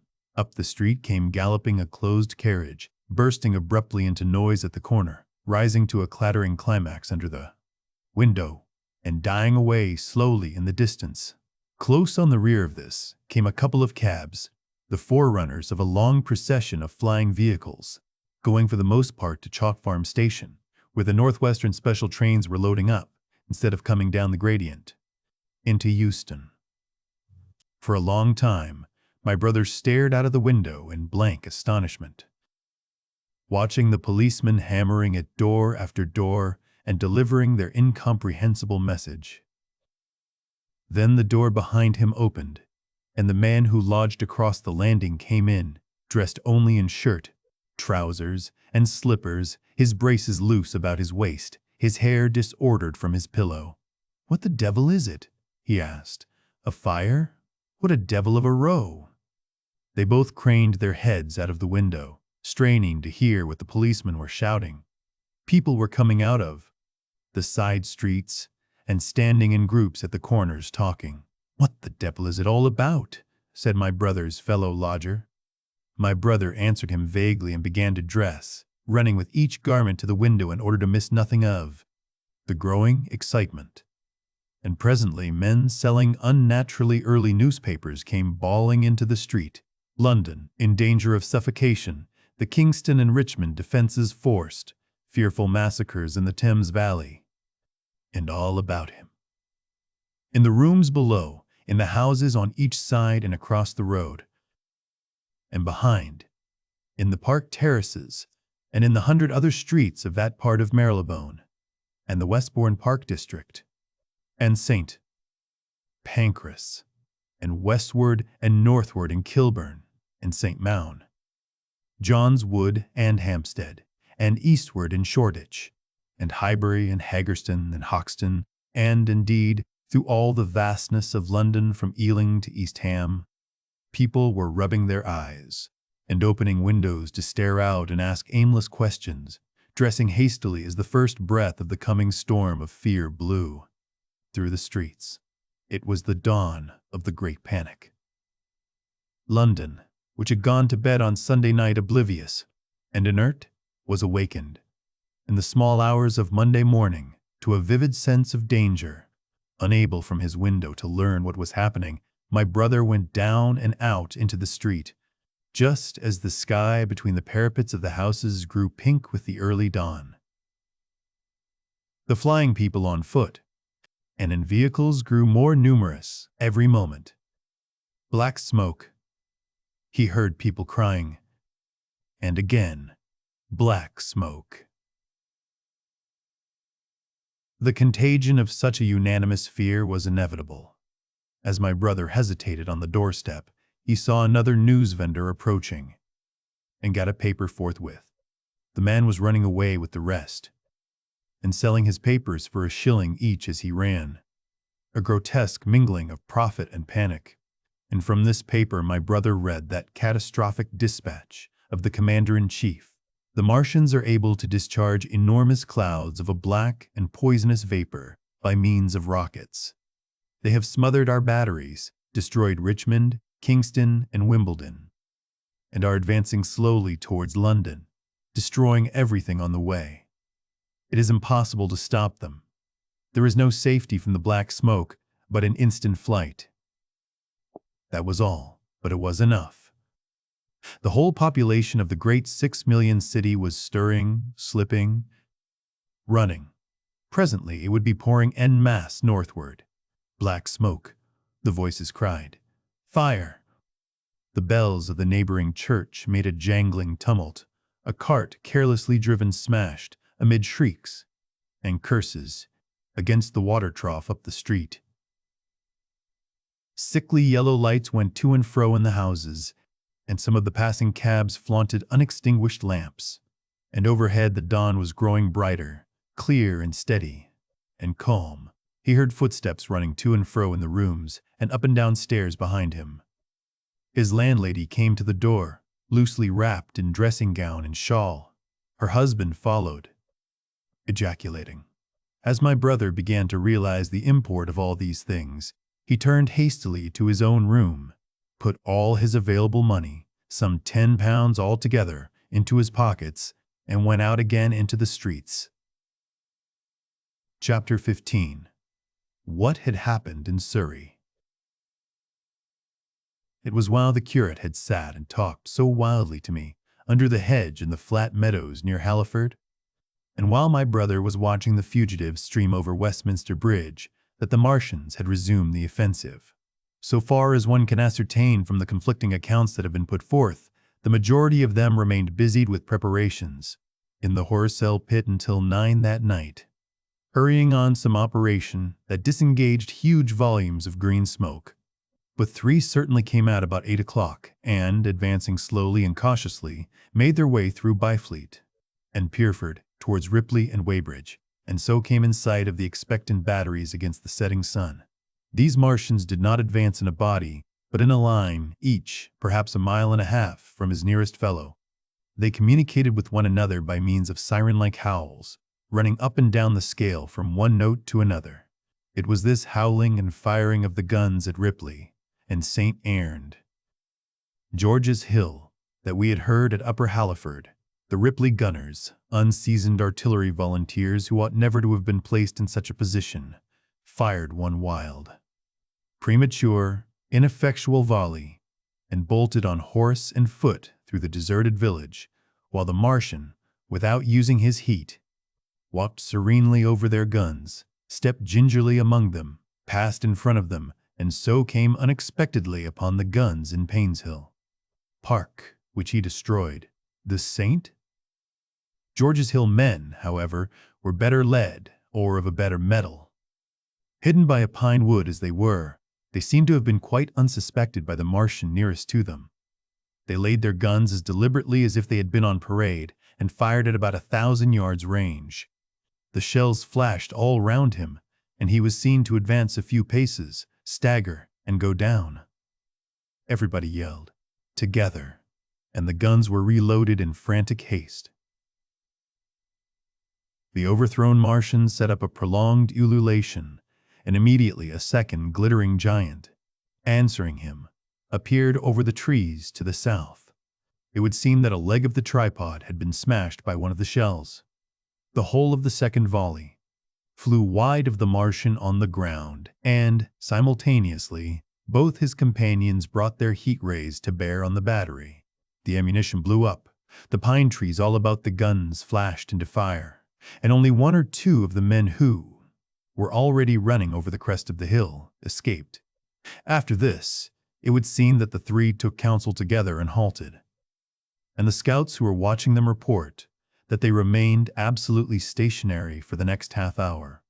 The Martian who had been overthrown crawled tediously out of his hood, a small brown figure, oddly suggestive from that distance of a speck of blight, and apparently engaged in the repair of his support. About 9 he had finished, for his cowl was then seen above the trees. Again, it was a few minutes past 9 that night, when these 3 sentinels were joined by 4 other Martians, each carrying a thick black tube. A similar tube was handed to each of the 3, and the 7 proceeded to distribute themselves at equal distances along a curved line between St. George's Hill, Weybridge, and the village of Send, southwest of Ripley. A dozen rockets sprang out of the hills before them so soon as they began to move, and warned the waiting batteries about Ditton and Esher. At the same time, 4 of their fighting machines, similarly armed with tubes, crossed the river, and 2 of them, black against the western sky, came into sight of myself and the curate as we hurried wearily and painfully along the road that runs northward out of Halliford. They moved, as it seemed to us, upon a cloud, for a milky mist covered the fields and rose to a third of their height. At this sight, the curate cried faintly in his throat and began running. But I knew it was no good running from a Martian, and I turned aside and crawled through dewy nettles and brambles into the broad ditch by the side of the road. He looked back, saw what I was doing, and turned to join me. The 2 halted, the nearer to us standing and facing Sunbury, the remoter being a gray indistinctness towards the evening star. Away towards Staines, the occasional howling of the Martians had ceased. They took up their positions in the huge crescent about their cylinders in absolute silence. It was a crescent with 12 miles between its horns. Never since the devising of gunpowder was the beginning of a battle so still. To us, and to an observer about Ripley, it would have had precisely the same effect. The Martians seemed in solitary possession of the darkling night, lit only as it was by the slender moon, the stars, the afterglow of the daylight, and the ruddy glare from St. George's Hill and the woods of Painshill. But facing that crescent everywhere, at Staines, Hounslow, Ditton, Esher, Ockham, behind hills and woods south of the river, and across the flat grass meadows to the north of it, wherever a cluster of trees or village houses gave sufficient cover, the guns were waiting. The signal rockets burst and rained their sparks through the night and vanished, and the spirit of all those watching batteries rose to a tense expectation. The Martians had but to advance into the line of fire, and instantly, those motionless black forms of men, those guns glittering so darkly in the early night, would explode into a thunderous fury of battle. No doubt the thought that was uppermost in 1,000 of those vigilant minds, even as it was uppermost in mine, was the riddle. How much they understood of us. Did they grasp that we in our millions were organized, disciplined, working together? Or did they interpret our spurts of fire, the sudden stinging of our shells, our steady investment of their encampment, as we should the furious unanimity of onslaught in a disturbed hive of bees? Did they dream they might exterminate us? At that time, no one knew what food they needed. 100 such questions struggled together in my mind as I watched that vast sentinel shape, and in the back of my mind was the sense of all the huge unknown and hidden forces Londonward. Had they prepared pitfalls? Were the powder mills at Hounslow ready as a snare? Would the Londoners have the heart and courage to make a greater Moscow of their mighty province of houses? Then, after an interminable time, as it seemed to us, crouching and peering through the hedge, came a sound like the distant concussion of a gun. Another, nearer, and then another. And then the Martian beside us raised his tube on high and discharged it, gunwise, with a heavy report that made the ground heave. The one towards Staines answered him. There was no flash, no smoke, simply that loaded detonation. I was so excited by these heavy, minute guns following one another that I so far forgot my personal safety and my scalded hands as to clamber up into the hedge and stare towards Sunbury. As I did, so a second report followed, and a big projectile hurtled overhead towards Hounslow. I expected, at least, to see smoke or fire or some such evidence of its work. But all I saw was the deep blue sky above with one solitary star, and the white mist spreading wide and low beneath. And there had been no crash, no answering explosion. The silence was restored. The minute lengthened to 3. "What has happened?" said the curate, standing up beside me. "Heaven knows," said I. A bat flickered by and vanished. A distant tumult of shouting began and ceased. I looked again at the Martian and saw he was now moving eastward along the riverbank with a swift, rolling motion. Every moment I expected the fire of some hidden battery to spring upon him, but the evening calm was unbroken. The figure of the Martian grew smaller as he receded, and presently the mist and the gathering night had swallowed him up. By a common impulse, we clambered higher. Towards Sunbury was a dark appearance, as though a conical hill had suddenly come into being there, hiding our view of the farther country. And then, remoter across the river, over Walton, we saw another such summit. These hill-like forms grew lower and broader, even as we stared. Moved by a sudden thought, I looked northward, and there I perceived a third of these cloudy black kopjes had risen.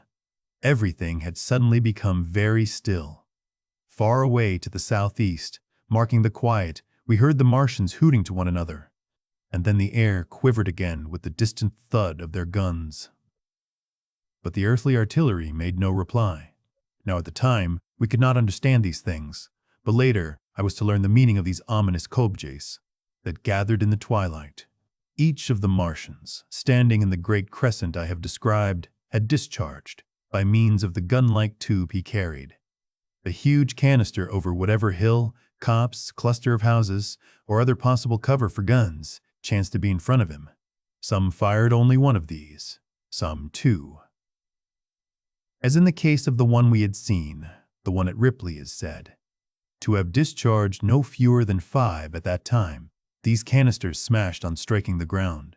They did not explode, and incontinently disengaged an enormous volume of heavy, inky vapor, coiling and pouring upward in a huge and ebony cumulus cloud, a gaseous hill that sank and spread itself slowly over the surrounding country. And the touch of that vapor, the inhaling of its pungent wisps, was death to all that breathes.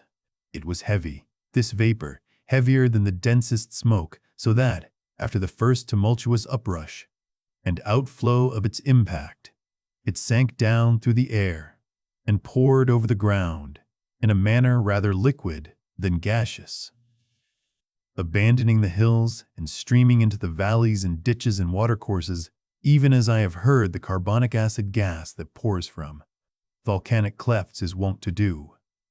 And where it came upon water, some chemical action occurred, and the surface would be instantly covered with a powdery scum that sank slowly and made way for more.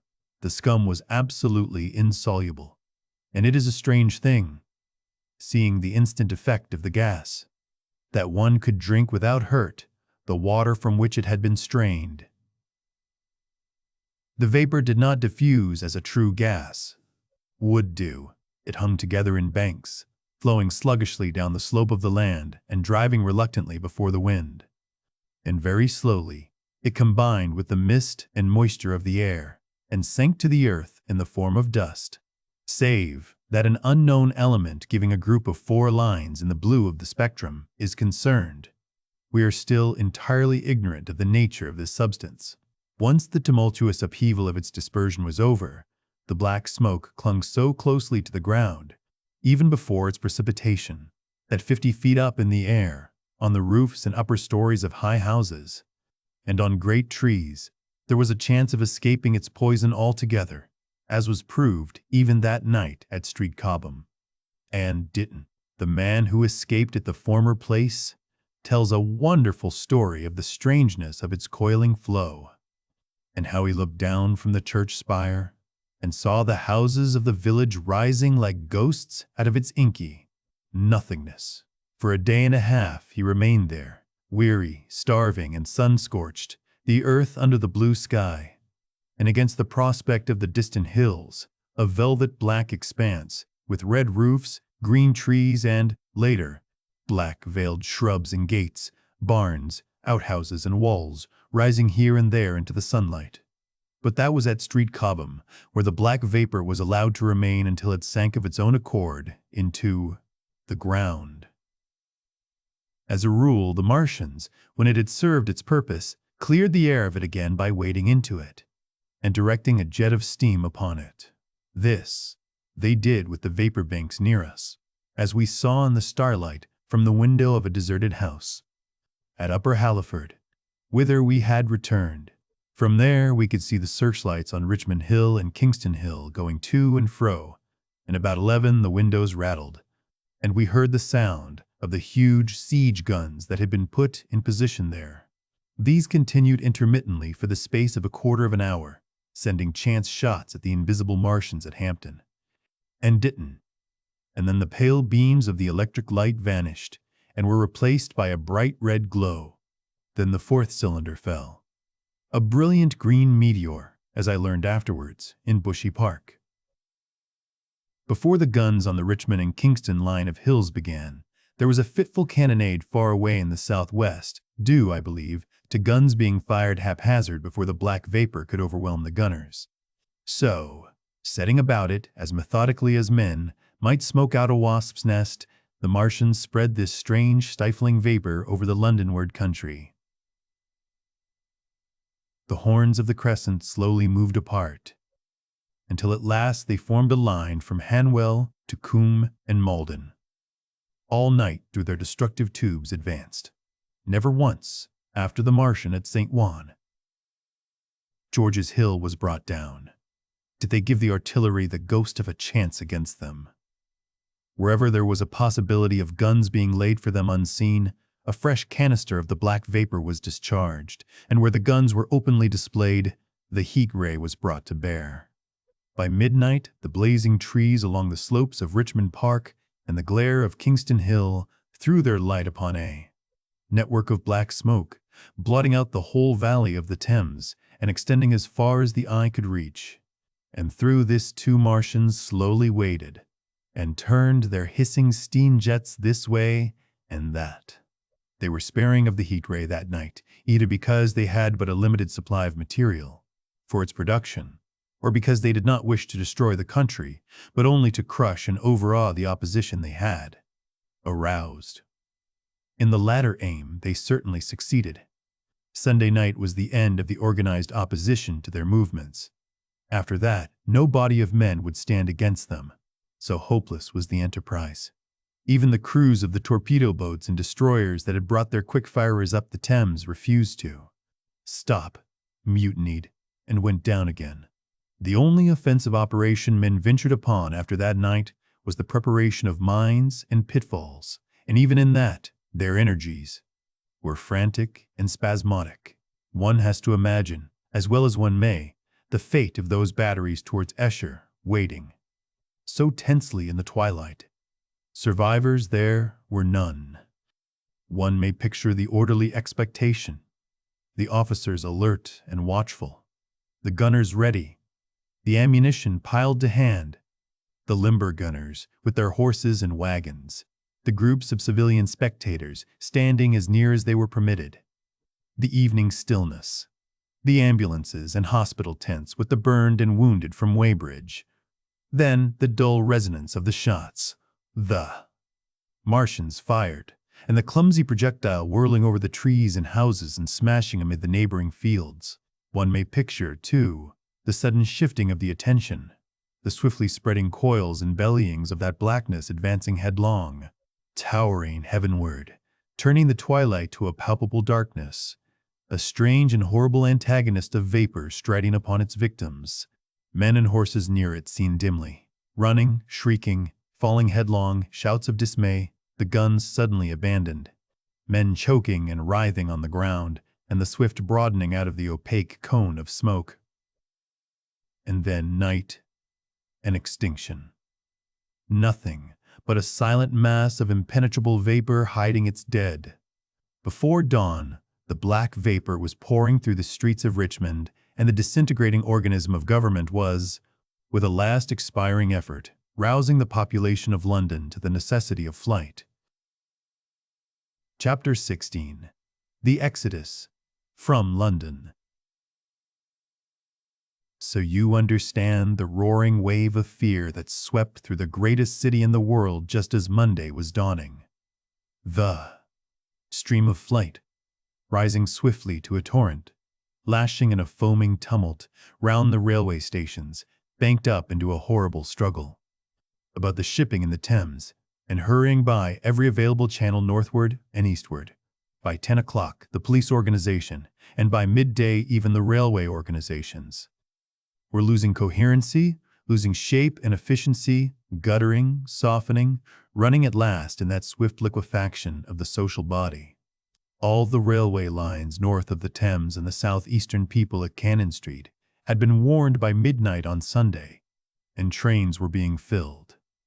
People were fighting savagely for standing room in the carriages, even at 2 o'clock. By 3, people were being trampled and crushed even in Bishopsgate Street. A couple of 100 yards or more from Liverpool Street Station, revolvers were fired, people stabbed, and the policemen who had been sent to direct the traffic, exhausted and infuriated, were breaking the heads of the people they were called out to protect. And, as the day advanced, and the engine drivers and stokers refused to return to London, the pressure of the flight drove the people in an ever-thickening multitude away from the stations and along the northward running roads. By midday, a Martian had been seen at Barnes, and a cloud of slowly sinking black vapor drove along the Thames and across the flats of Lambeth, cutting off all escape over the bridges in its sluggish advance. Another bank drove over Ealing and surrounded a little island of survivors on Castle Hill, alive, but unable to escape, after a fruitless struggle to get aboard a northwestern train at Chalk Farm.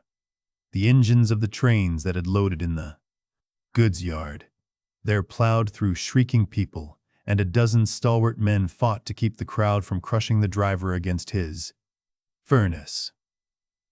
My brother emerged upon the Chalk Farm road, dodged across through a hurrying swarm of vehicles, and had the luck to be foremost in the sack of a cycle shop. The front tire of the machine he got was punctured and dragging it through the window. But he got up and off notwithstanding, with no further injury than a cut wrist. The steep foot of Haverstock Hill was impassable owing to several overturned horses, and my brother struck into Belsize Road. So he got out of the fury of the panic, and, skirting the Edgware Road, reached Edgware about 7, fasting and wearied, but well ahead of the crowd.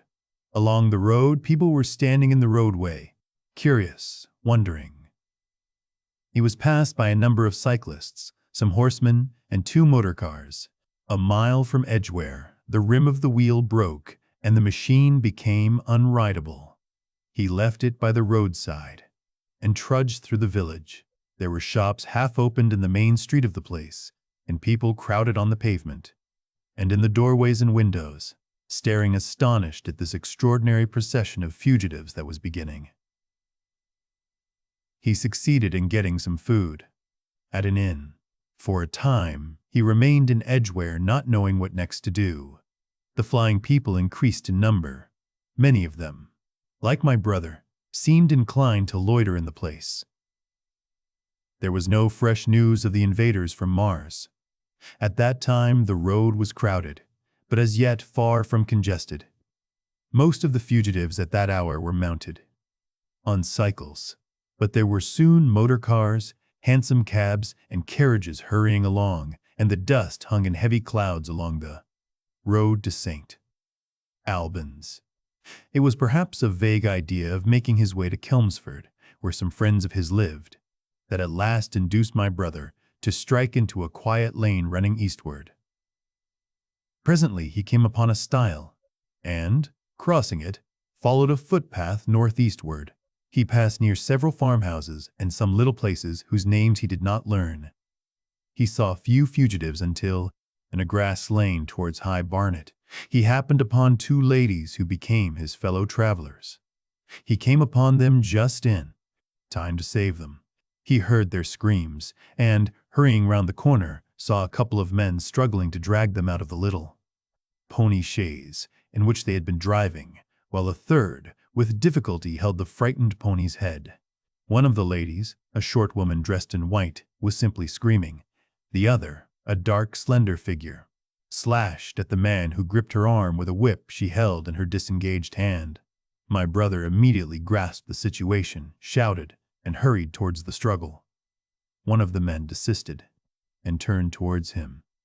And my brother, realizing from his antagonist's face that a fight was unavoidable, and being an expert boxer, went into him forthwith and sent him down against the wheel of the chaise.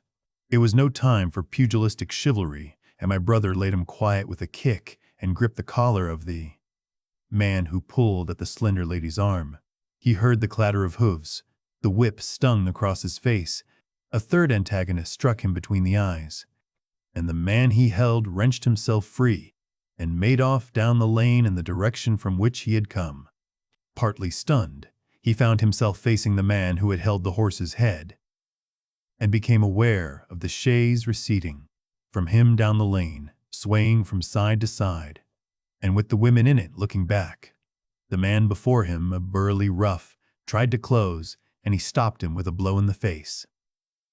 Then, realizing that he was deserted, he dodged round and made off down the lane after the chaise, with the sturdy man close behind him, and the fugitive, who had turned now, following remotely. Suddenly he stumbled and fell.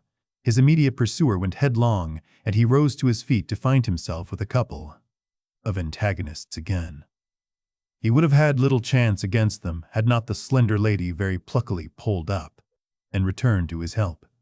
It seemed she had had a revolver all this time, but it had been under the seat when she and her companion were attacked. She fired at 6 yards distance, narrowly missing my brother.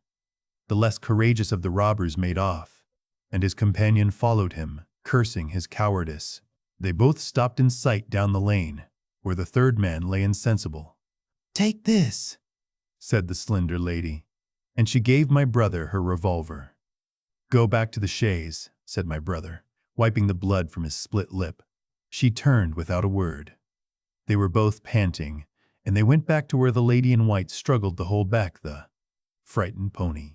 The robbers had evidently had enough of it. When my brother looked again, they were retreating. "I'll sit here," said my brother, "if I may," and he got upon the empty front seat.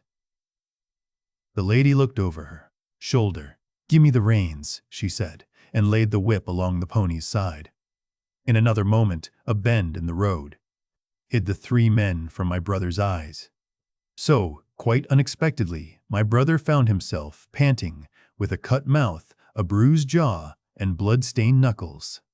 Driving along an unknown lane with these 2 women, he learned they were the wife and the younger sister of a surgeon living at Stanmore, who had come in the small hours from a dangerous case at Pinner, and heard at some railway station on his way of the Martian advance. He had hurried home, roused the women, their servant had left them 2 days before, packed some provisions, put his revolver under the seat, luckily for my brother, and told them to drive on to Edgware, with the idea of getting a train there. He stopped behind to tell the neighbors he would overtake them, he said, at about 4:30 in the morning, and now it was nearly 9, and they had seen nothing of him. They could not stop in Edgware because of the growing traffic through the place, and so they had come into this side lane. That was the story they told my brother in fragments, when presently they stopped again, nearer to New Barnet. He promised to stay with them, at least until they could determine what to do, or until the missing man arrived, and professed to be an expert shot with the revolver, a weapon strange to him, in order to give them confidence. They made a sort of encampment by the wayside, and the pony became happy in the hedge. He told them of his own escape out of London, and all that he knew of these Martians and their ways. The sun crept higher in the sky, and after a time their talk died out and gave place to an uneasy state of anticipation. Several wayfarers came along the lane, and of these my brother gathered such news as he could. Every broken answer he had deepened his impression of the great disaster that had come on humanity, deepened his persuasion of the immediate necessity for prosecuting this flight.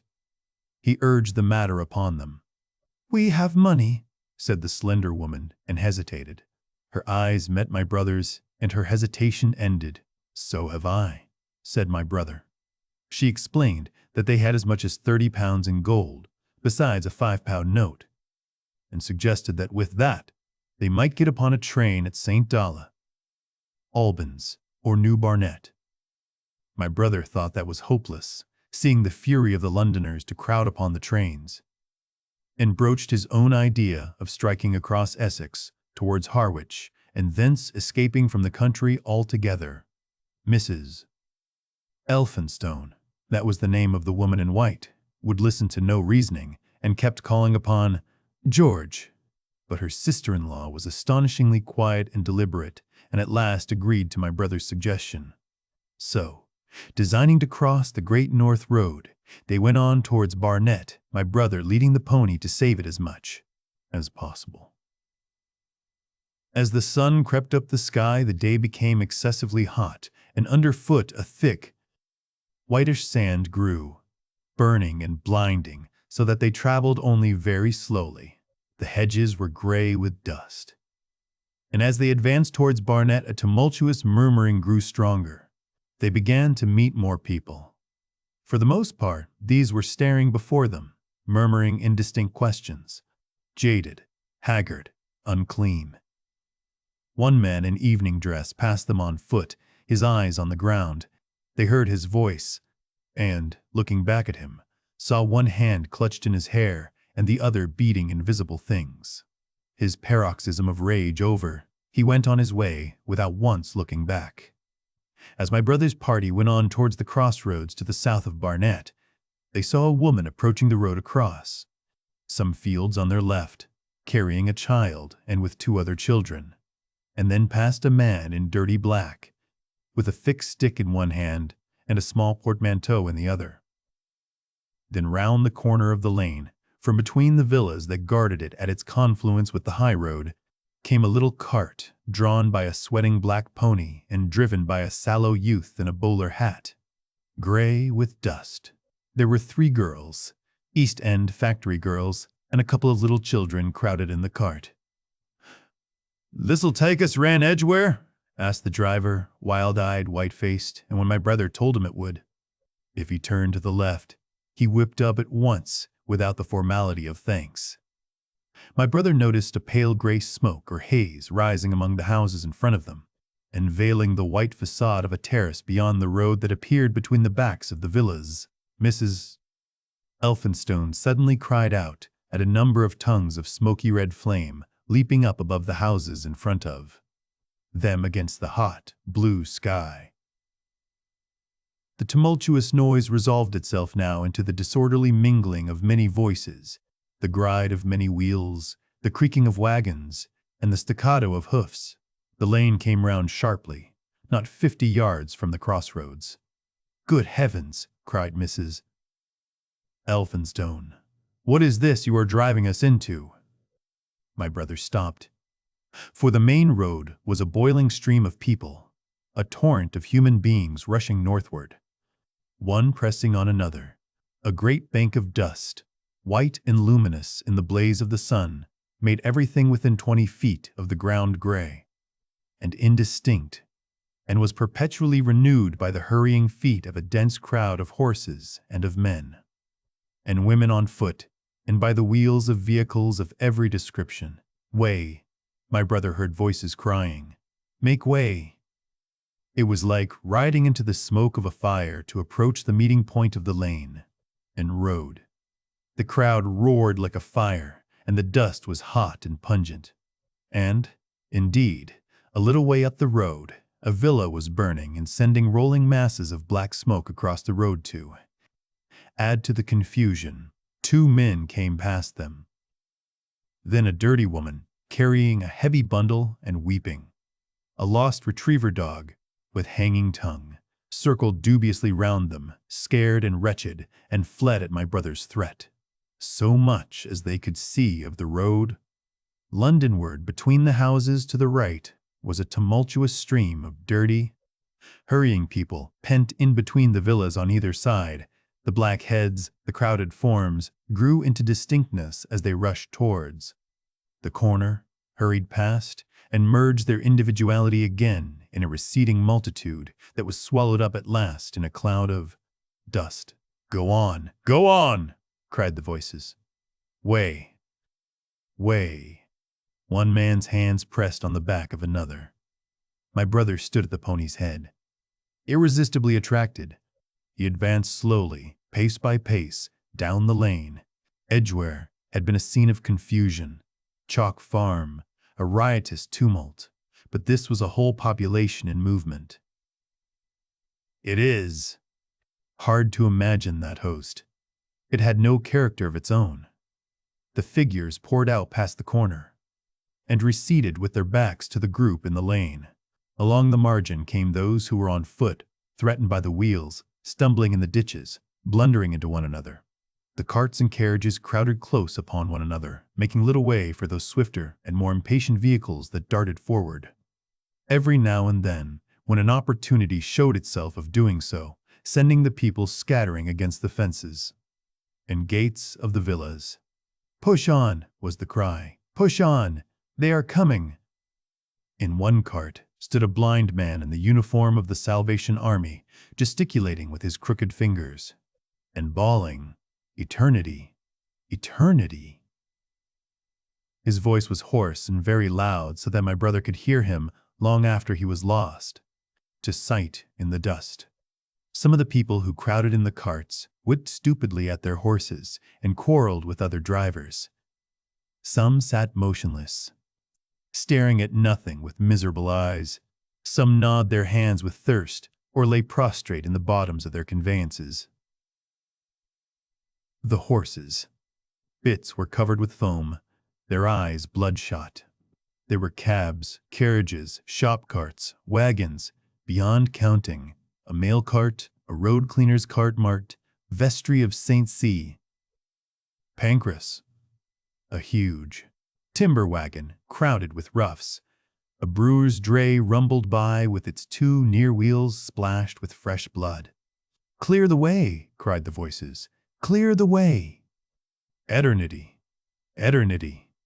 came echoing down the road. There were sad, haggard women tramping by, well-dressed, with children that cried and stumbled, their dainty clothes smothered in dust, their weary faces smeared with tears. With many of these came men, sometimes helpful, sometimes lowering and savage. Fighting side by side with them pushed some weary street outcast in faded black rags, wide-eyed, loud-voiced, and foul-mouthed. They were sturdy workmen, thrusting their way along, wretched, unkempt men, clothed like clerks or shopmen, struggling spasmodically.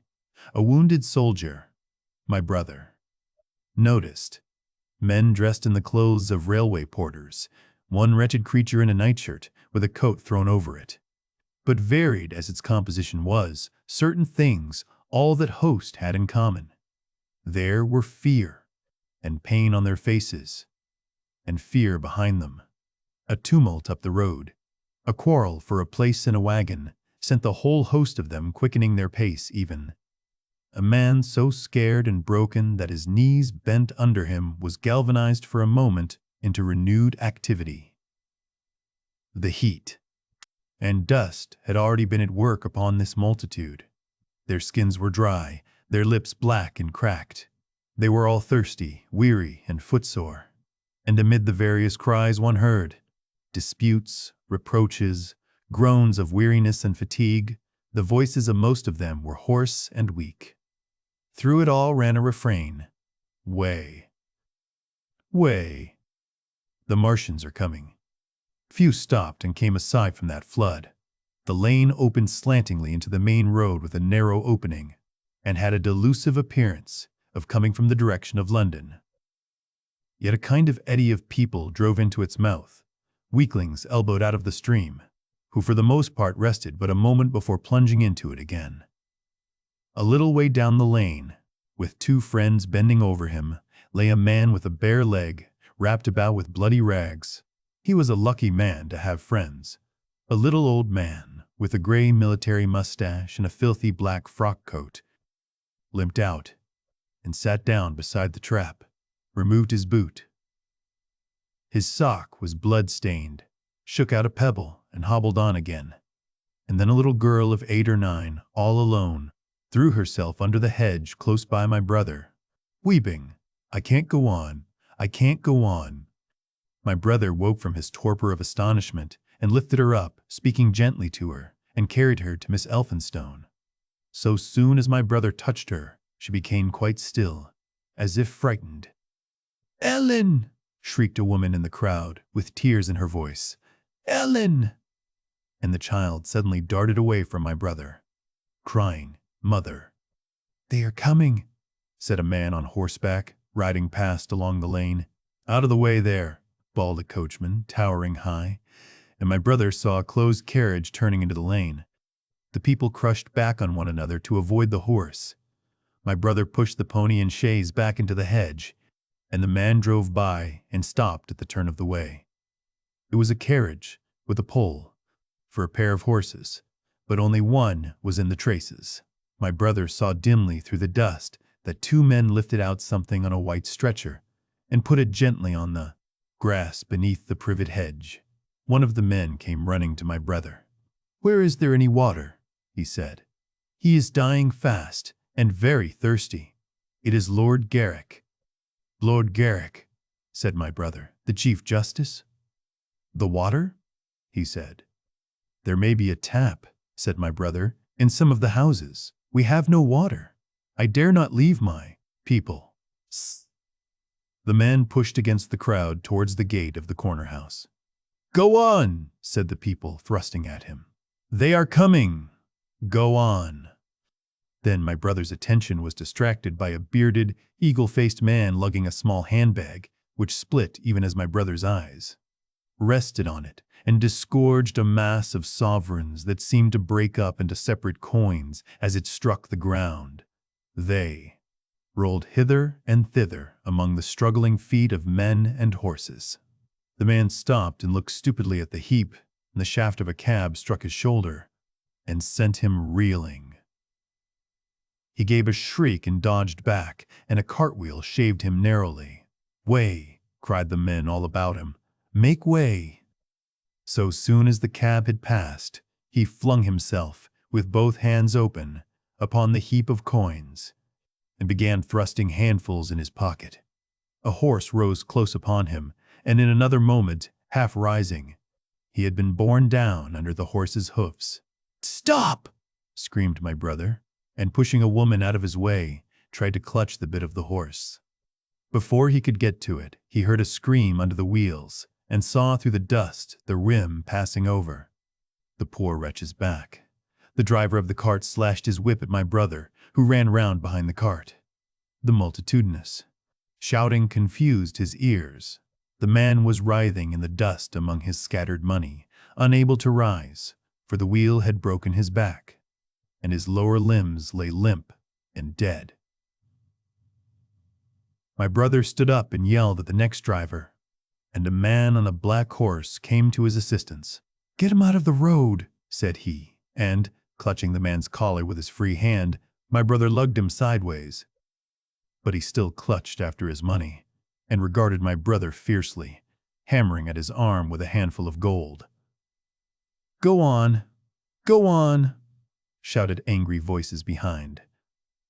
"Way, way." There was a smash as the pole of a carriage crashed into the cart that the man on horseback stopped.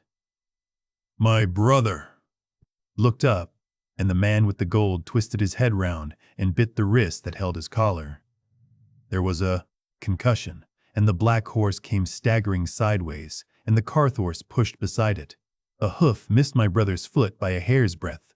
He released his grip on the fallen man and jumped back. He saw anger change to terror on the face of the poor wretch on the ground, and in a moment he was hidden. And my brother was borne backward and carried past the entrance of the lane and had to fight hard in the torrent to recover it. He saw Miss Elphinstone covering her eyes, and a little child, with all a child's want of sympathetic imagination, staring with dilated eyes at a dusty something that lay black and still, ground and crushed under the rolling wheels. "Let us go. Back," he shouted, and began turning the pony round. "We cannot cross this hell," he said, and they went back 100 yards the way they had come, until the fighting crowd was hidden. As they passed the bend in the lane, my brother saw the face of the dying man, in the ditch under the privet, deadly white and drawn, and shining with perspiration. The two women sat silent, crouching in their seat and shivering. Then, beyond the bend, my brother stopped again. Miss Elphinstone was white and pale, and her sister-in-law sat weeping, too wretched even to call upon George. My brother was horrified and perplexed. So soon as they had retreated, he realized how urgent and unavoidable it was to attempt this crossing. He turned to Miss Elphinstone, suddenly resolute. "We must go that way," he said, and led the pony round again. For the second time that day, this girl proved her quality. To force their way into the torrent of people, my brother plunged into the traffic and held back a cab horse while she drove the pony across its head. A wagon locked wheels for a moment and ripped a long splinter from the chaise. In another moment, they were caught and swept forward by the stream. My brother, with the cabman's whip marks red across his face and hands, scrambled into the chaise and took the reins from her. "Point the revolver at the man behind," he said, giving it to her. "If he presses us too hard." "No, point it at his horse." Then he began to look out for a chance of edging to the right across the road. But once in the stream, he seemed to lose volition, to become a part of that dusty route. They swept through Chipping Barnet with the torrent. They were nearly a mile beyond the center of the town before they had fought across to the opposite side of the way. It was din and confusion indescribable, but in and beyond the town, the road forks repeatedly, and this to some extent relieved the stress. They struck eastward through Hadley, and there on either side of the road, and at another place farther on, they came upon a great multitude of people drinking at the stream, some fighting to come at the water. And farther on, from a lull near East Barnet, they saw two trains running slowly, one after the other without signal or order. Trains swarming with people, with men even among the coals behind the engines, going northward along the Great Northern Railway. My brother supposes they must have filled outside London, for at that time the furious terror of the people had rendered the central termini impossible. Near this place they halted for the rest of the afternoon, for the violence of the day had already utterly exhausted all. 3 of them. They began to suffer the beginnings of hunger. The night was cold, and none of them dared to sleep. And in the evening, many people came hurrying along the road nearby, their stopping place, fleeing from unknown dangers before them, and going in the direction from which my brother had come. Chapter 17. The Thunder Child. Had the Martians aimed only at destruction, they might on Monday have annihilated the entire population of London as it spread itself slowly through the home counties, not only along the road through Barnet, but also through Edgware and Waltham Abbey, and along the roads eastward to Southend and Shoeburyness, and south of the Thames to Deal and Broadstairs, poured the same frantic rout. If one could have hung that June morning in a balloon in the blazing blue above London, every northward and eastward road, running out of the tangled maze of streets, would have seemed stippled black with the streaming fugitives, each dot a human agony of terror and physical distress. I have set forth at length in the last chapter my brother's account of the road through Chipping Barnet, in order that my readers may realize how that swarming of black dots appeared to one of those concerned. Never before in the history of the world had such a mass of human beings moved and suffered together. The legendary hosts of Goths and Huns, the hugest armies Asia has ever seen, would have been but a drop in that current. And this was no disciplined march. It was a stampede gigantic and terrible, without order and without a goal. 6 million people, unarmed and unprovisioned, driving headlong.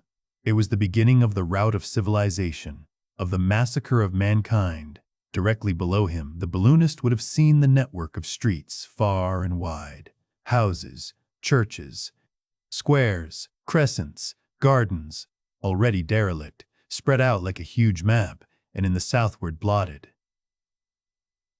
Over Ealing, Richmond, Wimbledon, it would have seemed as if some monstrous pen had flung ink upon the chart.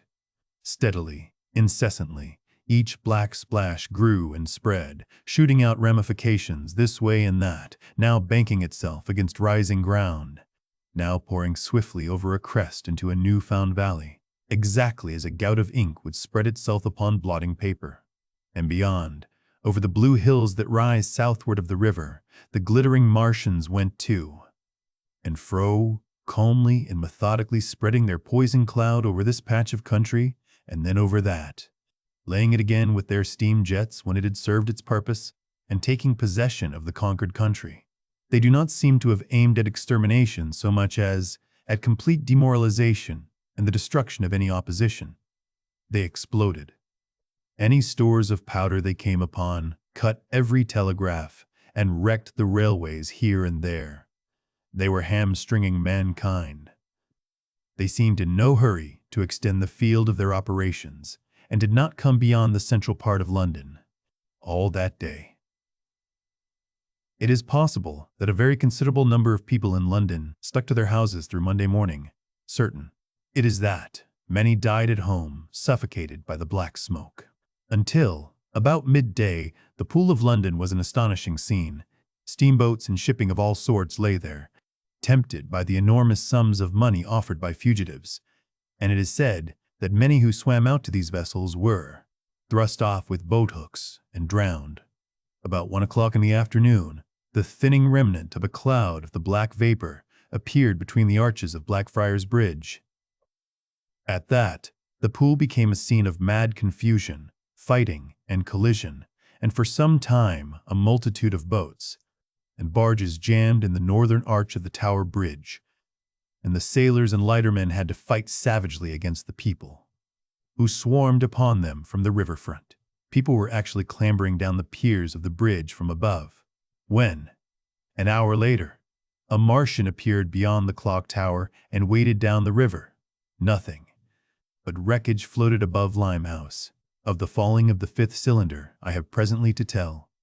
The 6th star fell at Wimbledon. My brother, keeping watch beside the women in the chaise in a meadow, saw the green flash of it far beyond the hills. On Tuesday the little party, still set upon getting across the sea, made its way through the swarming country towards Colchester. The news that the Martians were now in possession of the whole of London was confirmed.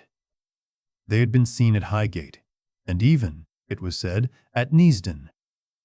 But they did not come into my brother's view until the morrow. That day, the scattered multitudes began to realize the urgent need of provisions. As they grew hungry, the rights of property ceased to be regarded. Farmers were out to defend their cattle sheds, granaries, and ripening root crops with arms in their hands. A number of people now, like my brother, had their faces eastward, and there were some desperate souls even going back towards London to get food. These were chiefly people from the northern suburbs, whose knowledge of the black smoke came by hearsay. He heard that about half the members of the government had gathered at Birmingham, and that enormous quantities of high explosives were being prepared to be used in automatic mines across the Midland counties. He was also told that the Midland Railway Company had replaced the desertions of the first day's panic, had resumed traffic, and was running northward trains from St. Seine, Albans, to relieve the congestion of the home counties. There was also a placard in Chipping Ongar announcing that large stores of flour were available in the northern towns, and that within 24 hours, bread would be distributed among the starving people in the neighborhood. But this intelligence did not deter him from the plan of escape he had formed, and the three pressed eastward all day, and heard no more of the bread distribution than this promise. Nor, as a matter of fact, did anyone else hear more of it. That night fell the 7th star, falling upon Primrose Hill. It fell while Miss Elphinstone was watching, for she took that duty alternately with my brother. She saw it. On Wednesday, the three fugitives. They had passed the night in a field of unripe wheat, reached Chelmsford, and there a body of the inhabitants, calling itself the Committee of Public Supply, seized the pony as provisions, and would give nothing in exchange for it but the promise of a share in it the next day. Here there were rumors of Martians at Epping, and news of the destruction of Waltham Abbey powder mills in a vain attempt to blow up one of the invaders. People were watching for Martians here from the church towers. My brother, very luckily for him as it chanced, preferred to push on at once to the coast rather than wait for food, although all three of them were very hungry. By midday they passed through Tillingham, which, strangely enough, seemed to be quite silent and deserted, save for a few furtive plunderers hunting for food. Near Tillingham, they suddenly came in sight of the sea, and the most amazing crowd of shipping of all sorts that it is possible to imagine. For after the sailors could no longer come up the Thames, they came on to the Essex coast, to Harwich and Walton and Clacton, and afterwards to Foulness and Shoebury, to bring off the people. They lay in a huge, sickle-shaped curve that vanished into mist, at last towards the Naze. Close inshore was a multitude of fishing smacks, English, Scotch, French, Dutch, and Swedish, steam launches from the Thames, yachts, electric boats, and beyond were ships of larger burden, a multitude of filthy colliers, trim merchantmen, cattle ships, passenger boats, petroleum tanks, ocean tramps, an old white transport even, neat white and gray liners from Southampton and Hamburg, and along the blue coast across the Blackwater, my brother could make out dimly a dense swarm of boats chaffering with the people on the beach, a swarm which also extended up the Blackwater, almost to Malden.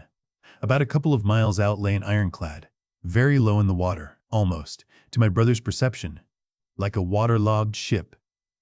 This was the ram, Thunderchild. It was the only warship in sight, but far away to the right over the smooth surface of the sea. For that day, there was a dead calm. Lay a serpent of black smoke to mark the next ironclads of the Channel Fleet, which hovered in an extended line, steam up and ready for action, across the Thames estuary during the course of the Martian conquest, vigilant and yet powerless to prevent it. At the sight of the sea, Mrs. Bowl Elphinstone, in spite of the assurances of her sister-in-law, gave way to panic. She had never been out of England before. She would rather die than trust herself friendless in a foreign country, and so forth. She seemed, poor woman, to imagine that the French and the Martians might prove very similar. She had been growing increasingly hysterical, fearful, and depressed during the 2 days' journeyings. Her great idea was to return to Stanmore. Things had been always well and safe at Stanmore. They would find George at Stanmore. It was with the greatest difficulty they could get her down to the beach, where presently my brother succeeded in attracting the attention of some men on a paddle steamer from the Thames. They sent a boat and drove a bargain for £36 for the three. The steamer was going, these men said, to Ostend. It was about 2 o'clock when my brother, having paid their fares at the gangway, found himself safely aboard the steamboat with his charges. There was food aboard, albeit at exorbitant prices, and the three of them contrived to eat a meal on one of the seats forward. There were already a couple of score of passengers aboard, some of whom had expended their last money in securing a passage. But the captain lay off the Blackwater until 5 in the afternoon, picking up passengers until the seated decks were even dangerously crowded. He would probably have remained longer had it not been for the sound of guns that began about that hour in the south. As if in answer, the ironclad seaward fired a small gun and hoisted a string of flags. A jet of smoke sprang out of her funnels. Some of the passengers were of opinion that this firing came from shoeburyness, until it was noticed that it was growing louder. At the same time, far away in the southeast, the masts and upper works of 3 ironclads rose, one after the other out of the sea, beneath clouds of black smoke. But my brother's attention speedily reverted to the distant firing in the south. He fancied he saw a column of smoke rising out of the distant gray haze. The little steamer was already flapping her way eastward of the big crescent of shipping, and the low Essex coast was growing blue and hazy when a Martian appeared, small and faint in the remote distance, advancing along the muddy coast from the direction of foulness. At that, the captain on the bridge swore at the top of his voice with fear and anger at his own delay, and the paddle seemed infected with his terror. Every soul aboard stood at the bulwarks or on the seats of the steamer and stared at that distant shape, higher than the trees or church towers inland, and advancing with a leisurely parody of a human stride. It was the first Martian my brother had seen, and he stood, more amazed than terrified, watching this Titan advancing deliberately towards the shipping, wading farther and farther into the water as the coast fell away. Then, far away beyond the crouch, came another, striding over some stunted trees, and then yet another, still farther off, wading deeply through a shiny mudflat that seemed to hang halfway up between sea and sky. They were all stalking seaward, as if to intercept the escape of the multitudinous vessels that were crowded between Foulness and the Naz. In spite of the throbbing exertions of the engines of the little paddle-boat and the pouring foam that her wheels flung behind her, she receded with terrifying slowness from this ominous advance. Glancing northwestward, my brother saw the large crescent of shipping already writhing with the approaching terror, one ship passing behind another coming round from broadside to end on, steamships whistling and giving off volumes of steam, sails being let out, launches rushing hither and thither. He was so fascinated by this, and by the creeping danger away to the left, that he had no eyes for anything seaward. And then, a swift movement of the steamboat she had suddenly come round to avoid being run down, flung him headlong from the seat upon which he was standing. There was a shouting all about him, a trampling of feet, and a cheer that seemed to be answered faintly. The steamboat lurched and rolled him over upon his hands. He sprang to his feet and saw to starboard, and not 100 yards from their heeling, pitching boat, a vast iron bulk like the blade of a plow, tearing through the water, tossing it on either side in huge waves of foam that leaped towards the steamer, flinging her paddles helplessly in the air, and then sucking her deck down almost to the waterline. A douche of spray blinded my brother for a moment. When his eyes were clear again, he saw the monster had passed and was rushing landward. Big iron upperworks rose out of this headlong structure, and from that twin funnels projected and spat a smoking blast shot with fire. It was the torpedo ram, Thunderchild, steaming headlong, coming to the rescue of the threatened shipping. Keeping his footing on the heaving deck by clutching the bulwarks, my brother looked past this charging Leviathan at the Martians again, and he saw the 3 of them now close together, and standing so far out to sea that their tripod supports were almost entirely submerged. Thus sunken, and seen in remote perspective, they appeared far less formidable than the huge iron bulk in whose wake the steamer was pitching so helplessly. It would seem they were regarding this new antagonist with astonishment. To their intelligence, it may be, the giant was even such another as themselves. The Thunderchild fired no gun, but simply drove full speed towards them. It was probably her not firing that enabled her to get so near the enemy as she did. They did not know what to make of her. One shell, and they would have sent her to the bottom forthwith with the heat ray. She was steaming at such a pace that, in a minute, she seemed halfway between the steamboat and the Martians.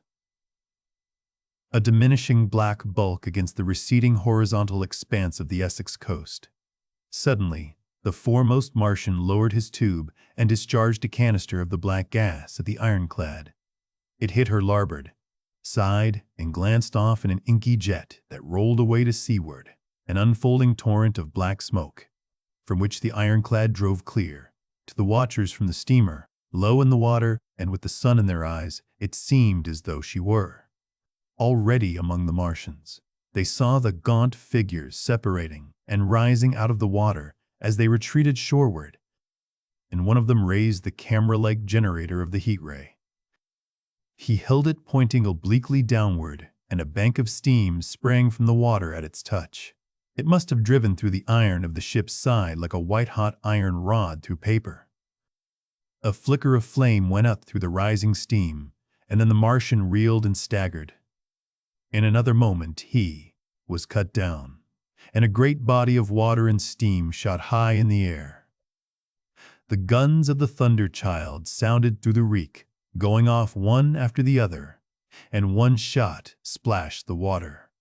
High, close by the steamer, ricocheted towards the other flying ships to the north and smashed a smack to matchwood. But no one heeded that very much. At the sight of the Martian's collapse, the captain on the bridge yelled inarticulately, and all the crowding passengers on the steamer's stern shouted together. And then they yelled again, for, surging out beyond the white tumult, drove something long and black. The flames streaming from its middle parts, its ventilators and funnels spouting fire. She was alive still. The steering gear, it seems, was intact and her engines working. She headed straight for a second Martian, and was within 100 yards of him when the heat ray came to bear. Then, with a violent thud, a blinding flash, her decks, her funnels, leaped upward. The Martian staggered with the violence of her explosion, and in another moment, the flaming wreckage, still driving forward with the impetus of its pace, had struck him and crumpled him up like a thing of cardboard. My brother shouted involuntarily. A boiling tumult of steam hit everything again. "Two!" yelled the captain. Everyone was shouting. The whole steamer from end to end rang with frantic cheering that was taken up first by one, and then by all in the crowding multitude of ships and boats that was driving out to sea. The steam hung upon the water for many minutes, hiding the third Martian and the coast altogether. And all this time, the boat was paddling steadily out to sea and away from the fight. And, when at last the confusion cleared, the drifting bank of black vapor intervened, and nothing of the Thunder Child could be made out, nor could the third Martian be seen. But the ironclads to seaward were now quite close and standing in toward shore past the steamboat.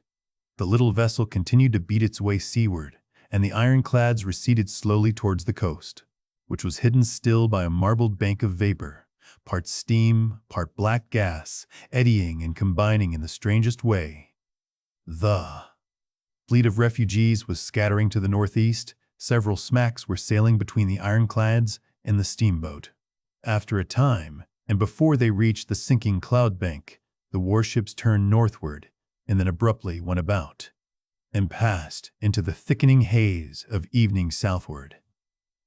The coast grew faint and at last indistinguishable amid the low banks of clouds that were gathering about the sinking sun. Then suddenly, out of the golden haze of the sunset came the vibration of guns and a form of black shadows moving. Everyone struggled to the rail of the steamer and peered into the blinding furnace of the west, but nothing was to be distinguished clearly. A mass of smoke rose slanting and barred the face of the sun. The steamboat throbbed on its way through an interminable suspense. The sun sank into gray clouds, the sky flushed and darkened. The evening star trembled into sight. It was deep twilight when the captain cried out and pointed. My brother strained his eyes. Something rushed up into the sky out of the grayness, rushed slantingly upward and very swiftly into the luminous clearness above the clouds in the western sky, something flat and broad and very large that swept round in a vast curve, grew smaller, sank slowly, and vanished again into the gray mystery of the night. And as it flew, it rained down darkness upon the land, Book 2. The Earth Under the Martians. Chapter 1. Underfoot. In the first book, one have wandered so much from my own adventures to tell of the experiences of my brother that, all through the last 2 chapters, I and the curate have been lurking in the empty house at Halliford, whither we fled to escape the black smoke. There I will resume.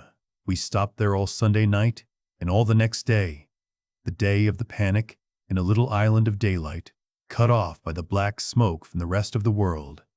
We could do nothing but wait in aching inactivity during those 2 weary days. My mind was occupied by anxiety for my wife. I figured her at Leatherhead, terrified, in danger, mourning me already as a dead man. I paced the rooms and cried aloud when I thought of how I was cut off from her, of all that might happen to her in my absence, my cousin. I knew was brave enough for any emergency, but he was not the sort of man to realize danger quickly, to rise promptly. What was needed now was not bravery, but circumspection. My only consolation was to believe that the Martians were moving Londonward and away from her. Such vague anxieties keep the mind sensitive and painful. I grew very weary and irritable with the curate's perpetual ejaculations. I tired of the sight of his selfish despair. After some ineffectual remonstrance, I kept away from him, staying in a room, evidently a children's schoolroom, containing globes, forms, and copybooks. When he followed me thither, I went to a box room at the top of the house and, in order to be alone with my aching miseries, locked myself in. We were hopelessly hemmed in by the black smoke all that day and the morning of the next. There were signs of people in the next house on Sunday evening. A face at a window and moving lights, and later the slamming of a door. But I do not know who these people were, nor what became of them. We saw nothing of them next day. The black smoke drifted slowly riverward all through Monday morning, creeping nearer and nearer to us, driving at last along the roadway outside the house that hid us. A Martian came across the fields about midday, laying the stuff with a jet of superheated steam that hissed against the walls, smashed all the windows it touched, and scalded the curate's hand as he fled out of the front room. When at last we crept across the sodden rooms and looked out again, the country northward was as though a black snowstorm had passed over it.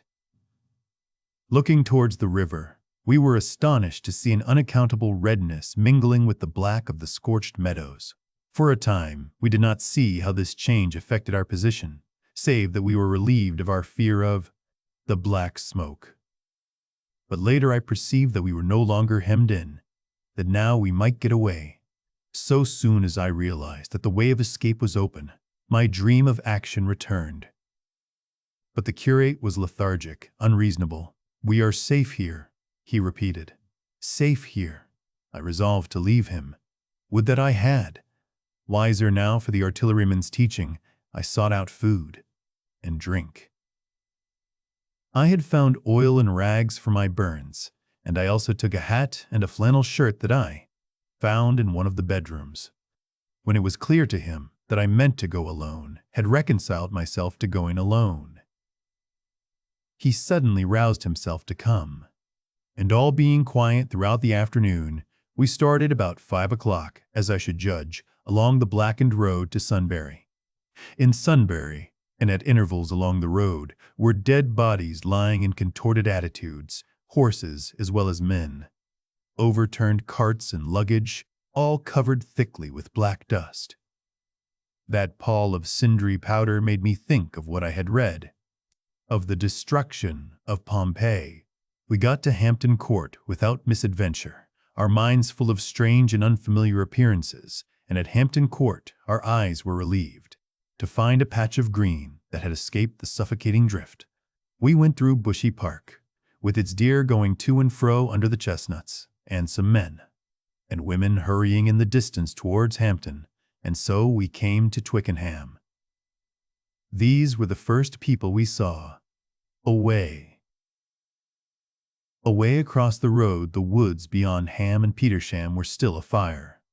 Twickenham was uninjured by either heat ray or black smoke, and there were more people about here, though none could give us news.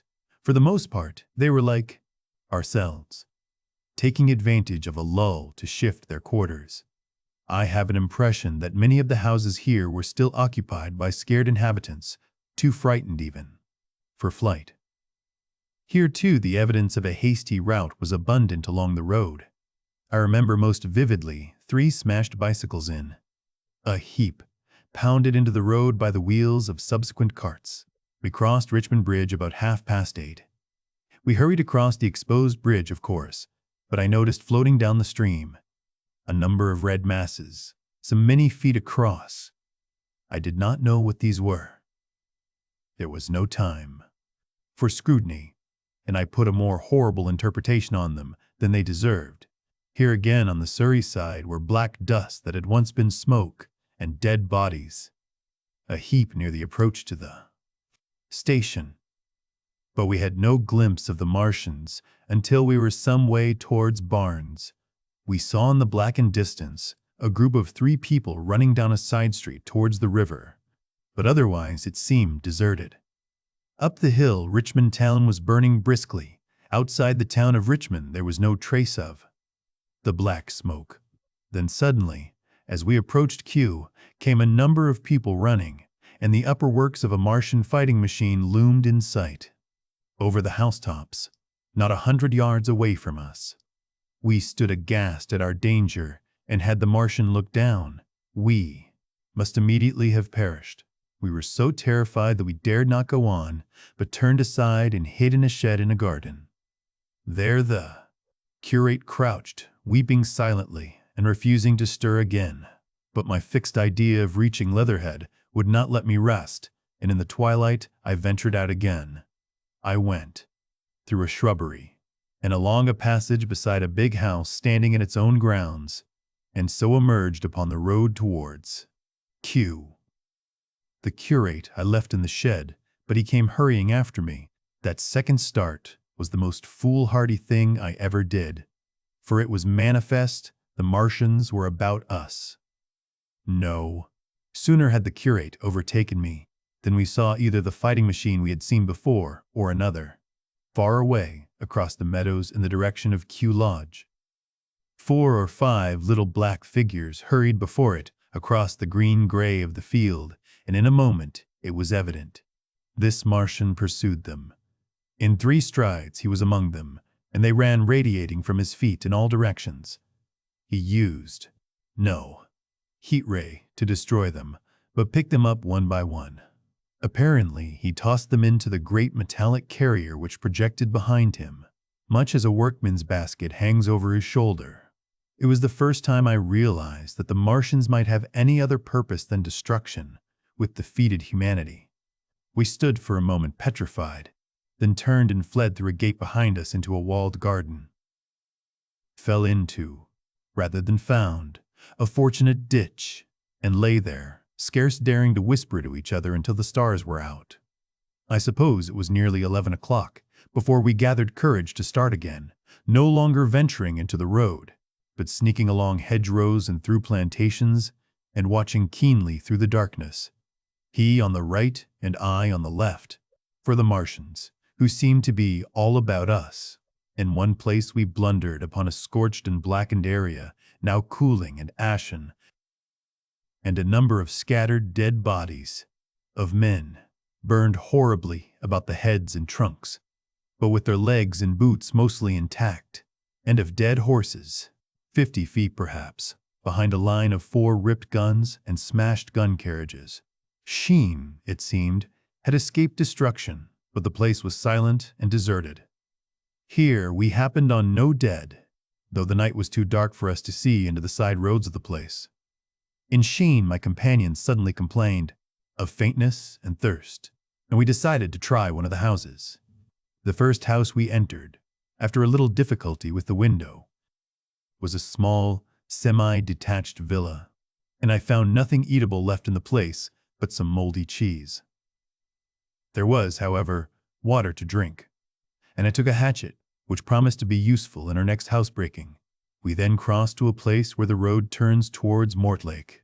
Here there stood a white house within a walled garden, and in the pantry of this domicile we found a store of food, 2 loaves of bread in a pan, an uncooked steak, and the half of a ham. I give this catalogue so precisely because, as it happened, we were destined to subsist upon this store for the next fortnight. Bottled beer stood under a shelf, and there were 2 bags of haricot beans and some limp lettuces. This pantry opened into a kind of wash-up kitchen, and in this was firewood.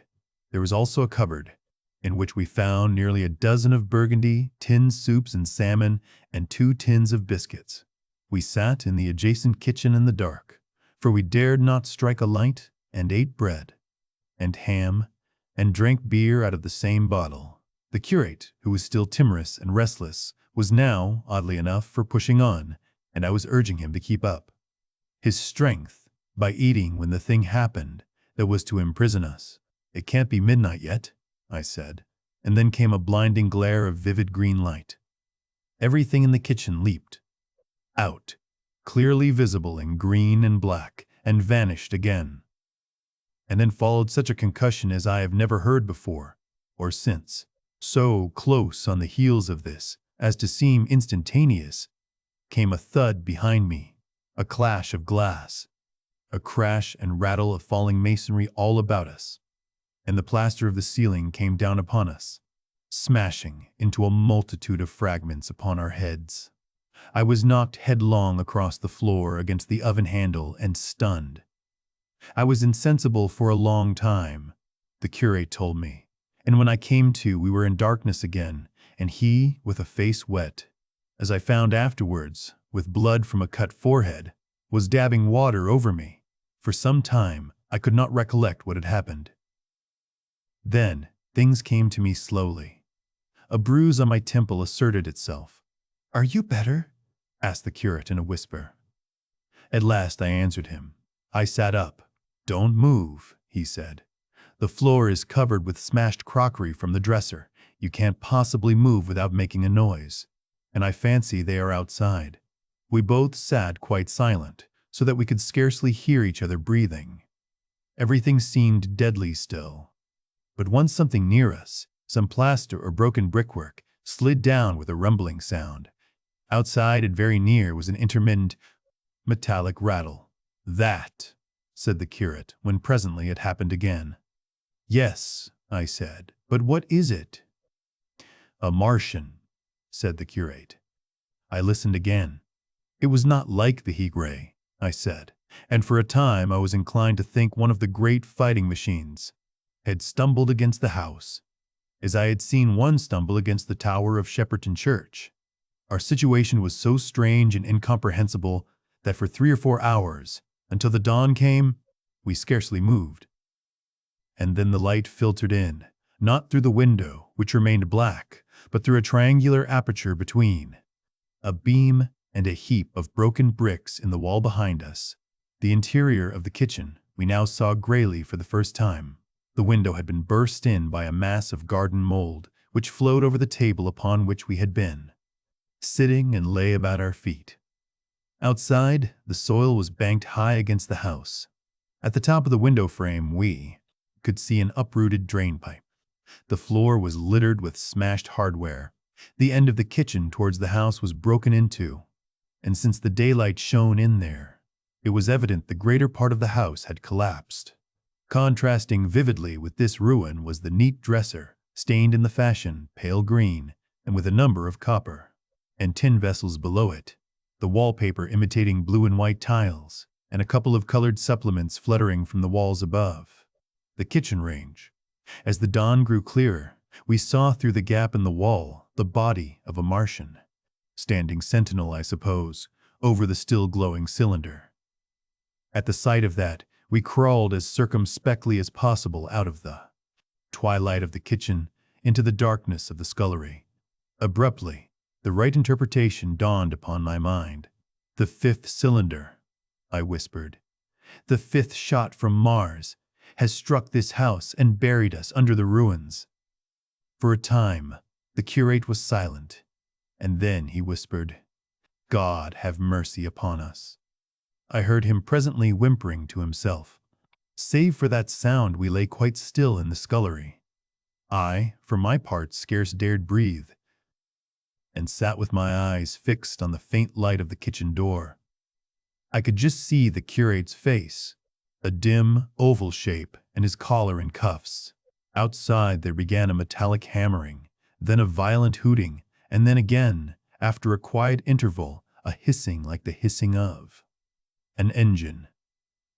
These noises, for the most part problematical, continued intermittently, and seemed, if anything, to increase in number as time wore on. Presently a measured thudding and a vibration that made everything about us quiver, and the vessels in the pantry ring and shift, began and continued. Once the light was eclipsed, and the ghostly kitchen doorway became absolutely dark. For many hours we must have crouched there, silent and shivering, until our tired attention failed. At last, I found myself awake and very hungry. I am inclined to believe we must have spent the greater portion of a day before that awakening. My hunger was at a stride so insistent that it moved me to action. I told the curate I was going to seek food and felt my way towards the pantry. He made me no answer, but so soon as I began eating, the faint noise I made stirred him up, and I heard him crawling after me. Chapter 2. What we saw from the ruined house. After eating, we crept back to the scullery, and there I must have dozed again. For when presently I looked round, I was alone. The thudding vibration continued with wearisome persistence. I whispered for the curate several times, and at last felt my way to the door of the kitchen. It was still daylight, and I perceived him across the room, lying against the triangular hole that looked out upon the Martians. His shoulders were hunched, so that his head was hidden from me. I could hear a number of noises, almost like those in an engine shed, and the place rocked with that beating thud. Through the aperture in the wall, I could see the top of a tree touched with gold, and the warm blue of a tranquil evening sky. For a minute or so I remained watching the curate, and then I advanced, crouching and stepping with extreme care amid the broken crockery that littered the floor. I touched the curate's leg, and he started so violently that a mass of plaster went sliding down outside and fell with a loud impact. I gripped his arm, fearing he might cry out, and for a long time we crouched motionless. Then I turned to see how much of our rampart remained. The detachment of the plaster had left a vertical slit open in the debris, and by raising myself cautiously across a beam, I was able to see out of this gap into what had been overnight a quiet suburban roadway. Vast, indeed, was the change that we beheld. The fifth cylinder must have fallen right into the midst of the house we had first visited. The building had vanished, completely smashed, pulverized, and dispersed by the blow. The cylinder lay now far beneath the original foundations, deep in a hole, already vastly larger than the pit I had looked into at Woking. The earth all round it had splashed under that tremendous impact. Splashed is the only word, and lay in heaped piles that hid the masses of the adjacent houses. It had behaved exactly like mud under the violent blow of a hammer. Our house had collapsed backward. The front portion, even on the ground floor, had been destroyed completely. By a chance the kitchen and scullery had escaped, and stood buried now under soil and ruins, closed in by tons of earth on every side save towards the cylinder. Over that aspect, we hung now on the very edge of the great circular pit the Martians were engaged in making. The heavy, beating sound was evidently just behind us, and ever and again a bright green vapor drove up like a veil across our peephole. The cylinder was already opened in the center of the pit, and on the farther edge of the pit, amid the smashed and gravel-heaped shrubbery, one of the great fighting machines, deserted by its occupant, stood stiff and tall against the evening sky. At first I scarcely noticed the pit and the cylinder. although it has been convenient to describe them first. On account of the extraordinary glittering mechanism I saw busy in the excavation, and on account of the strange creatures that were crawling slowly and painfully across the heaped mold near it. The mechanism, it certainly was, that held my attention first. It was one of those complicated fabrics that have since been called handling machines, and the study of which has already given such an enormous impetus to terrestrial invention. As it dawned upon me first, it presented a sort of metallic spider with 5 jointed, agile legs, and with an extraordinary number of jointed levers, bars, and reaching and clutching tentacles about its body. Most of its arms were retracted, but with 3 long tentacles it was fishing out a number of rods, plates, and bars which lined the covering and apparently strengthened the walls of the cylinder. These, as it extracted them, were lifted out and deposited upon a level surface of earth behind it. Its motion was so swift, complex, and perfect that at first I did not see it as a machine, in spite of its metallic glitter. The fighting machines were coordinated and animated to an extraordinary pitch, but nothing to compare with this. People who have never seen these structures and have only the ill-imagined efforts of artists or the imperfect descriptions of such eyewitnesses as myself to go upon, scarcely realize that living quality. I recall particularly the illustration of one of the first pamphlets to give a consecutive account of the war. The artist had evidently made a hasty study of one of the fighting machines, and there his knowledge ended. He presented them as tilted, stiff tripods, without either flexibility or subtlety, and with an altogether misleading monotony of effect. The pamphlet containing these renderings had a considerable vogue, and I mention them here simply to warn the reader against the impression they may have created. They were no more like the Martians I saw in action than a Dutch doll is like a human being. To my mind, the pamphlet would have been much better without them. At first, I say, the handling machine did not impress me as a machine, but as a crab-like creature with a glittering integument. The controlling Martian, whose delicate tentacles actuated its movements, seeming to be simply the equivalent of the crab's cerebral portion. But then I perceived the resemblance of its gray-brown, shiny, leathery integument to that of the other sprawling bodies beyond, and the true nature of this dexterous workman dawned upon me. With that realization, my interest shifted to those other creatures, the real Martians. Already I had had a transient impression of these, and the first nausea no longer obscured my observation. Moreover, I was concealed and motionless, and under no urgency of action. They were, I now saw, the most unearthly creatures it is possible to conceive. They were huge round bodies, or, rather, heads, about 4 feet in diameter, each body having in front of it a face. This face had no nostrils.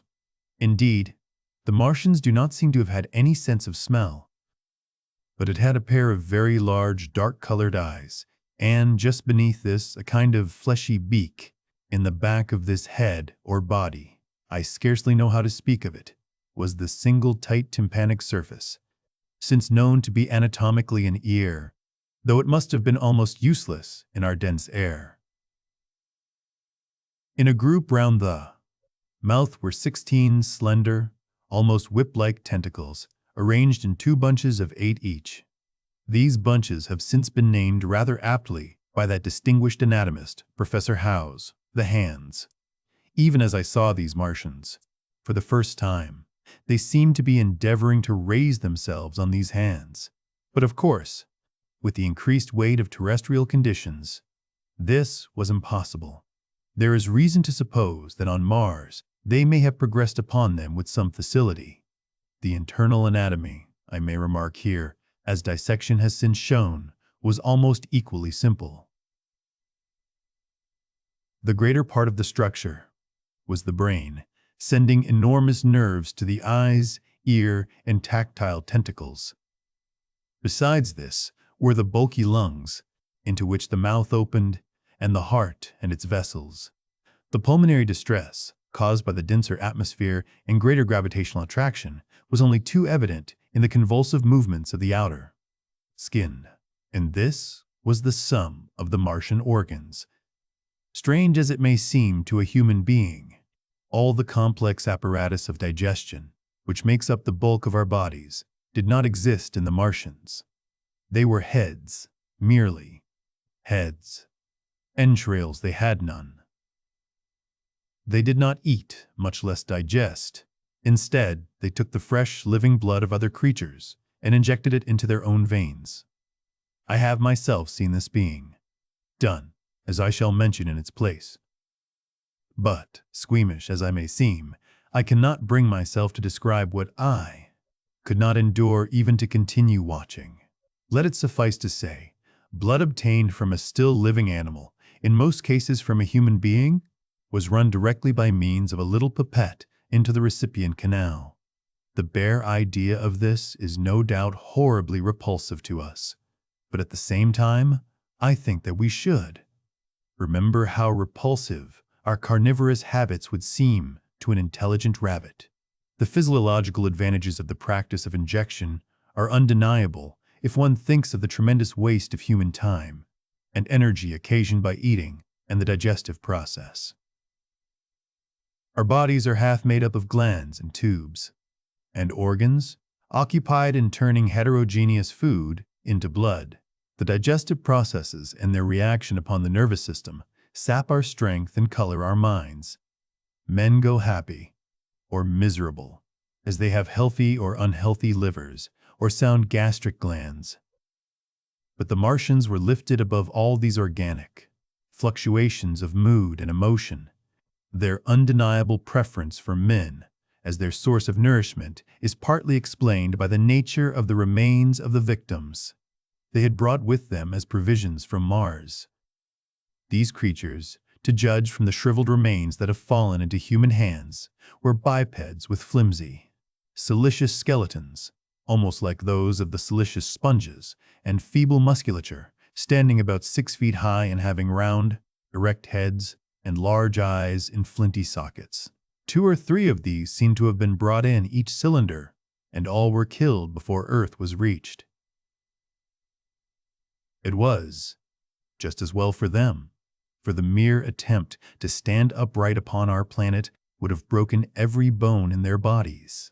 And while I am engaged in this description, I may add in this place certain further details which, although they were not all evident to us at the time, will enable the reader who is unacquainted with them to form a clearer picture of these offensive creatures. In 3 other points, their physiology differed strangely from ours. Their organisms did not sleep any more than the heart of man sleeps. Since they had no extensive muscular mechanism to recuperate, that periodical extinction was unknown to them. They had little or no sense of fatigue, it would seem. On Earth, they could never have moved without effort, yet even to the last they kept in action. In 24 hours they did. 24 hours of work, as even on Earth is perhaps the case with the ants. In the next place, wonderful as it seems in a sexual world, the Martians were absolutely without sex, and therefore without any of the tumultuous emotions that arise from that difference among men.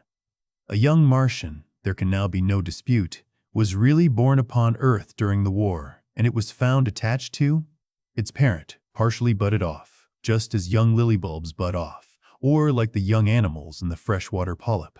In man, in all the higher terrestrial animals, such a method of increase has disappeared, but even on this Earth it was certainly the primitive method. Among the lower animals, up even to those first cousins of the vertebrated animals, the tunicates, the 2 processes occur side by side, but finally, the sexual method superseded its competitor altogether. On Mars, however, just the reverse has apparently been the case. It is worthy of remark that a certain speculative writer of quasi-scientific repute, writing long before the Martian invasion, did forecast for man a final structure, not unlike the actual Martian condition. His prophecy, I remember, appeared in November or December 1893 in a long-defunct publication, the Pall Mall Budget. and I recall a caricature of it in a pre-Martian periodical called Punch. He pointed out, writing in a foolish, facetious tone, that the perfection of mechanical appliances must ultimately supersede limbs, the perfection of chemical devices, digestion, that such organs as hair, external nose, teeth, ears, and chin were no longer essential parts of the human being, and that the tendency of natural selection would lie in the direction of their steady diminution through the coming ages. The brain alone remained a cardinal necessity. Only one other part of the body had a strong case for survival, and that was the hand. Teacher and agent of the brain, while the rest of the body dwindled, the hands would grow larger. There is many a true word written in jest, and here in the Martians we have beyond dispute the actual accomplishment of such a suppression of the animal side of the organism by the intelligence. To me it is quite credible that the Martians may be descended from beings not unlike ourselves, by a gradual development of brain and hands, the latter giving rise to the two bunches of delicate tentacles at last, at the expense of the rest of the body. Without the body, the brain would, of course, become a mere selfish intelligence, without any of the emotional substratum of the human being. The last salient point in which the systems of these creatures differed from ours was in what one might have thought a very trivial particular. Microorganisms, which cause so much disease and pain on Earth, have either never appeared upon Mars, or Martian sanitary science eliminated them ages ago. 100 diseases, all the fevers and contagions of human life, consumption, cancers, tumors, and such morbidities, never enter the scheme of their life. And speaking of the differences between the life on Mars and terrestrial life, I may allude here to the curious suggestions of the red weed. Apparently, the vegetable kingdom in Mars, instead of having green for a dominant color, is of a vivid blood-red tint. At any rate, the seeds which the Martians intentionally or accidentally brought with them gave rise in all cases to red-colored growths. Only that known popularly as the red weed, however, gained any footing in competition with terrestrial forms. The red creeper was quite a transitory growth, and few people have seen it growing. For a time, however, the red weed grew with astonishing vigor and luxuriance. It spread up the sides of the pit by the third or fourth day of our imprisonment, and its cactus-like branches formed a carmine fringe to the edges of our triangular window. And afterwards, I found it broadcast throughout the country, and especially wherever there was a stream of water. The Martians had what appears to have been an auditory organ, a single round drum at the back of the head body, and eyes with a visual range not very different from ours, except that, according to Phillips, blue and violet were as black to them. It is commonly supposed that they communicated by sounds and tentacular gesticulations. This is asserted, for instance, in the able but hastily compiled pamphlet, written evidently by someone not an eyewitness of Martian actions, to which I have already alluded, and which, so far, has been the chief source of information concerning them. Now, no surviving human being saw so much of the Martians in action as I did.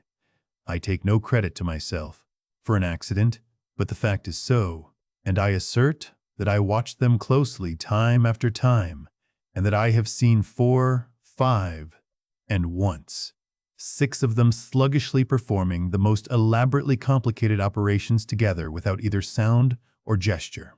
Their peculiar hooting invariably preceded feeding. It had no modulation, and was, I believe, in no sense a signal, but merely the expiration of air preparatory to the suctional operation.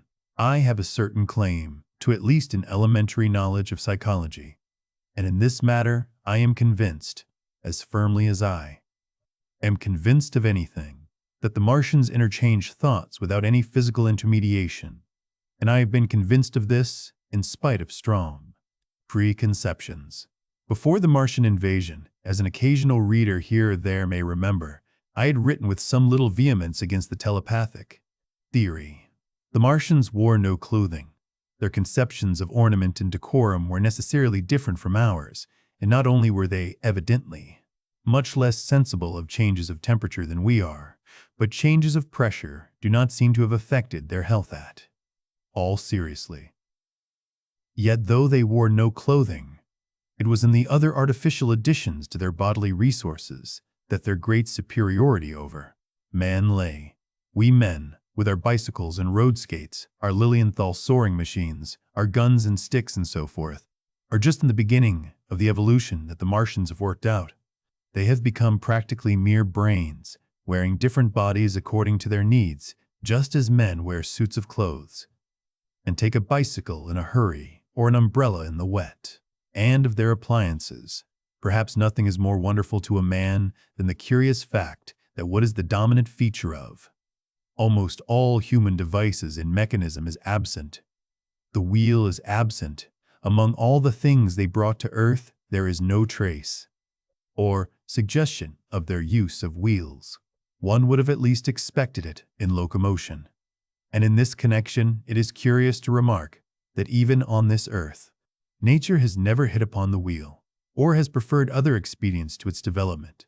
And not only did the Martians either not know of, which is incredible, or abstain from, the wheel, but in their apparatus singularly, little use is made of the fixed pivot, or relatively fixed pivot, with circular motions thereabout confined to one plane.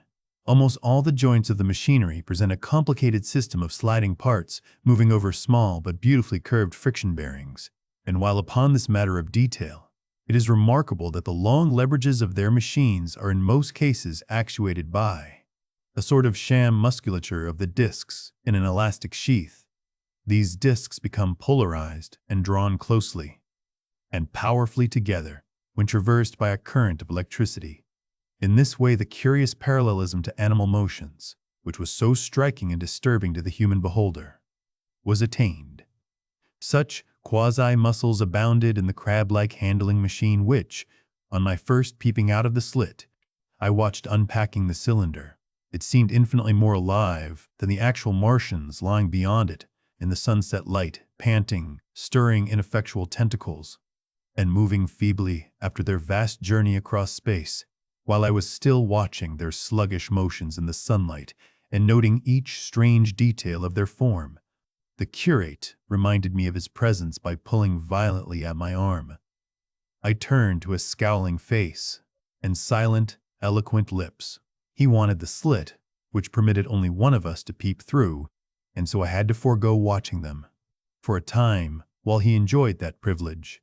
When I looked again, the busy handling machine had already put together several of the pieces of apparatus it had taken out of the cylinder into a shape having an unmistakable likeness to its own, and down on the left, a busy little digging mechanism had come into view, emitting jets of green vapor and working its way round the pit, excavating and embanking in a methodical and discriminating manner.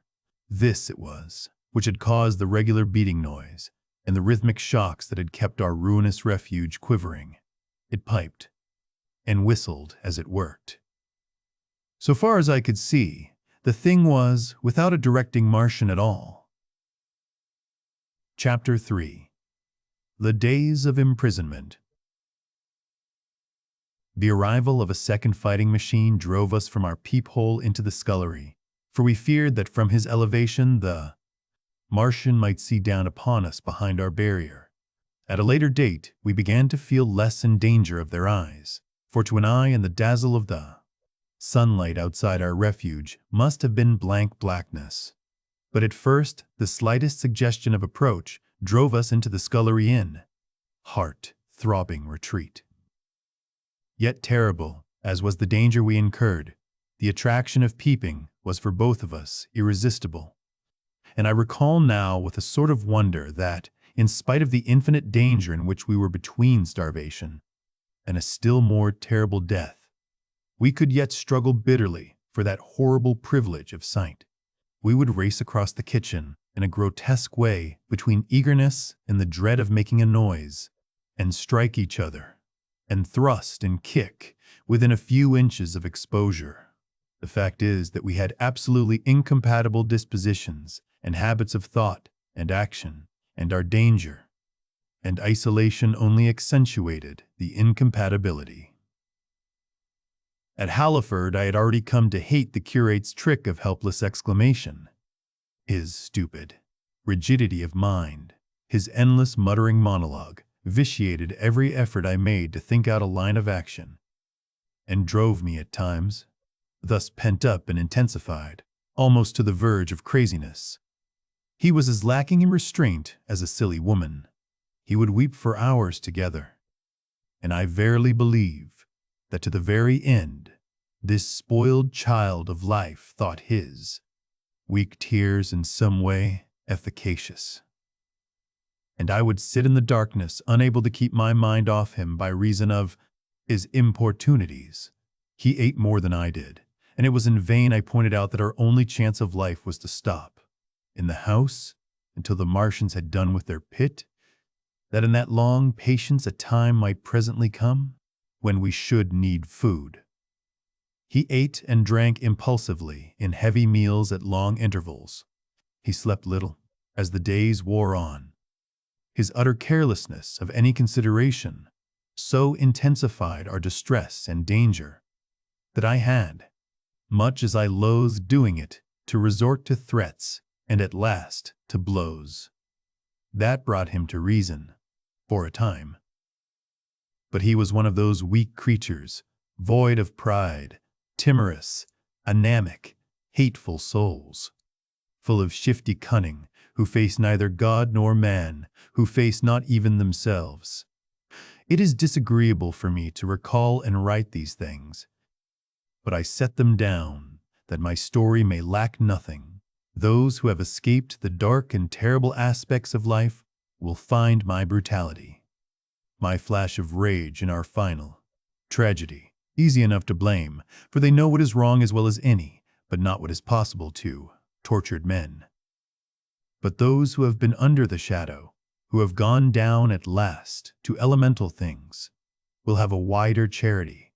And while within we fought out our dark, dim contest of whispers, snatched food and drink, and gripping hands, and blows, without, in the pitiless sunlight of that terrible June, was the strange wonder, the unfamiliar routine of the Martians in the pit. Let me return to those first new experiences of mine. After a long time, I ventured back to the peephole to find that the newcomers had been reinforced by the occupants of no fewer than 3 of the fighting machines. These last had brought with them certain fresh appliances that stood in an orderly manner about the cylinder. The second handling machine was now completed and was busied in serving one of the novel contrivances the big machine had brought. This was a body resembling a milk can in its general form, above which oscillated a pear-shaped receptacle, and from which a stream of white powder flowed into a circular basin below.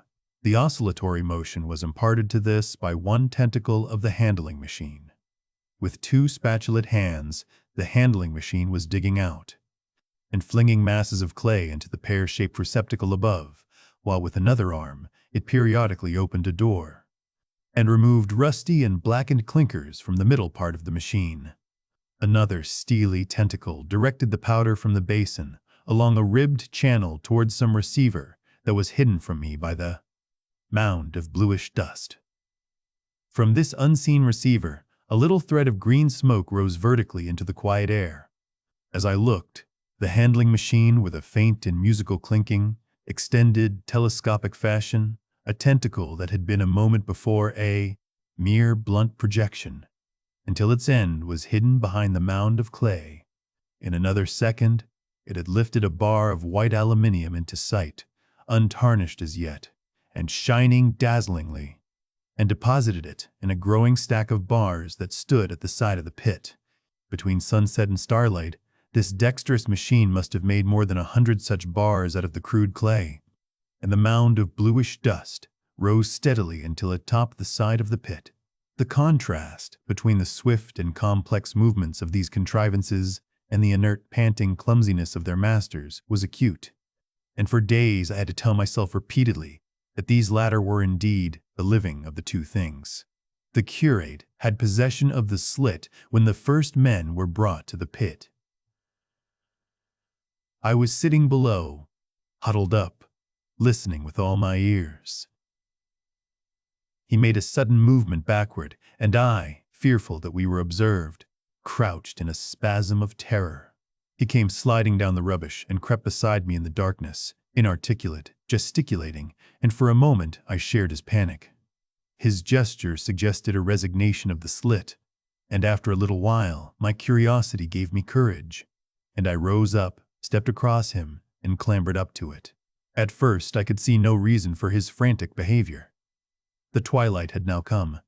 The stars were little and faint, but the pit was illuminated by the flickering green fire that came from the aluminium making. The whole picture was a flickering scheme of green gleams and shifting rusty black shadows, strangely trying to the eyes. Over and through it all went the bats, heeding it not at all. The sprawling Martians were no longer to be seen. The mound of blue-green powder had risen to cover them from sight, and a fighting machine, with its legs contracted, crumpled, and abbreviated, stood across the corner of the pit. And then, amid the clangor of the machinery, came a drifting suspicion of human voices that I entertained at first only to dismiss. I crouched, watching this fighting machine closely, satisfying myself now for the first time that the hood did indeed contain a Martian. As the green flames lifted, I could see the oily gleam of his integument and the brightness of his eyes. And suddenly I heard a yell and saw a long tentacle reaching over the shoulder of the machine to the little cage that, hunched upon its back. Then something struggling violently, was lifted high against the sky, a black, vague enigma against the starlight. And as this black object came down again, I saw by the green brightness that it was a man. For an instant he was clearly visible. He was a stout, ruddy, middle-aged man, well-dressed. 3 days before, he must have been walking the world. A man of considerable consequence. I could see his staring eyes and gleams of light on his studs and watch chain. He vanished behind the mound, and for a moment there was silence. And then began a shrieking and a sustained and cheerful hooting from the Martians. I slid down the rubbish, struggled to my feet, clapped my hands over my ears, and bolted into the scullery. The curate, who had been crouching silently with his arms over his head, looked up as I passed, cried out quite loudly at my desertion of him, and came running after me. That night, as we lurked in the scullery, balanced between our horror and the terrible fascination this peeping had, although I felt an urgent need of action, I tried in vain to conceive some plan of escape. But afterwards, during the second day, I was able to consider our position with great clearness. The curate, I found, was quite incapable of discussion. This new and culminating atrocity had robbed him of all vestiges of reason or forethought. Practically, he had already sunk to the level of an animal. But as the saying goes, I gripped myself with both hands. It grew upon my mind, once I could face the facts, that terrible as our position was, there was, yet no justification for absolute despair. Our chief chance lay in the possibility of the Martians making the pit nothing more than a temporary encampment. Or even if they kept it permanently, they might not consider it necessary to guard it, and a chance of escape might be afforded us. I also weighed very carefully the possibility of our digging a way out in a direction away from the pit, but the chances of our emerging within sight of some sentinel fighting machine seemed at first too great, and I should have had to do all the digging myself. The curate would certainly have failed me. It was on the third day, if my memory serves me right, that I saw the lad killed. It was the only occasion on which I actually saw the Martians feed. After that experience, I avoided the hole in the wall for the better part of a day. I went into the scullery, removed the door, and spent some hours digging with my hatchet as silently as possible. But when I had made a hole about a couple of feet deep, the loose earth collapsed noisily, and I did not dare continue. I lost heart and lay down on the scullery floor for a long time, having no spirit even to move. And after that I abandoned altogether the idea of escaping by excavation. It says much for the impression the Martians had made upon me that at first I entertained little or no hope of our escape being brought about by their overthrow through any human effort. But on the fourth or fifth night, I heard a sound like heavy guns. It was very late in the night, and the moon was shining brightly. The Martians had taken away the excavating machine and, save for a fighting machine that stood in the remoter bank of the pit, and a handling machine that was buried out of my sight in a corner of the pit immediately beneath my peephole, the place was deserted by them, except for the pale glow from the handling machine and the bars and patches of white moonlight. The pit was in darkness, and, except for the clinking of the handling machine, quite still. That night was a beautiful serenity, save for one planet. The moon seemed to have the sky to herself. I heard a dog howling, and that familiar sound it was that made me listen. Then I heard quite distinctly a booming, exactly like the sound of great guns. 6 distinct reports I counted, and after a long interval, 6 again. And that was all. Chapter 4. The Death of the Curate. It was on the 6th day of our imprisonment that I peeped for the last time, and presently found myself alone, instead of keeping close to me and trying to oust me from the slit. The curate had gone back into the scullery. I was struck by a sudden thought. I went back quickly and quietly into the scullery. In the darkness, I heard the curate drinking. I snatched in the darkness, and my fingers caught a bottle of Burgundy. For a few minutes, there was a tussle. The bottle struck the floor and broke, and I desisted, and rose. We stood panting and threatening each other. In the end, I planted myself between him and the food, and told him of my determination to begin a discipline. I divided the food in the pantry into rations to last us 10 days. I would not let him eat any more that day. In the afternoon, he made a feeble effort to get at the food. I had been dozing, but in an instant I was awake. All day and all night we sat face to face, I weary but resolute, and he weeping and complaining of his immediate hunger. It was, I know, a night and a day, but to me it seems now, an interminable length of time. And so our widened incompatibility ended at last in open conflict. For 2 vast days we struggled in undertones and wrestling contests. There were times when I beat and kicked him madly, times when I cajoled and persuaded him, and once I tried to bribe him with the last bottle of Burgundy, for there was a rainwater pump from which I could get water. But neither force nor kindness availed. He was indeed beyond reason. He would neither desist from his attacks on the food, nor from his noisy babbling to himself. The rudimentary precautions to keep our imprisonment endurable he would not observe. Slowly I began to realize the complete overthrow of his intelligence, to perceive that my sole companion in this close and sickly darkness was a man insane. From certain vague memories, I am inclined to think my own mind wandered at times. I had strange and hideous dreams whenever I slept.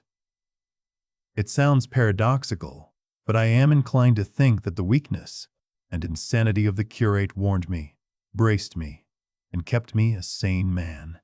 On the 8th day, he began to talk aloud instead of whispering, and nothing I could do would moderate his speech.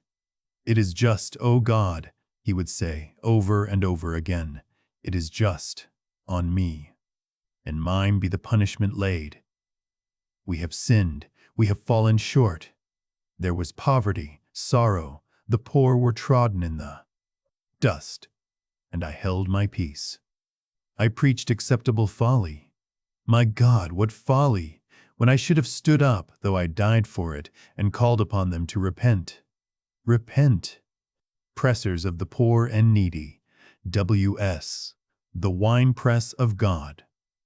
Then he would suddenly revert to the matter of the food I withheld from him, praying, begging, weeping, at last threatening. He began to raise his voice. I prayed him not to. He perceived a hold on me. He threatened he would shout and bring the Martians upon us. For a time that scared me, but any concession would have shortened our chance of escape beyond estimating. I defied him, although I felt no assurance that he might not do this thing. But that day, at any rate, he did not. He talked with his voice rising slowly. Through the greater part of the 8th and 9th days, threats, entreaties, mingled with a torrent of half-sane and always frothy repentance for his vacant sham of God's service, such as made me pity him.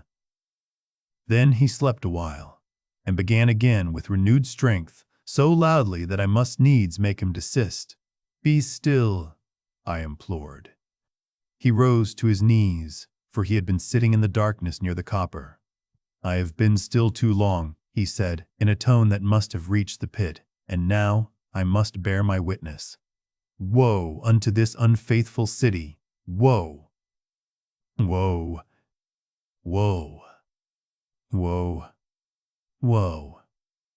To the inhabitants of the earth by reason of the other voices of the trumpet." "Shut up," I said, rising to my feet, and in a terror lest the Martians should hear us. "For God's sake." "Tea!" "Nay," shouted the curate, at the top of his voice, standing likewise and extending his arms. "Speak!" "The word of the Lord is upon me." In 3 strides, he was at the door leading into the kitchen. "I must bear my witness. I go. It has already been too long delayed." I put out my hand and felt the meat chopper hanging to the wall. In a flash, I was after him. I was fierce with fear. Before he was halfway across the kitchen, I had overtaken him. With one last touch of humanity, I turned the blade back and struck him with the butt. He went headlong forward and lay stretched on the ground. I stumbled over him and stood panting. He lay still.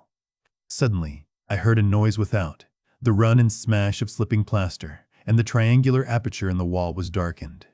I looked up and saw the lower surface of a handling machine coming slowly across the hole. One of its gripping limbs curled amid the debris. Another limb appeared, feeling its way over the fallen beams. I stood petrified, staring. Then I saw through a sort of glass plate near the edge of the body, the face, as we may call it, and the large dark eyes of a Martian, peering, and then a long metallic snake of tentacle came feeling slowly through the hole. I turned by an effort, stumbled over the curate, and stopped at the scullery door. The tentacle was now some way, 2 yards or more, in the room, and twisting and turning with queer sudden movements, this way and that. For a while I stood fascinated by that slow, fitful advance. Then, with a faint, hoarse cry, I forced myself across the scullery. I trembled violently. I could scarcely stand upright. I opened the door of the coal cellar and stood there in the darkness, staring at the faintly lit doorway into the kitchen, and listening. Had the Martian seen me? What was it doing now? Something was moving to and fro there, very quietly. Every now and then it tapped against the wall, or started on its movements with a faint metallic ringing, like the movements of keys on a split ring. Then a heavy body, I knew too well what, was dragged across the floor of the kitchen towards the opening. Irresistibly attracted, I crept to the door and peeped into the kitchen. In the triangle of bright outer sunlight, I saw the Martian, in its briareus of a handling machine, scrutinizing the curate's head. I thought at once that it would infer my presence from the mark of the blow I had given him. I crept back to the coal cellar, shut the door, and began to cover myself up as much as I could, and as noiselessly as possible in the darkness, among the firewood and coal therein. Every now and then I paused, rigid, to hear if the Martian had thrust its tentacles through the opening again. Then the faint metallic jingle returned. I traced it slowly, feeling over the kitchen. Presently I heard it nearer. In the scullery, as I judged. I thought that its length might be insufficient to reach me. I prayed copiously. It passed, scraping faintly across the cellar door. An age of almost intolerable suspense intervened. Then I heard it fumbling at the latch. It had found the door. The Martians understood doors. It worried at the catch for a minute, perhaps, and then the door opened. In the darkness, I could just see the thing, like an elephant's trunk more than anything else, waving towards me, and touching and examining the wall, coals, wood, and ceiling. It was like a black worm swaying its blind head to and fro. Once, even, it touched the heel of my boot. I was on the verge of screaming. I bit my hand. For a time, the tentacle was silent. I could have fancied it had been withdrawn. Presently, with an abrupt click, it gripped something. I thought it had me, and seemed to go out of the cellar again. For a minute, I was not sure. Apparently, it had taken a lump of coal to examine. I seized the opportunity of slightly shifting my position, which had become cramped, and then listened. I whispered passionate prayers for safety. Then I heard the slow, deliberate sound creeping towards me again. Slowly, slowly it drew near, scratching against the walls and tapping the furniture. While I was still doubtful, it rapped smartly against the cellar door and closed it. I heard it go into the pantry, and the biscuit tins rattled and a bottle smashed, and then came a heavy bump against the cellar door. Then silence that passed into an infinity of suspense. Had it gone? At last I decided that it had. It came into the scullery no more, but I lay all the 10th day in the close darkness, buried among coals and firewood, not daring even to crawl out for the drink for which I craved.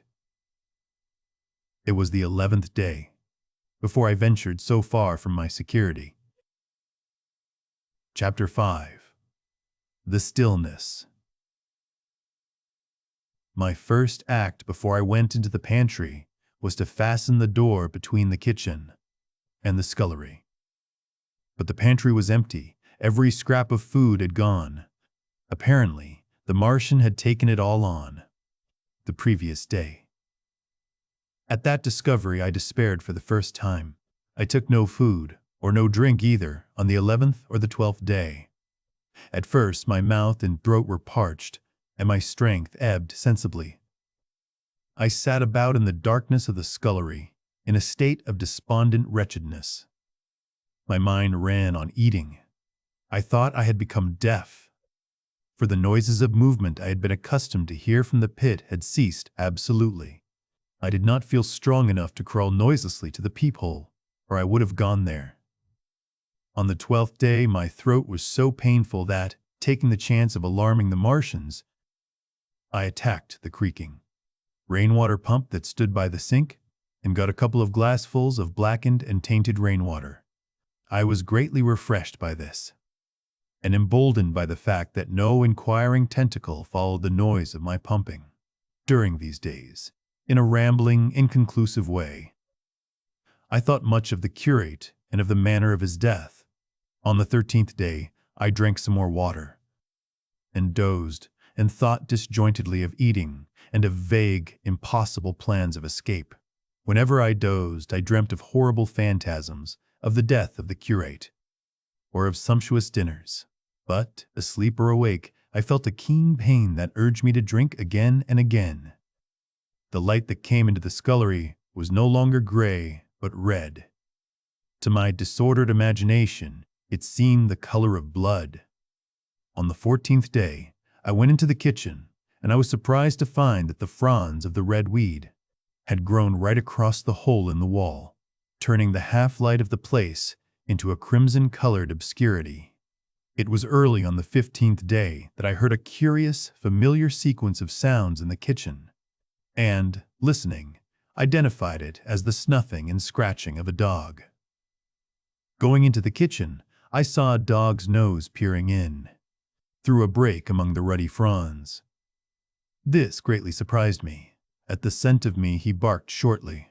I thought if I could induce him to come into the place quietly, I should be able, perhaps, to kill and eat him, and in any case, it would be advisable to kill him, lest his actions attracted the attention of the Martians. I crept forward, saying, "Good dog," very softly, but he suddenly withdrew his head and disappeared. I listened. I was not deaf, but certainly the pit was still. I heard a sound like the flutter of a bird's wings and a horse croaking, but that was all. For a long while, I lay close to the peephole, but not daring to move aside the red plants that obscured it. Once or twice I heard a faint pitter-patter, like the feet of the dog going hither and thither on the sand far below me, and there were more bird-like sounds, but that was all. At length, encouraged by the silence, I looked out, except in the corner, where a multitude of crows hopped and fought over the skeletons of the dead the Martians had consumed. There was not a living thing in the pit. I stared about me, scarcely believing my eyes. All the machinery had gone, save for the big mound of grayish-blue powder. In one corner, certain bars of aluminium; in another, the blackbirds and the skeletons of the killed. The place was merely an empty circular pit in the sand. Slowly, I thrust myself out through the red weed and stood upon the mound of rubble. I could see in any direction, save behind me, to the north, and neither Martians nor sign of Martians were to be seen. The pit dropped sheerly from my feet, but a little way along the rubbish afforded a practicable slope to the summit of the ruins. My chance of escape had come. I began to tremble. I hesitated for some time, and then, in a gust of desperate resolution, and with a heart that throbbed violently, I scrambled to the top of the mound in which I had been buried so long. I looked about again. To the northward, too, no Martian was visible. When I had last seen this part of Sheen in the daylight, it had been a straggling street of comfortable white and red houses, interspersed with abundant shady trees. Now I stood on a mound of smashed brickwork, clay, and gravel, over which spread a multitude of red cactus-shaped plants, knee-high, without a solitary terrestrial growth to dispute their footing. The trees near me were dead and brown, but further, a network of red threads scaled the still-living stems. The neighboring houses had all been wrecked, but none had been burned. Their walls stood, sometimes to the second story, with smashed windows and shattered doors. The red weed grew tumultuously in their roofless rooms. Below me was the great pit, with the crows struggling for its refuse. A number of other birds hopped about among the ruins. Far away I saw a gaunt cat slink crouchingly along a wall, but traces of men there were none. The day seemed, by contrast with my recent confinement, dazzlingly bright, the sky a glowing blue. A gentle breeze kept the red weed that covered every scrap of unoccupied ground gently swaying. And oh, the sweetness of the air. Chapter 6. The Work of 15 Days. For some time I stood tottering on the mound regardless of my safety. Within that noisome den from which I had emerged, I had thought, with a narrow intensity, only of our immediate security. I had not realized what had been happening to the world, had not anticipated this startling vision of unfamiliar things. I had expected to see Sheen in ruins. I found about me the landscape, weird and lurid, of another planet. For that moment, I touched an emotion beyond the common range of men, yet one that the poor brutes we dominate know only too well. I felt as a rabbit might feel returning to his burrow and suddenly confronted by the work of a dozen busy navvies digging the foundations of a house. I felt the first inkling of a thing that presently grew quite clear in my mind, that oppressed me. For many days, a sense of dethronement, a persuasion that I was no longer a master, but an animal among the animals, under the Martian heel. With us, it would be as with them, to lurk and watch, to run and hide. The fear and empire of man had passed away. But so soon as this strangeness had been realized, it passed, and my dominant motive became the hunger of my long and dismal fast. In the direction away from the pit I saw, beyond a red-covered wall, a patch of garden ground unburied. This gave me a hint, and I went knee-deep and sometimes neck-deep in the red weed. The density of the weed gave me a reassuring sense of hiding. The wall was some 6 feet high, and when I attempted to clamber it, I found I could not lift my feet to the crest. So I went along by the side of it and came to a corner and a rockwork that enabled me to get to the top and tumble into the garden I coveted. Here I found some young onions, a couple of gladiolus bulbs, and a quantity of immature carrots, all of which I secured, and, scrambling over a ruined wall, went on my way through scarlet and crimson trees towards Q. It was like walking through an avenue of gigantic blood drops, possessed with 2 ideas: to get more food and to limp as soon and as far as my strength permitted out of this accursed, unearthly region of the pit. Some way farther, in a grassy place, was a group of mushrooms which also I devoured, and then I came upon a brown sheet of flowing shallow water where meadows used to be. These fragments of nourishment served only to whet my hunger. At first, I was surprised at this flood in a hot, dry summer. But afterwards, I discovered that it was caused by the tropical exuberance of the red weed. Directly this extraordinary growth encountered water, it straightway became gigantic and of unparalleled fecundity. Its seeds were simply poured down into the water of the Wey and Thames, and its swiftly growing and titanic water fronds speedily choked both those rivers. At Putney, as I afterwards saw, the bridge was almost lost in a tangle of this weed. And at Richmond, too, the Thames water poured in a broad and shallow stream across the meadows of Hampton and Twickenham. As the water spread, the weed followed them, until the ruined villas of the Thames Valley were for a time lost in this red swamp, whose margin I explored, and much of the desolation the Martians had caused was concealed. In the end, the red weed succumbed almost as quickly as it had spread, a cankering disease, due, it is believed, to the action of certain bacteria presently seized upon it.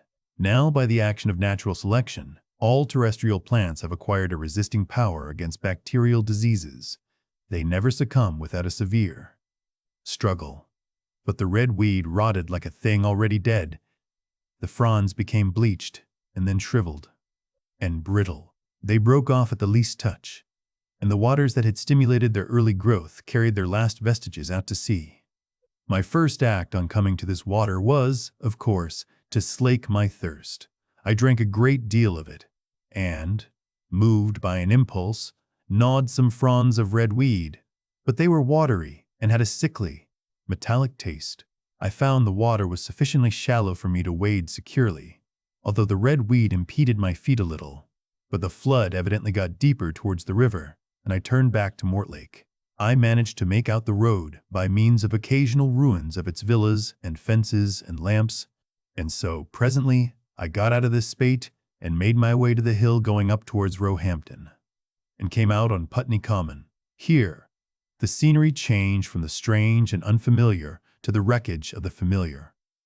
Patches of ground exhibited the devastation of a cyclone, and in a few score yards I would come upon perfectly undisturbed spaces, houses with their blinds trimly drawn, and doors closed, as if they had been left for a day by the owners, or as if their inhabitants slept within. The red weed was less abundant. The tall trees along the lane were free from the red creeper. I hunted for food among the trees, finding nothing, and I also raided a couple of silent houses, but they had already been broken into and ransacked. I rested for the remainder of the daylight in a shrubbery, being, in my enfeebled condition, too fatigued to push on. All this time I saw no human beings and no signs of the Martians. I encountered a couple of hungry-looking dogs, but both hurried circuitously away from the advances I made them. Near Roehampton, I had seen 2 human skeletons, not bodies but skeletons, picked clean, and in the wood by me I found the crushed and scattered bones of several cats and rabbits and the skull of a sheep. But though I gnawed parts of these in my mouth, there was nothing to be got from them. After sunset I struggled on along the road towards Putney, where I think the heat ray must have been used, for some reason. And in the garden beyond Roehampton I got a quantity of immature potatoes, sufficient to stay my hunger. From this garden one looked down upon Putney and the river. The aspect of the place in the dusk was singularly desolate.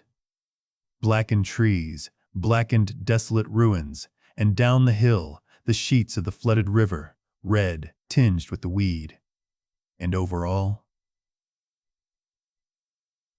silence. It filled me with indescribable terror to think how swiftly that desolating change had come. For a time, I believed that mankind had been swept out of existence and that I stood there alone, the last man left alive. Hard by the top of Putney Hill, I came upon another skeleton with the arms dislocated and removed several yards from the rest of the body. As I proceeded, I became more and more convinced that the extermination of mankind was, save for such stragglers as myself, already accomplished in this part of the world. The Martians, I thought, had gone on and left the country desolated, seeking food elsewhere. Perhaps even now they were destroying Berlin or Paris, or it might be they had gone northward. Chapter 7. The Man on Putney Hill.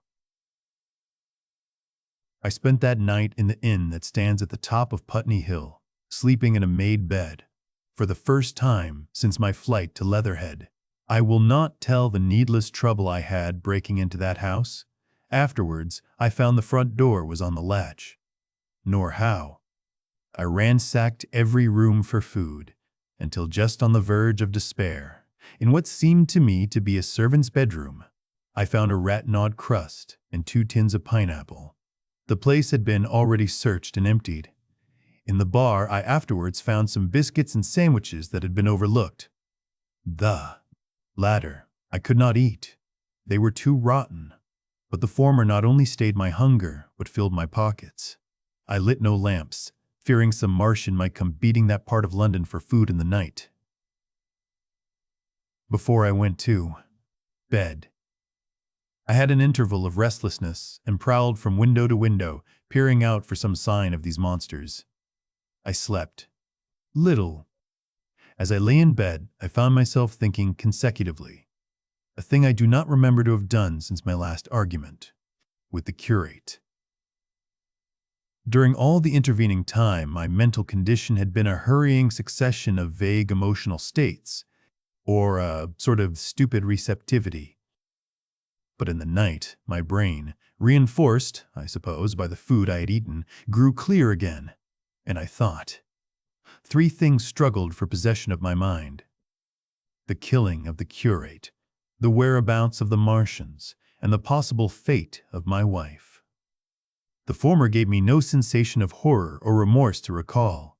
I saw it simply as a thing done, a memory infinitely disagreeable but quite without the quality of remorse. I saw myself then, as I see myself now, driven step by step towards that hasty blow, the creature of a sequence of accidents leading inevitably to that. I felt no condemnation, yet the memory, static, unprogressive, haunted me. In the silence of the night, with that sense of the nearness of God that sometimes comes into the stillness and the darkness, I stood my trial, my only trial, for that moment of wrath and fear. I retraced every step of our conversation from the moment when I had found him crouching beside me, heedless of my thirst and pointing to the fire and smoke that streamed up from the ruins of Weybridge. We had been incapable of cooperation. Grim chance had taken no heed of that. Had I foreseen, I should have left him at Halliford. But I did not foresee, and crime is to foresee and do. And I set this down as I have set all this story down, as it was. There were no witnesses. All these things I might have concealed. But I set it down, and the reader must form his judgment as he will. And when, by an effort, I had set aside that picture of a prostrate body, I faced the problem of the Martians and the fate of my wife. For the former, I had no data. I could imagine 100 things. And so, unhappily, I could for the latter. And suddenly that night became terrible. I found myself sitting up in bed, staring at the dark. I found myself praying that the heat ray might have suddenly and painlessly struck her out of being. Since the night of my return from Leatherhead, I had not prayed. I had uttered prayers, fetish prayers, had prayed as heathens mutter charms when I was in extremity, but now I prayed indeed, pleading steadfastly and sanely, face to face with the darkness of God. Strange night. Strangest in this, that so soon as dawn had come, I, who had talked with God, crept out of the house like a rat leaving its hiding place. A creature scarcely larger, an inferior animal, a thing that for any passing whim of our masters might be hunted and killed. Perhaps they also prayed confidently to God. Surely, if we have learned nothing else, this war has taught us pity for those witless souls that suffer our dominion.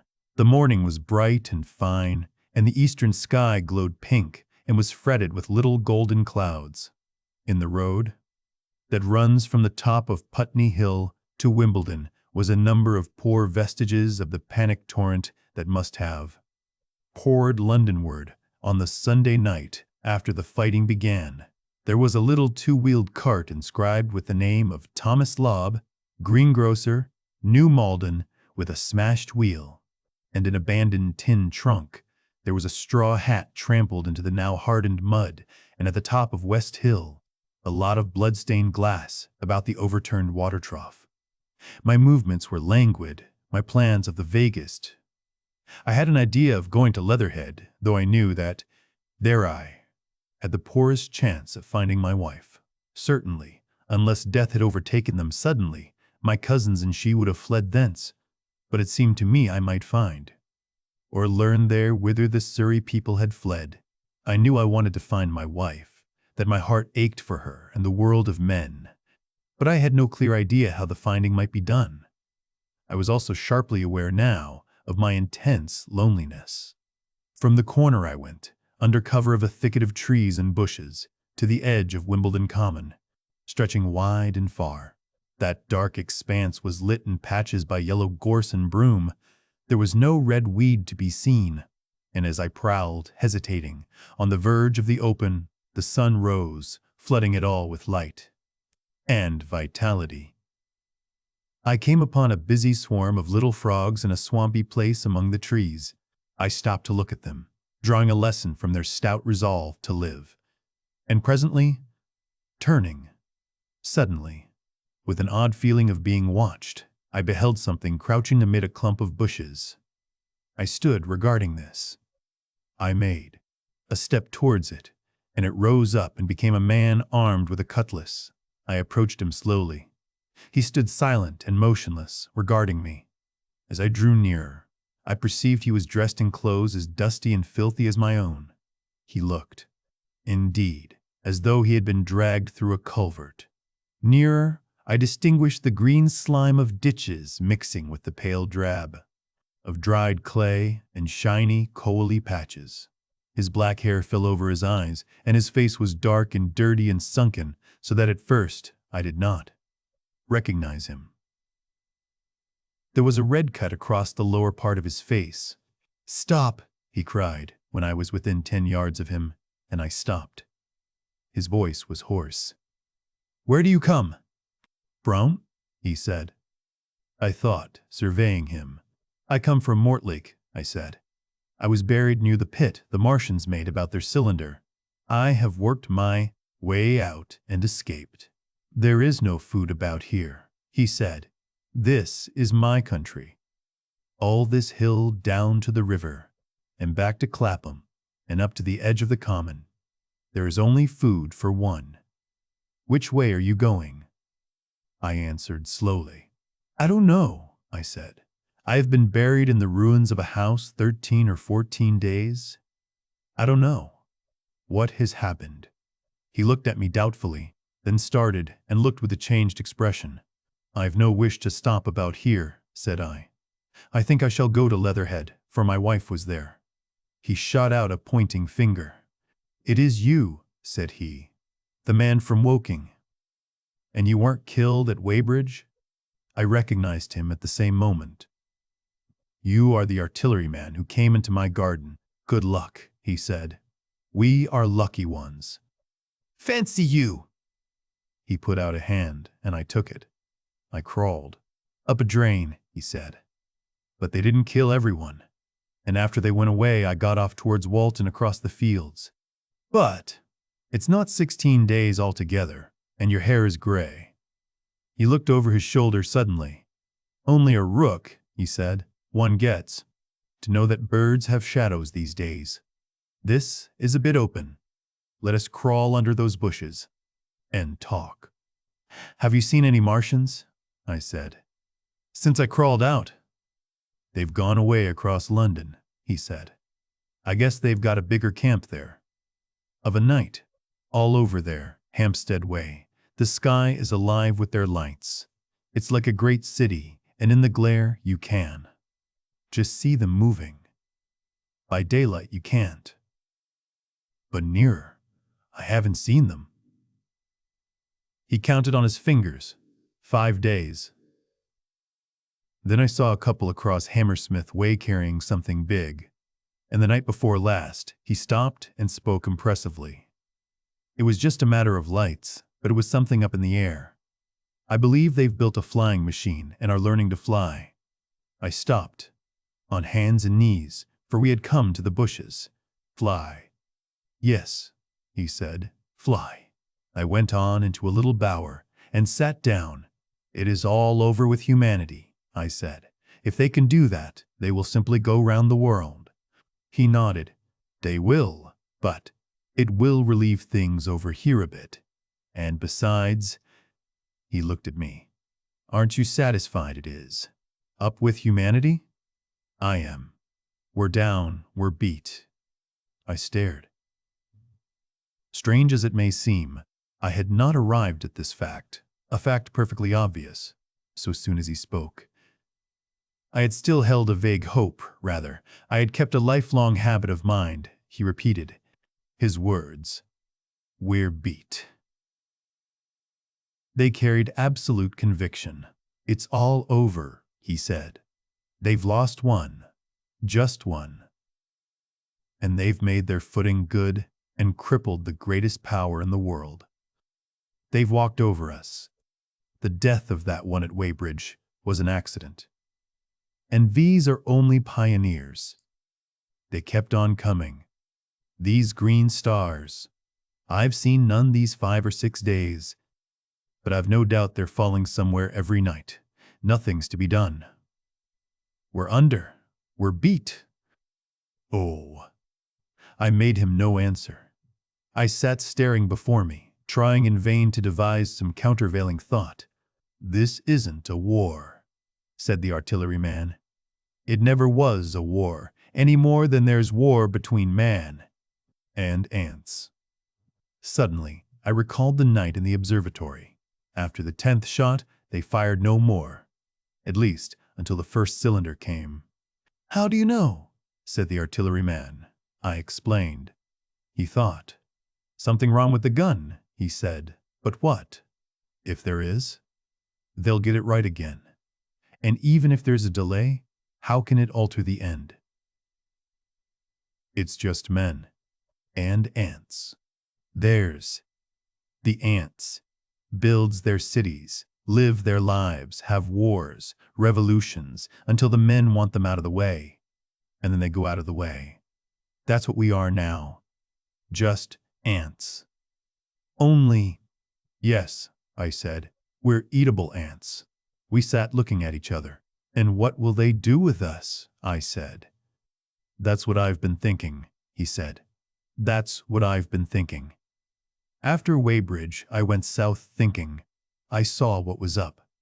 Most of the people were hard at it, squealing and exciting themselves. But I'm not so fond of squealing. I've been in sight of death once or twice. I'm not an ornamental soldier. And at the best, and worst, death. It's just death.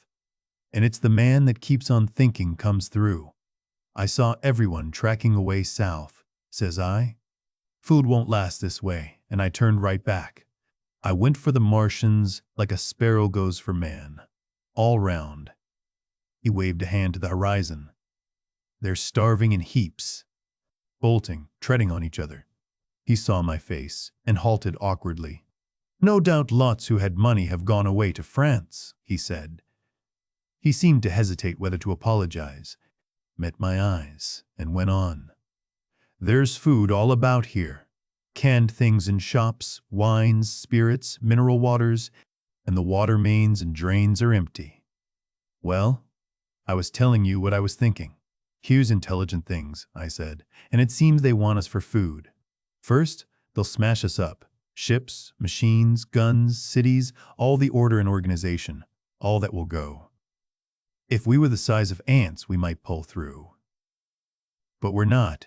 It's all too bulky to stop. That's the first certainty. I assented. It is. I've thought it out. Very well then. Next, at present we're caught as we're wanted. A Martian has only to go a few miles to get a crowd on the run.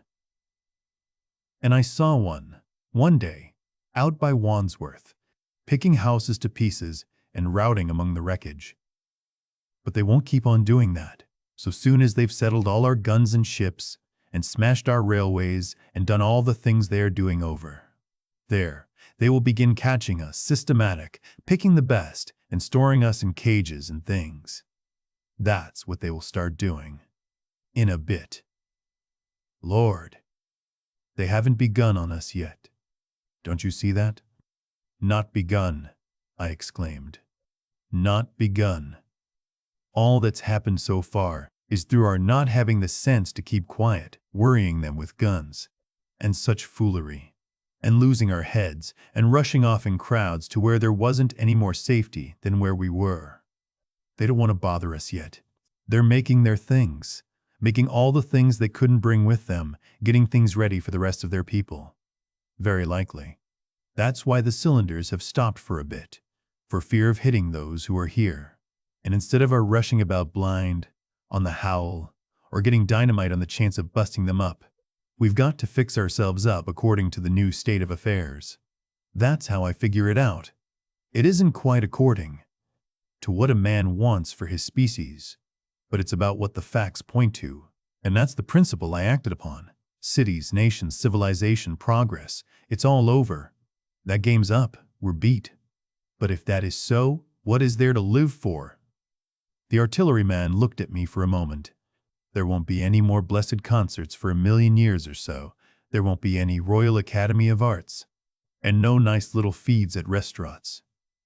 If it's amusement you're after, I reckon the game is up. If you've got any drawing room manners or a dislike to eating peas with a knife or dropping H's, you'd better chuck 'em away. They ain't no further use. Aw, I mean that men like me are going on living for the sake of the breed.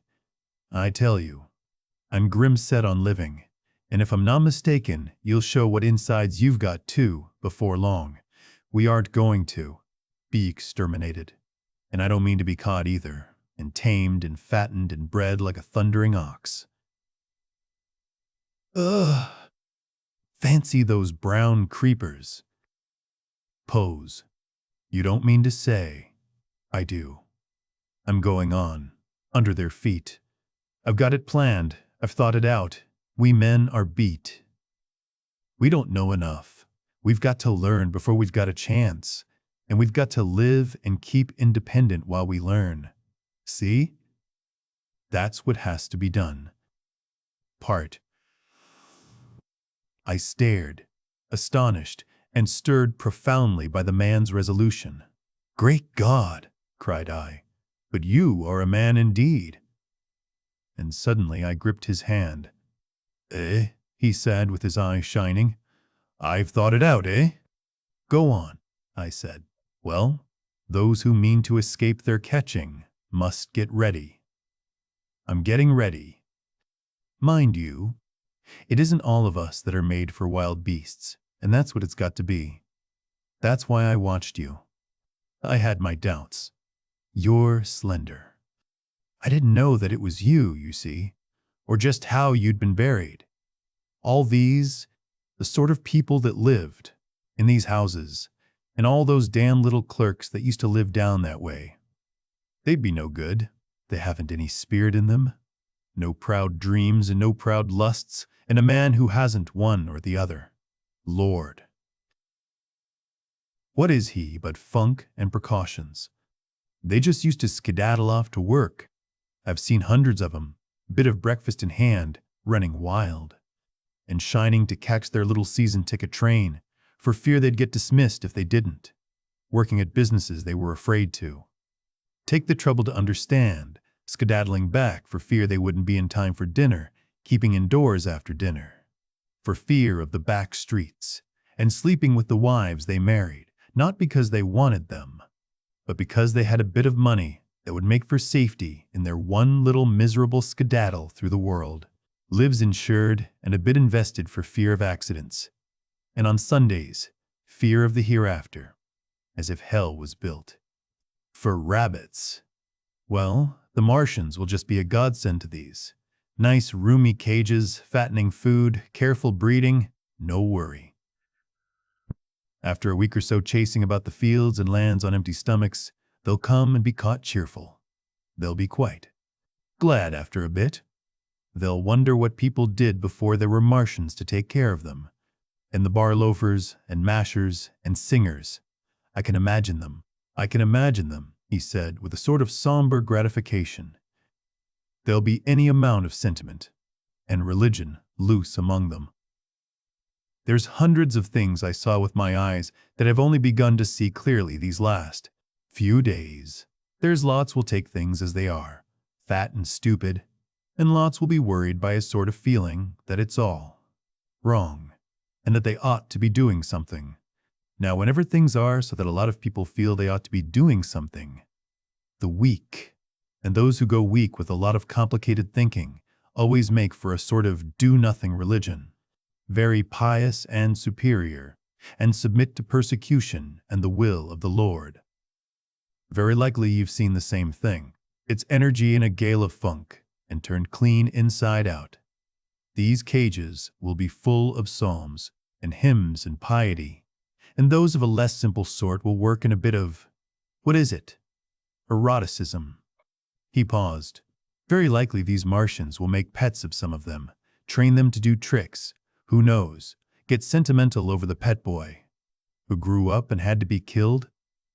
And some, maybe, they will train to hunt us. No, I cried. That's impossible. No human being. What's the good of going on with such lies? Said the artilleryman. There's men who'd do it cheerful. What nonsense to pretend. There isn't. And I succumbed to his conviction. If they come after me, he said, Lord, if they come after me, and subsided into a grim meditation. I sat contemplating these things. I could find nothing to bring against this man's reasoning. In the days before the invasion, no, one would have questioned my intellectual superiority to his. I, a professed and recognized writer on philosophical themes, and he, a common soldier, and yet he had already formulated a situation that I had scarcely realized. What are you doing? I said presently. What plans have you made? He hesitated. Well, it's like this, he said. What have we to do? We have to invent a sort of life where men can live and breed and be sufficiently secure to bring the children up. Yes, wait a bit, and I'll make it clearer what I think ought to be done. The tame ones will go like all tame beasts. In a few generations, they'll be big, beautiful, rich-blooded, stupid rubbish. The risk is that we who keep wild will go savage degenerate into a sort of big, savage rat. You see, how I mean to live is underground. I've been thinking about the drains. Of course, those who don't know drains think horrible things. But under this London are miles and miles, hundreds of miles, and a few days' rain and London empty will leave them sweet and clean. The main drains are big enough and airy enough for anyone. Then there's cellars, vaults, stores, from which bolting passages may be made to the drains. And the railway tunnels and subways. You begin to see? And we form a band able-bodied, clean-minded men. We're not going to pick up any rubbish that drifts in. Weaklings go out again. As you meant me to go? Well, I parleyed, didn't I? We won't quarrel about that. Go on. Those who stop obey orders. Able-bodied, clean-minded women we want also. Mothers and teachers. No lackadaisical ladies. No blasted rolling eyes. We can't have any weak or silly. Life is real again, and the useless and cumbersome and mischievous have to die. They ought to die. They ought to be willing to die. It's a sort of disloyalty, after all, to live and taint the race. And they can't be happy. Moreover, dying's none so dreadful. It's the funking makes it bad. And in all those places we shall gather. Our district will be London. And we may even be able to keep a watch and run about in the open when the Martians keep away. Play cricket, perhaps.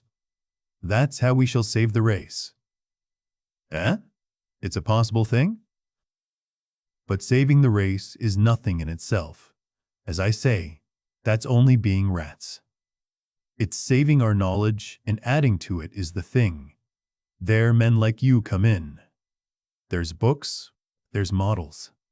We must make great safe places down deep and get all the books we can, not novels and poetry swipes, but ideas, science books. That's where men like you come in. We must go to the British Museum and pick all those books through. Especially, we must keep up our science, learn more. We must watch these Martians. Some of us must go as spies. When it's all working, perhaps I will. Get caught, I mean. And the great thing is, we must leave the Martians alone. We mustn't even steal. If we get in their way, we clear out. We must show them we mean no harm. Yes, I know. But they're intelligent things, and they won't hunt us down if they have all they want, and think we're just harmless vermin. The artilleryman paused and laid a brown hand upon my arm. After all, it may not be so much we may have to learn before. Just imagine this. 4 or 5 of their fighting machines suddenly starting off. Heat rays right and left, and not a Martian in 'em. Not a Martian in 'em, but men who have learned the way how. It may be in my time, even those men. Fancy having one of them lovely things, with its heat ray wide and free. Fancy having it in control. What would it matter?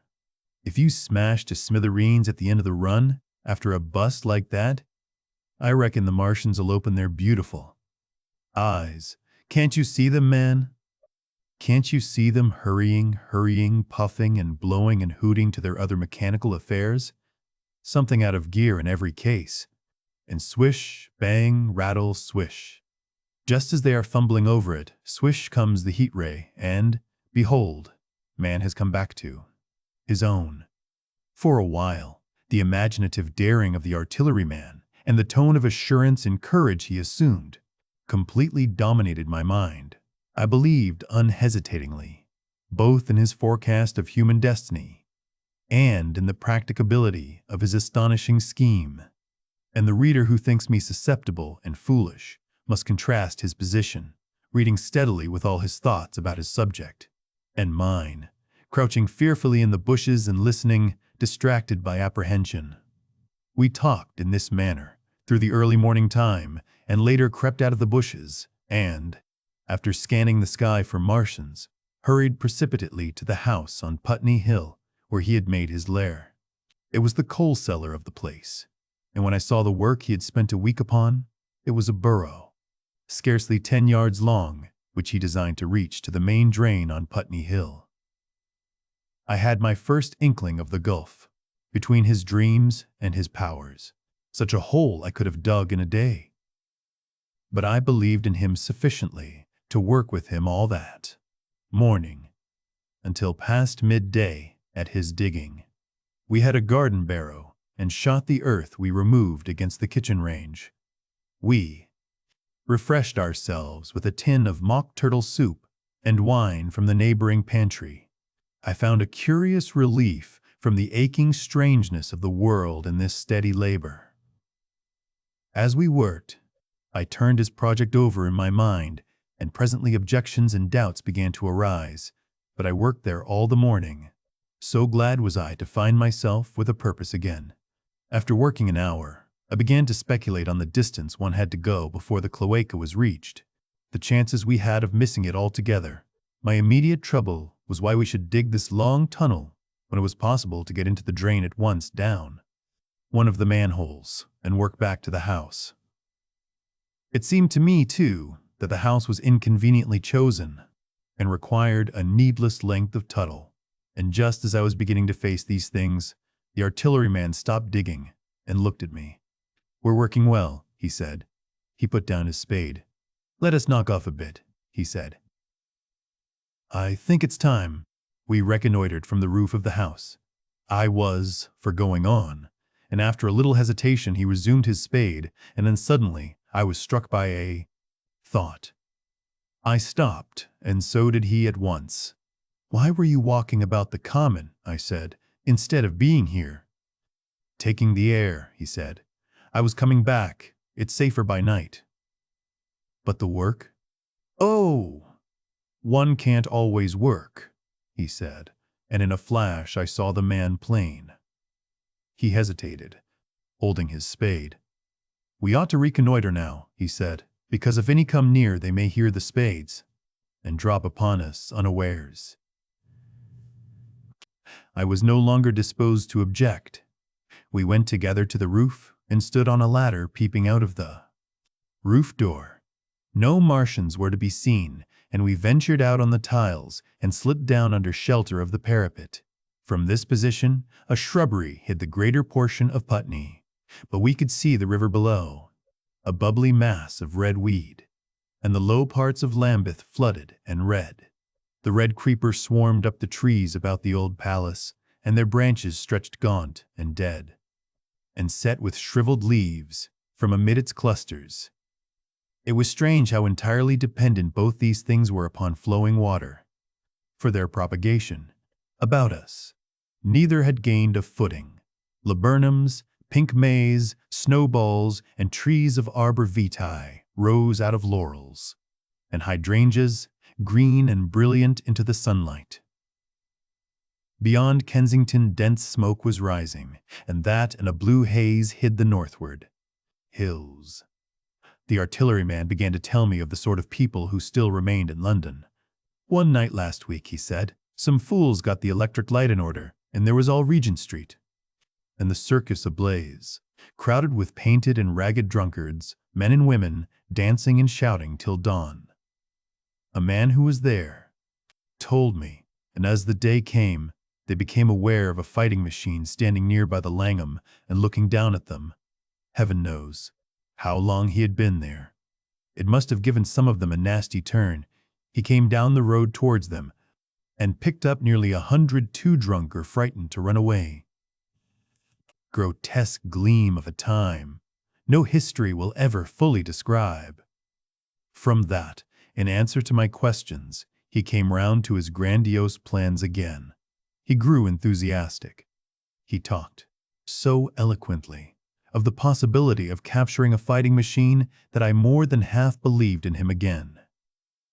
But now that I was beginning to understand something of his quality, I could divine the stress he laid on doing nothing, precipitately.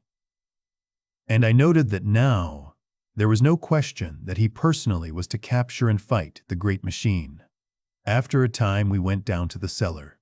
Neither of us seemed disposed to resume digging, and when he suggested a meal, I was nothing loath. He became suddenly very generous, and when we had eaten, he went away and returned with some excellent cigars. We lit these, and his optimism glowed. He was inclined to regard my coming as a great occasion. "There's some champagne in the cellar," he said. "We can dig better on this Thames-side Burgundy," said I. "No," said he. "I am host today." "Champagne! Great God! We've a heavy enough task before us. Let us take a rest and gather strength while we may. Look at these blistered hands." And pursuant to this idea of a holiday, he insisted upon playing cards after we had eaten. He taught me euchre, and after dividing London between us, I taking the northern side and he the southern, we played for parish points. Grotesque and foolish as this will seem to the sober reader, it is absolutely true. And what is more remarkable, I found the card game and several others we played extremely interesting. Strange mind of man, that, with our species upon the edge of extermination or appalling degradation, with no clear prospect before us but the chance of a horrible death, we could sit following the chance of this painted pasteboard and playing the joker with vivid delight. Afterwards, he taught me poker, and I beat him at 3 tough chess games. When dark came, we decided to take the risk and lit a lamp. After an interminable string of games, we supped, and the artilleryman finished the champagne. We went on smoking the cigars. He was no longer the energetic regenerator of his species I had encountered in the morning. He was still optimistic, but it was a less kinetic, a more thoughtful optimism. I remember he wound up with my health, proposed in a speech of small variety and considerable intermittence. I took a cigar and went upstairs to look at the lights of which he had spoken, that blazed so greenly along the Highgate hills. At first I stared unintelligently across the London Valley. The northern hills were shrouded in darkness. The fires near Kensington glowed redly, and now and then an orange-red tongue of flame flashed up and vanished in the deep blue night. All the rest of London was black. Then, nearer, I perceived a strange light, a pale violet-purple fluorescent glow, quivering under the night breeze. For a space I could not understand it, and then I knew that it must be the red weed from which this faint irradiation proceeded. With that realization, my dormant sense of wonder, my sense of the proportion of things, awoke again. I glanced from that to Mars, red and clear, glowing high in the west, and then gazed long and earnestly at the darkness of Hampstead and Highgate. I remained a very long time upon the roof, wondering at the grotesque changes of the day. I recalled my mental states, from the midnight prayer to the foolish card-playing. I had a violent revulsion of feeling. I remember I flung away the cigar with a certain wasteful symbolism. My folly came to me with glaring exaggeration. I seemed a traitor to my wife and to my kind. I was filled with remorse. I resolved to leave this strange, undisciplined dreamer of great things to his drink and gluttony, and to go on into London. There, it seemed to me, I had the best chance of learning what the Martians and my fellow men were doing. I was still upon the roof when the late moon rose. Chapter 8.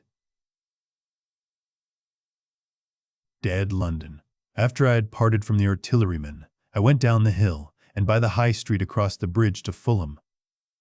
The red weed was tumultuous at that time and nearly choked the bridge roadway, but its fronds were already whitened in patches by the spreading disease that presently removed it so swiftly. At the corner of the lane that runs to Putney Bridge Station, I found a man lying. He was as black as a sweep with the black dust, alive, but helplessly and speechlessly drunk. I could get nothing from him but curses and furious lunges at my head. I think I should have stayed by him, but for the brutal expression of his face. There was black dust along the roadway from the bridge onwards, and it grew thicker in Fulham. The streets were horribly quiet. I got food sour, hard, and moldy, but quite eatable in a baker's shop here. Some way towards Walham Green, the streets became clear of powder, and I passed a white terrace of houses on fire. The noise of the burning was an absolute relief. Going on towards Brompton, the streets were quiet again. Here, I came once more upon the black powder in the streets and upon dead bodies. I saw altogether about a dozen in the length of the Fulham Road. They had been dead many days, so that I hurried quickly past them. The black powder covered them over and softened their outlines. One or two had been disturbed by dogs. Where there was no black powder, it was curiously like a Sunday in the city, with the closed shops, the houses locked up and the blinds drawn, the desertion and the stillness. In some places plunderers had been at work, but rarely at other than the provision and wine shops. A jeweler's window had been broken open in one place, but apparently the thief had been disturbed, and a number of gold chains and a watch lay scattered on the pavement. I did not trouble to touch them. Farther on was a tattered woman in a heap on a doorstep. The hand that hung over her knee was gashed and bled down her rusty brown dress, and a smashed magnum of champagne formed a pool across the pavement. She seemed asleep, but she was dead. The farther I penetrated into London, the profounder grew the stillness. But it was not so much the stillness of death. It was the stillness of suspense, of expectation. At any time, the destruction that had already singed the northwestern borders of the metropolis and had annihilated Ealing and Kilburn might strike among these houses and leave them smoking ruins. It was a city condemned and derelict. In South Kensington, the streets were clear of dead and of black powder. It was near South Kensington that I first heard the howling. It crept almost imperceptibly upon my senses. It was a sobbing alternation of two notes, oola, oola, oola, oola, keeping on perpetually. When I passed streets that ran northward, it grew in volume, and houses and buildings seemed to deaden and cut it off again. It came in a full tide down Exhibition Road. I stopped, staring towards Kensington Gardens, wondering at this strange, remote wailing. It was as if that mighty desert of houses had found a voice for its fear and solitude. Oola, oola, oola, oola, wailed that superhuman note, great waves of sound sweeping down the broad, sunlit roadway, between the tall buildings on each side. I turned northwards, marveling, towards the iron gates of Hyde Park. I had half a mind to break into the Natural History Museum and find my way up to the summits of the towers in order to see across the park. But I decided to keep to the ground, where quick hiding was possible, and so went on up the Exhibition Road. All the large mansions on each side of the road were empty and still, and my footsteps echoed against the sides of the houses. At the top, near the park gate, I came upon a strange sight. A bus overturned, and the skeleton of a horse picked clean. I puzzled over this for a time, and then went on to the bridge over the Serpentine. The voice grew stronger and stronger, though I could see nothing above the housetops on the north side of the park save a haze of smoke, to the northwest. "Ulla, ulla, ulla, ulla," cried the voice, coming, as it seemed to me, from the district about Regent's Park. The desolating cry worked upon my mind. The mood that had sustained me passed. The wailing took possession of me. I found I was intensely weary, footsore, and now again hungry and thirsty. It was already past noon. Why was I wandering alone in this city of the dead? Why was I alone, when all London was lying in state and in its black shroud? I felt intolerably lonely. My mind ran on old friends that I had forgotten for years. I thought of the poisons in the chemists' shops, of the liquors the wine merchants stored. I recalled the two sodden creatures of despair, who, so far as I knew, shared the city with myself. I came into Oxford Street by the Marble Arch, and here again were black powder and several bodies, and an evil, ominous smell from the gratings of the cellars of some of the houses. I grew very thirsty after the heat of my long walk. With infinite trouble, I managed to break into a public house and get food and drink. I was weary after eating, and went into the parlor behind the bar and slept on a black horsehair sofa I found there. I awoke to find that dismal howling still in my ears. Ulla, ulla, ulla, ulla. It was now dusk, and after I had routed out some biscuits and a cheese in the bar, there was a meat safe, but it contained nothing but maggots. I wandered on through the silent residential squares to Baker Street.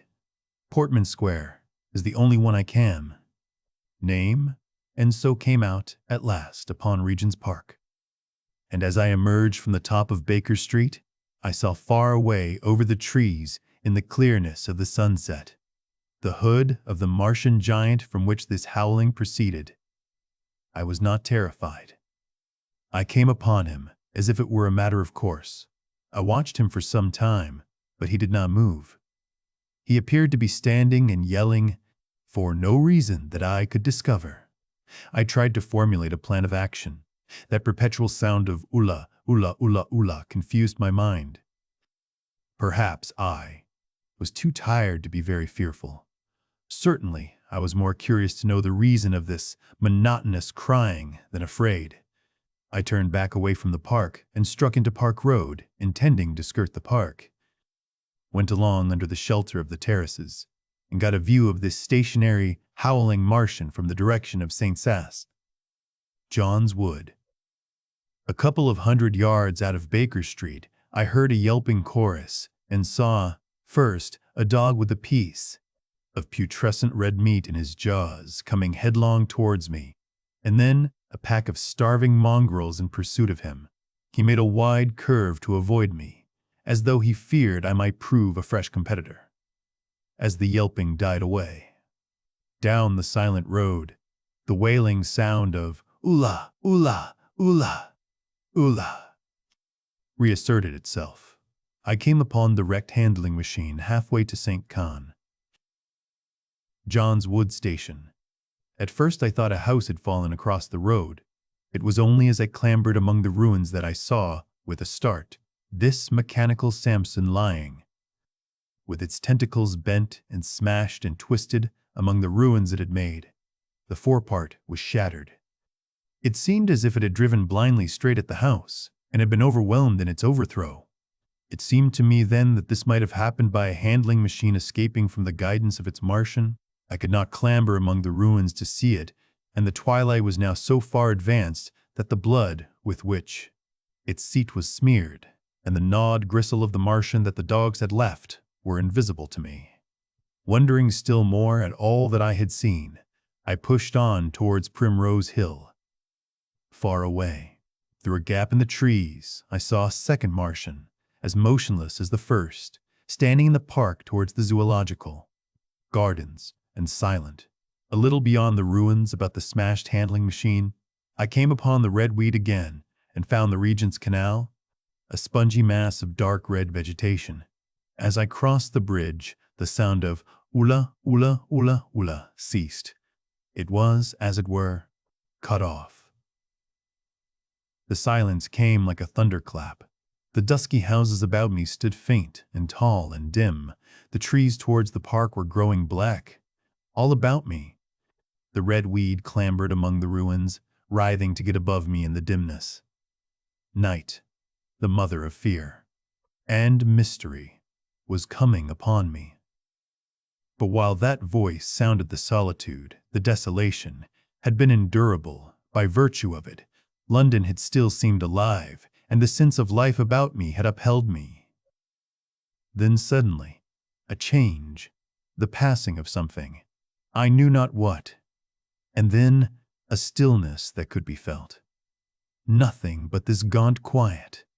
London about me gazed at me spectrally. The windows in the white houses were like the eye sockets of skulls. About me, my imagination found 1,000 noiseless enemies moving. Terror seized me, a horror of my temerity. In front of me, the road became pitchy black, as though it was tarred, and I saw a contorted shape lying across the pathway. I could not bring myself to go on.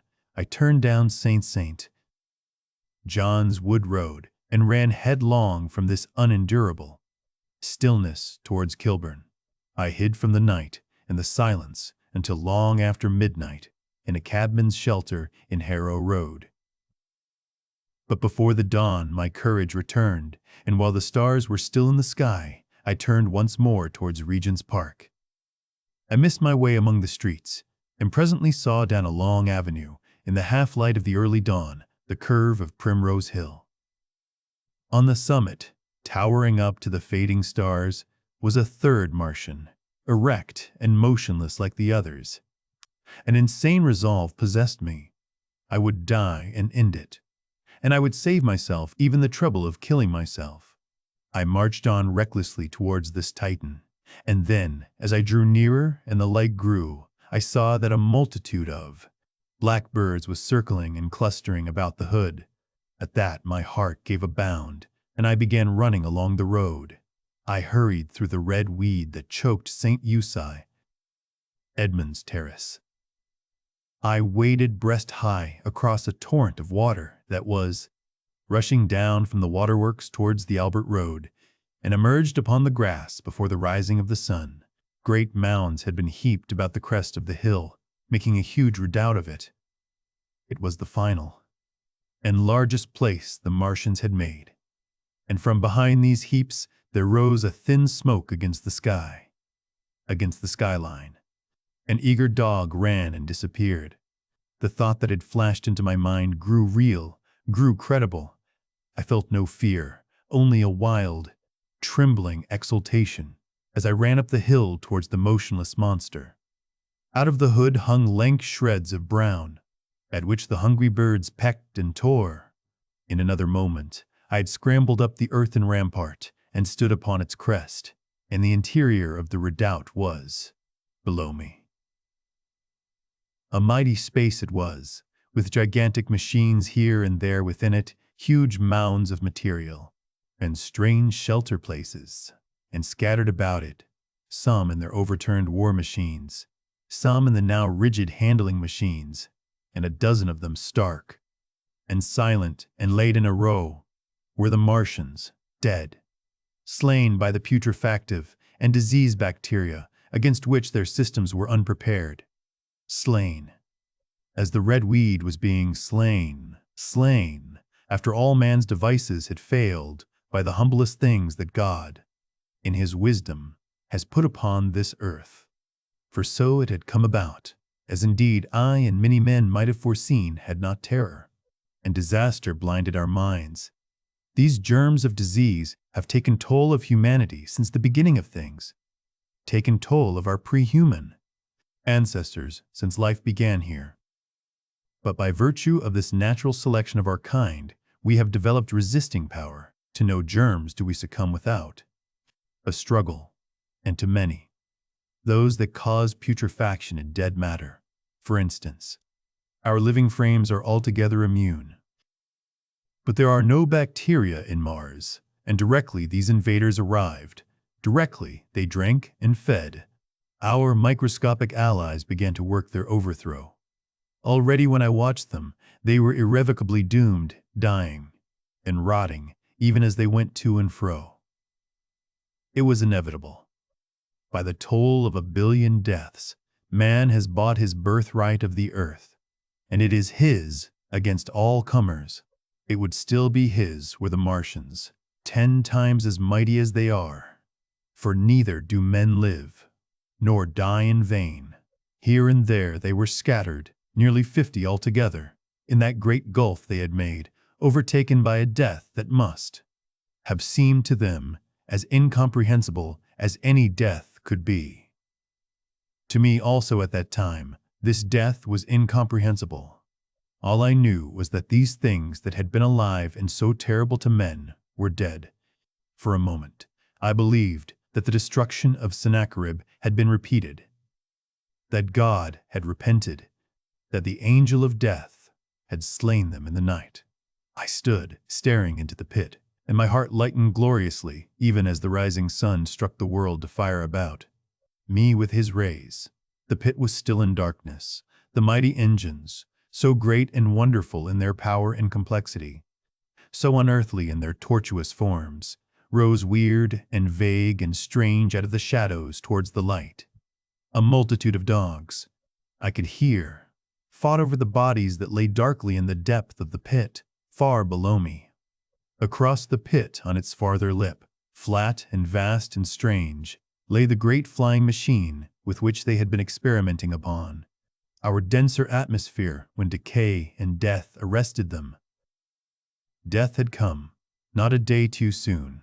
At the sound of a cawing overhead, I looked up at the huge fighting machine that would fight no more, forever, at the tattered red shreds of flesh that dripped down upon the overturned seats on the summit of Primrose Hill.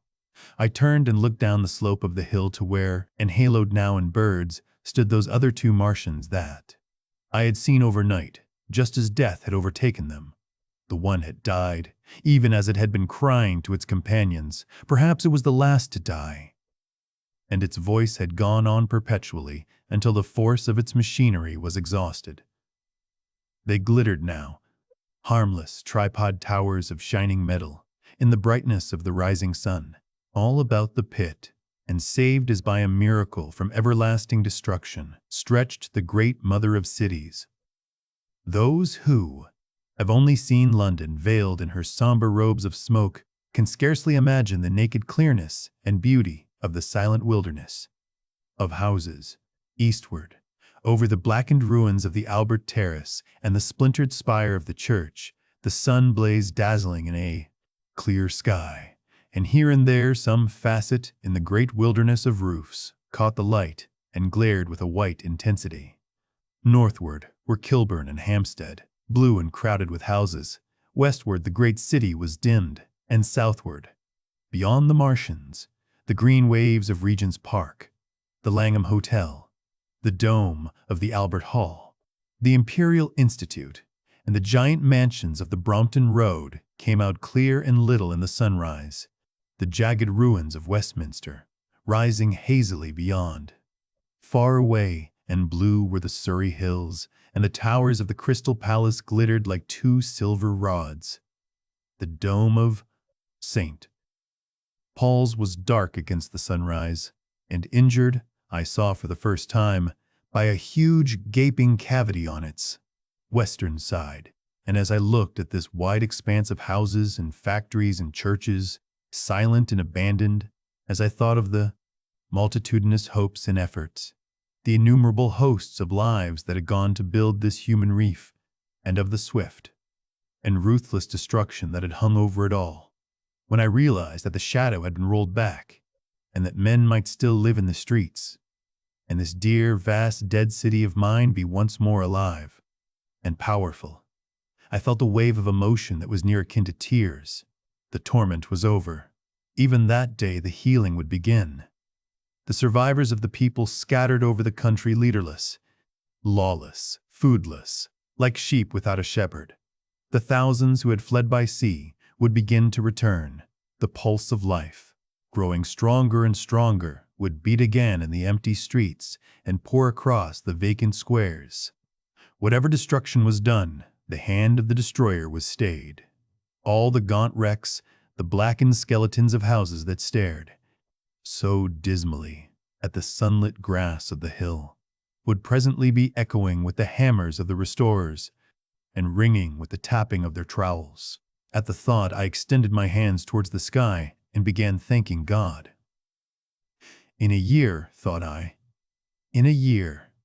With overwhelming force came the thought of myself, of my wife, and the old life of hope and tender helpfulness that had ceased forever.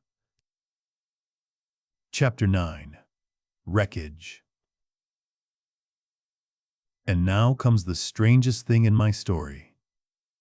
Yet, Perhaps it is not altogether strange.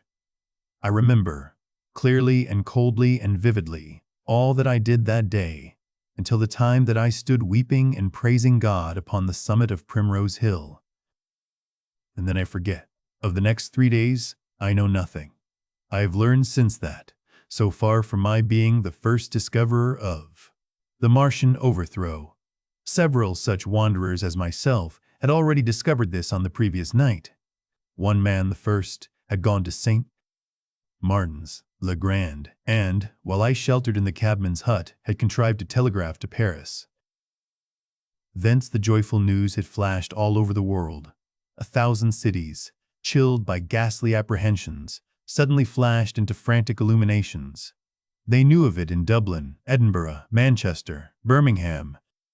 At the time when I stood upon the verge of the pit, already men weeping with joy, as I have heard, shouting and staying their work to shake hands and shout, were making up trains, even as near as Crewe, to descend upon London.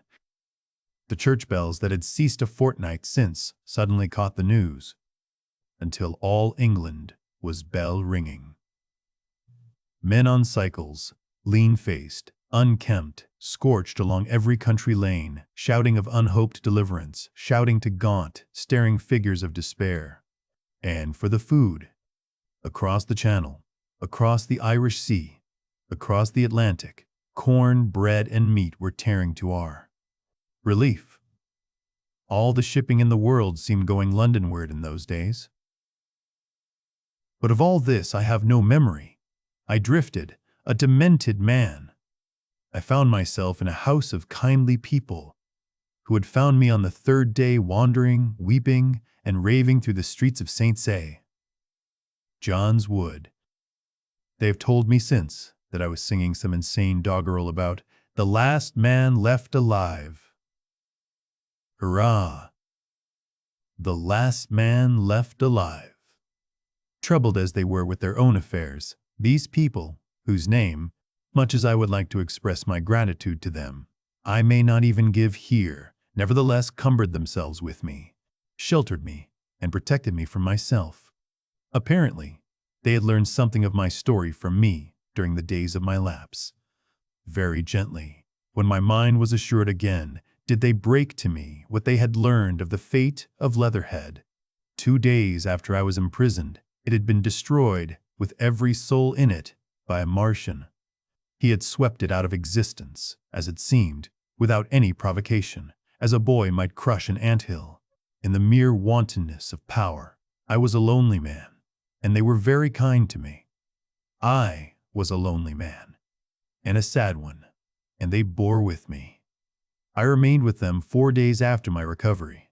All that time I felt a growing craving to look once more on whatever remained of the little life that seemed so happy and bright in my past. It was a mere hopeless desire to feast upon my misery. They dissuaded me. They did all they could to divert me from this morbidity. But at last I could resist the impulse no longer, and, promising faithfully to return to them, and parting, as I will confess, from these 4-day friends with tears, I went out again into the streets that had lately been so dark and strange and empty. Already they were busy with returning people. In places even there were shops open, and I saw a drinking fountain running water. I remember how mockingly bright the day seemed as I went back on my melancholy pilgrimage to the little house at Woking, how busy the streets and vivid the moving life about me. So many people were abroad everywhere, busied in 1,000 activities, that it seemed incredible that any great proportion of the population could have been slain. But then I noticed how yellow were the skins of the people I met, how shaggy the hair of the men, how large and bright their eyes, and that every other man still wore his dirty rags. Their faces seemed all with one of 2 expressions, a leaping exultation and energy, or a grim resolution. Save for the expression of the faces, London seemed a city of tramps. The vestries were indiscriminately distributing bread sent us by the French government. The ribs of the few horses showed dismally. Haggard special constables with white badges stood at the corners of every street. I saw little of the mischief wrought by the Martians until I reached Wellington Street, and there I saw the red weed clambering over the buttresses of Waterloo Bridge. At the corner of the bridge, too, I saw one of the common contrasts of that grotesque time, a sheet of paper flaunting against a thicket of the red weed, transfixed by a stick that kept it in place. It was the placard of the first newspaper to resume publication, the Daily Mail. I bought a copy for a blackened shilling I found in my pocket. Most of it was in blank, but the solitary compositor who did the thing had amused himself by making a grotesque scheme of advertisement stereo on the back page. The matter he printed was emotional. The news organization had not as yet found its way back. I learned nothing fresh, except that already in 1 week, the examination of the Martian mechanisms had yielded astonishing results. Among other things, the article assured me what I did not believe at the time, that the secret of flying was discovered. At Waterloo, I found the free trains that were taking people to their homes. The first rush was already over. There were few people in the train, and I was in no mood for casual conversation. I got a compartment to myself and sat with folded arms, looking grayly at the sunlit devastation that flowed past the windows. And just outside the terminus, the train jolted over temporary rails, and on either side of the railway, the houses were blackened ruins to Clapham Junction. The face of London was grimy with powder of the black smoke, in spite of 2 days of thunderstorms and rain. And at Clapham Junction, the line had been wrecked again. There were hundreds of out-of-work clerks and shopmen working side by side with the customary navvies, and we were jolted over a hasty relaying. All down the line from there, the aspect of the country was gaunt and unfamiliar. Wimbledon particularly had suffered. Walton, by virtue of its unburned pine woods, seemed the least hurt of any place along the line. The Wandle, the Mole, every little stream was a heaped mass of red weed in appearance between butcher's meat and pickled cabbage.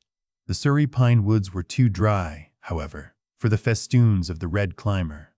Beyond Wimbledon, within sight of the line, in certain nursery grounds, were the heaped masses of earth about the 6th cylinder. A number of people were standing about it, and some sappers were busy in the midst of it. Over it flaunted a Union Jack, flapping cheerfully in the morning breeze. The nursery grounds were everywhere crimson with the weed, a wide expanse of livid color cut with purple shadows and very painful to the eye. One's gaze went with infinite relief from the scorched grays and sullen reds of the foreground to the blue-green softness of the eastward hills. The line on the London side of Woking Station was still undergoing repair, so I descended at Byfleet Station and took the road to Maybury, past the place where I and the artilleryman had talked to the hussars, and on by the spot where the Martian had appeared to me in the thunderstorm. Here, moved by curiosity, I turned aside to find, among a tangle of red fronds, the warped and broken dog-cart with the whitened bones of the horse scattered and gnawed. For a time, I stood regarding these vestiges. Then I returned through the pine wood, neck-high with red weed here and there, to find the landlord of the Spotted Dog had already found burial, and so came home past the College Arms. A man standing at an open cottage door greeted me by name as I passed. I looked at my house with a quick flash of hope that faded immediately. The door had been forced, it was unfast, and was opening slowly as I approached. It slammed again. The curtains of my study fluttered out of the open window from which I and the artilleryman had watched the dawn. No one had closed it since. The smashed bushes were just as I had left them, nearly 4 weeks ago. I stumbled into the hall, and the house felt empty. The stair carpet was ruffled and discolored where I had crouched, soaked to the skin from the thunderstorm the night of the catastrophe. Our muddy footsteps I saw still went up the stairs. I followed them to my study and found lying on my writing table still, with the selenite paperweight upon it, the sheet of work I had left on the afternoon of the opening of the cylinder. For a space I stood reading over my abandoned arguments.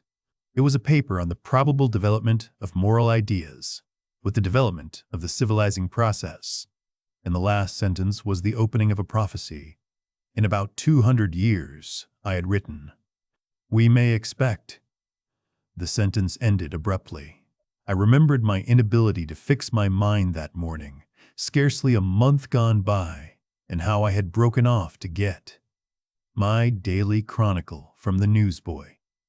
I remembered how I went down to the garden gate as he came along, and how I had listened to his odd story of men from Mars. I came down and went into the dining room. There were the mutton and the bread, both far gone now in decay, and a beer bottle overturned, just as I and the artilleryman had left them. My home was desolate. I perceived the folly of the faint hope I had cherished so long. And then a strange thing occurred. "It is no use," said a voice. "The house is deserted. No one has been here these 10 days. Do not stay here to torment yourself. No one escaped but you." I was startled. Had I spoken my thought aloud? I turned, and the French window was open behind me. I made a step to it, and stood looking out. And there, amazed and afraid, even as I stood amazed and afraid, were my cousin and my wife, white and tearless. She gave a faint cry. "I came," she said. "I knew. She put her hand to her throat, swayed. I made a step forward and caught her in my arms. Chapter 10. The Epilogue. I cannot but regret, now that I am concluding my story, how little I am able to contribute to the discussion of the many debatable questions which are still unsettled. In one respect, I shall certainly provoke criticism. My particular province is speculative philosophy. My knowledge of comparative physiology is confined to a book or two, but it seems to me that Carver's suggestions as to the reason of the rapid death of the Martians is so probable as to be regarded almost as a proven conclusion. I have assumed that in the body of my narrative, at any rate, in all the bodies of the Martians that were examined after the war, no bacteria except those already known as terrestrial species were found. That they did not bury any of their dead, and the reckless slaughter they perpetrated point also to an entire ignorance of the putrefactive process. But probable as this seems, it is by no means a proven conclusion. Neither is the composition of the black smoke known, which the Martians used with such deadly effect, and the generator of the heat rays remains a puzzle. The terrible disasters at the Ealing and South Kensington laboratories have disinclined analysts for further investigations upon the latter. Spectrum analysis of the black powder points unmistakably to the presence of an unknown element with a brilliant group of 3 lines in the green, and it is possible that it combines with argon to form a compound which acts at once with deadly effect upon some constituent in the blood. But such unproven speculations will scarcely be of interest to the general reader, to whom this story is addressed. None of the brown scum that drifted down the Thames after the destruction of Shepperton was examined at the time, and now none is forthcoming. The results of an anatomical examination of the Martians, so far as the prowling dogs had left such an examination possible, I have already given. But everyone is familiar with the magnificent and almost complete specimen in spirits at the Natural History Museum and the countless drawings that have been made from it. And beyond that, the interest of their physiology and structure is purely scientific. A question of graver and universal interest is the possibility of another attack from the Martians. I do not think that nearly enough attention is being given to this aspect of the matter. At present, the planet Mars is in conjunction, but with every return to opposition, I, for one, anticipate a renewal of their adventure. In any case, we should be prepared. It seems to me that it should be possible to define the position of the gun from which the shots are discharged, to keep a sustained watch upon this part of the planet, and to anticipate the arrival of the next attack. In that case, the cylinder might be destroyed with dynamite or artillery before it was sufficiently cool for the Martians to emerge, or they might be butchered by means of guns so soon as the screw opened. It seems to me that they have lost a vast advantage in the failure of their first surprise. Possibly they see it in the same light. Lessing has advanced excellent reasons for supposing that the Martians have actually succeeded in effecting a landing on the planet Venus. 7 months ago now, Venus and Mars were in alignment with the Sun. That is to say, Mars was in opposition from the point of view of an observer on Venus. Subsequently, a peculiar luminous and sinuous marking appeared on the unillumined half of the inner planet, and almost simultaneously, a faint dark mark of a similar sinuous character was detected upon a photograph of the Martian disk. One needs to see the drawings of these appearances in order to appreciate fully their remarkable resemblance in character. At any rate, whether we expect another invasion or not, our views of the human future must be greatly modified by these events. We have learned now that we cannot regard this planet as being fenced in and a secure abiding place. For man, we can never anticipate the unseen good or evil that may come upon us suddenly out of space. It may be that in the larger design of the universe, this invasion from Mars is not without its ultimate benefit. For men, it has robbed us of that serene confidence in the future, which is the most fruitful source of decadence. The gifts to human science it has brought are enormous, and it has done much to promote the conception of the commonweal of mankind.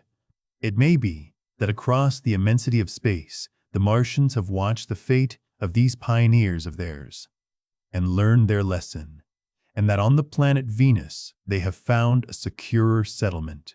Be that as it may, for many years, yet there will certainly be no relaxation of the eager scrutiny of the Martian disk, and those fiery darts of the sky, the shooting stars, will bring with them as they fall an unavoidable apprehension to all the sons of men.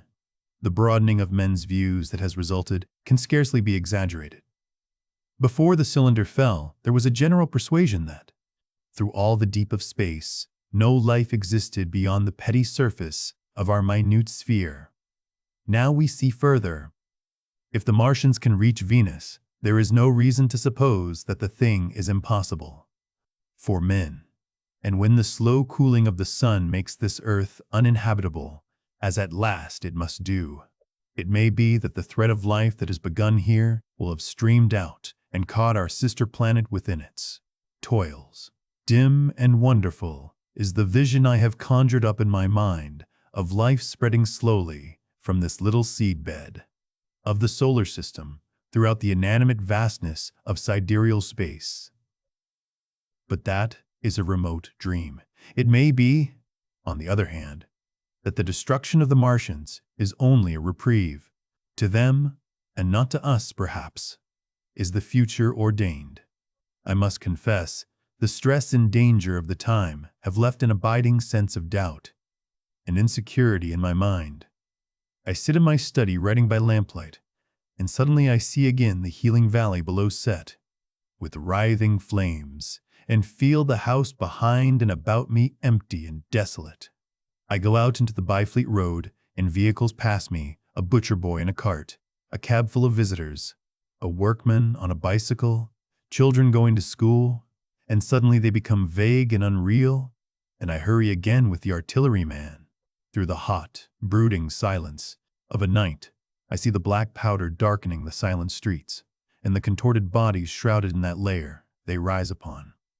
Me, tattered and dog-bitten. They gibber and grow fiercer, paler, uglier, mad distortions of humanity at last. And I wake, cold and wretched, in the darkness of the night. I go to London and see the busy multitudes in Fleet Street and the Strand, and it comes across my mind that they are but the ghosts of the past, haunting the streets that I have seen, silent and wretched, going to and fro, phantasms in a dead city, the mockery of life in a galvanized body. And strange, too, it is to stand on Primrose Hill, as I did but a day before writing this last chapter, to see the great province of houses, dim and blue through the haze of the smoke and mist, vanishing at last into the vague lower sky, to see the people walking to and fro among the flower beds on the hill, to see the sightseers about the Martian machine that stands there still, to hear the tumult of playing children, and to recall the time when I saw it all, bright and clear-cut, hard and silent, under the dawn of that last great day. Exverses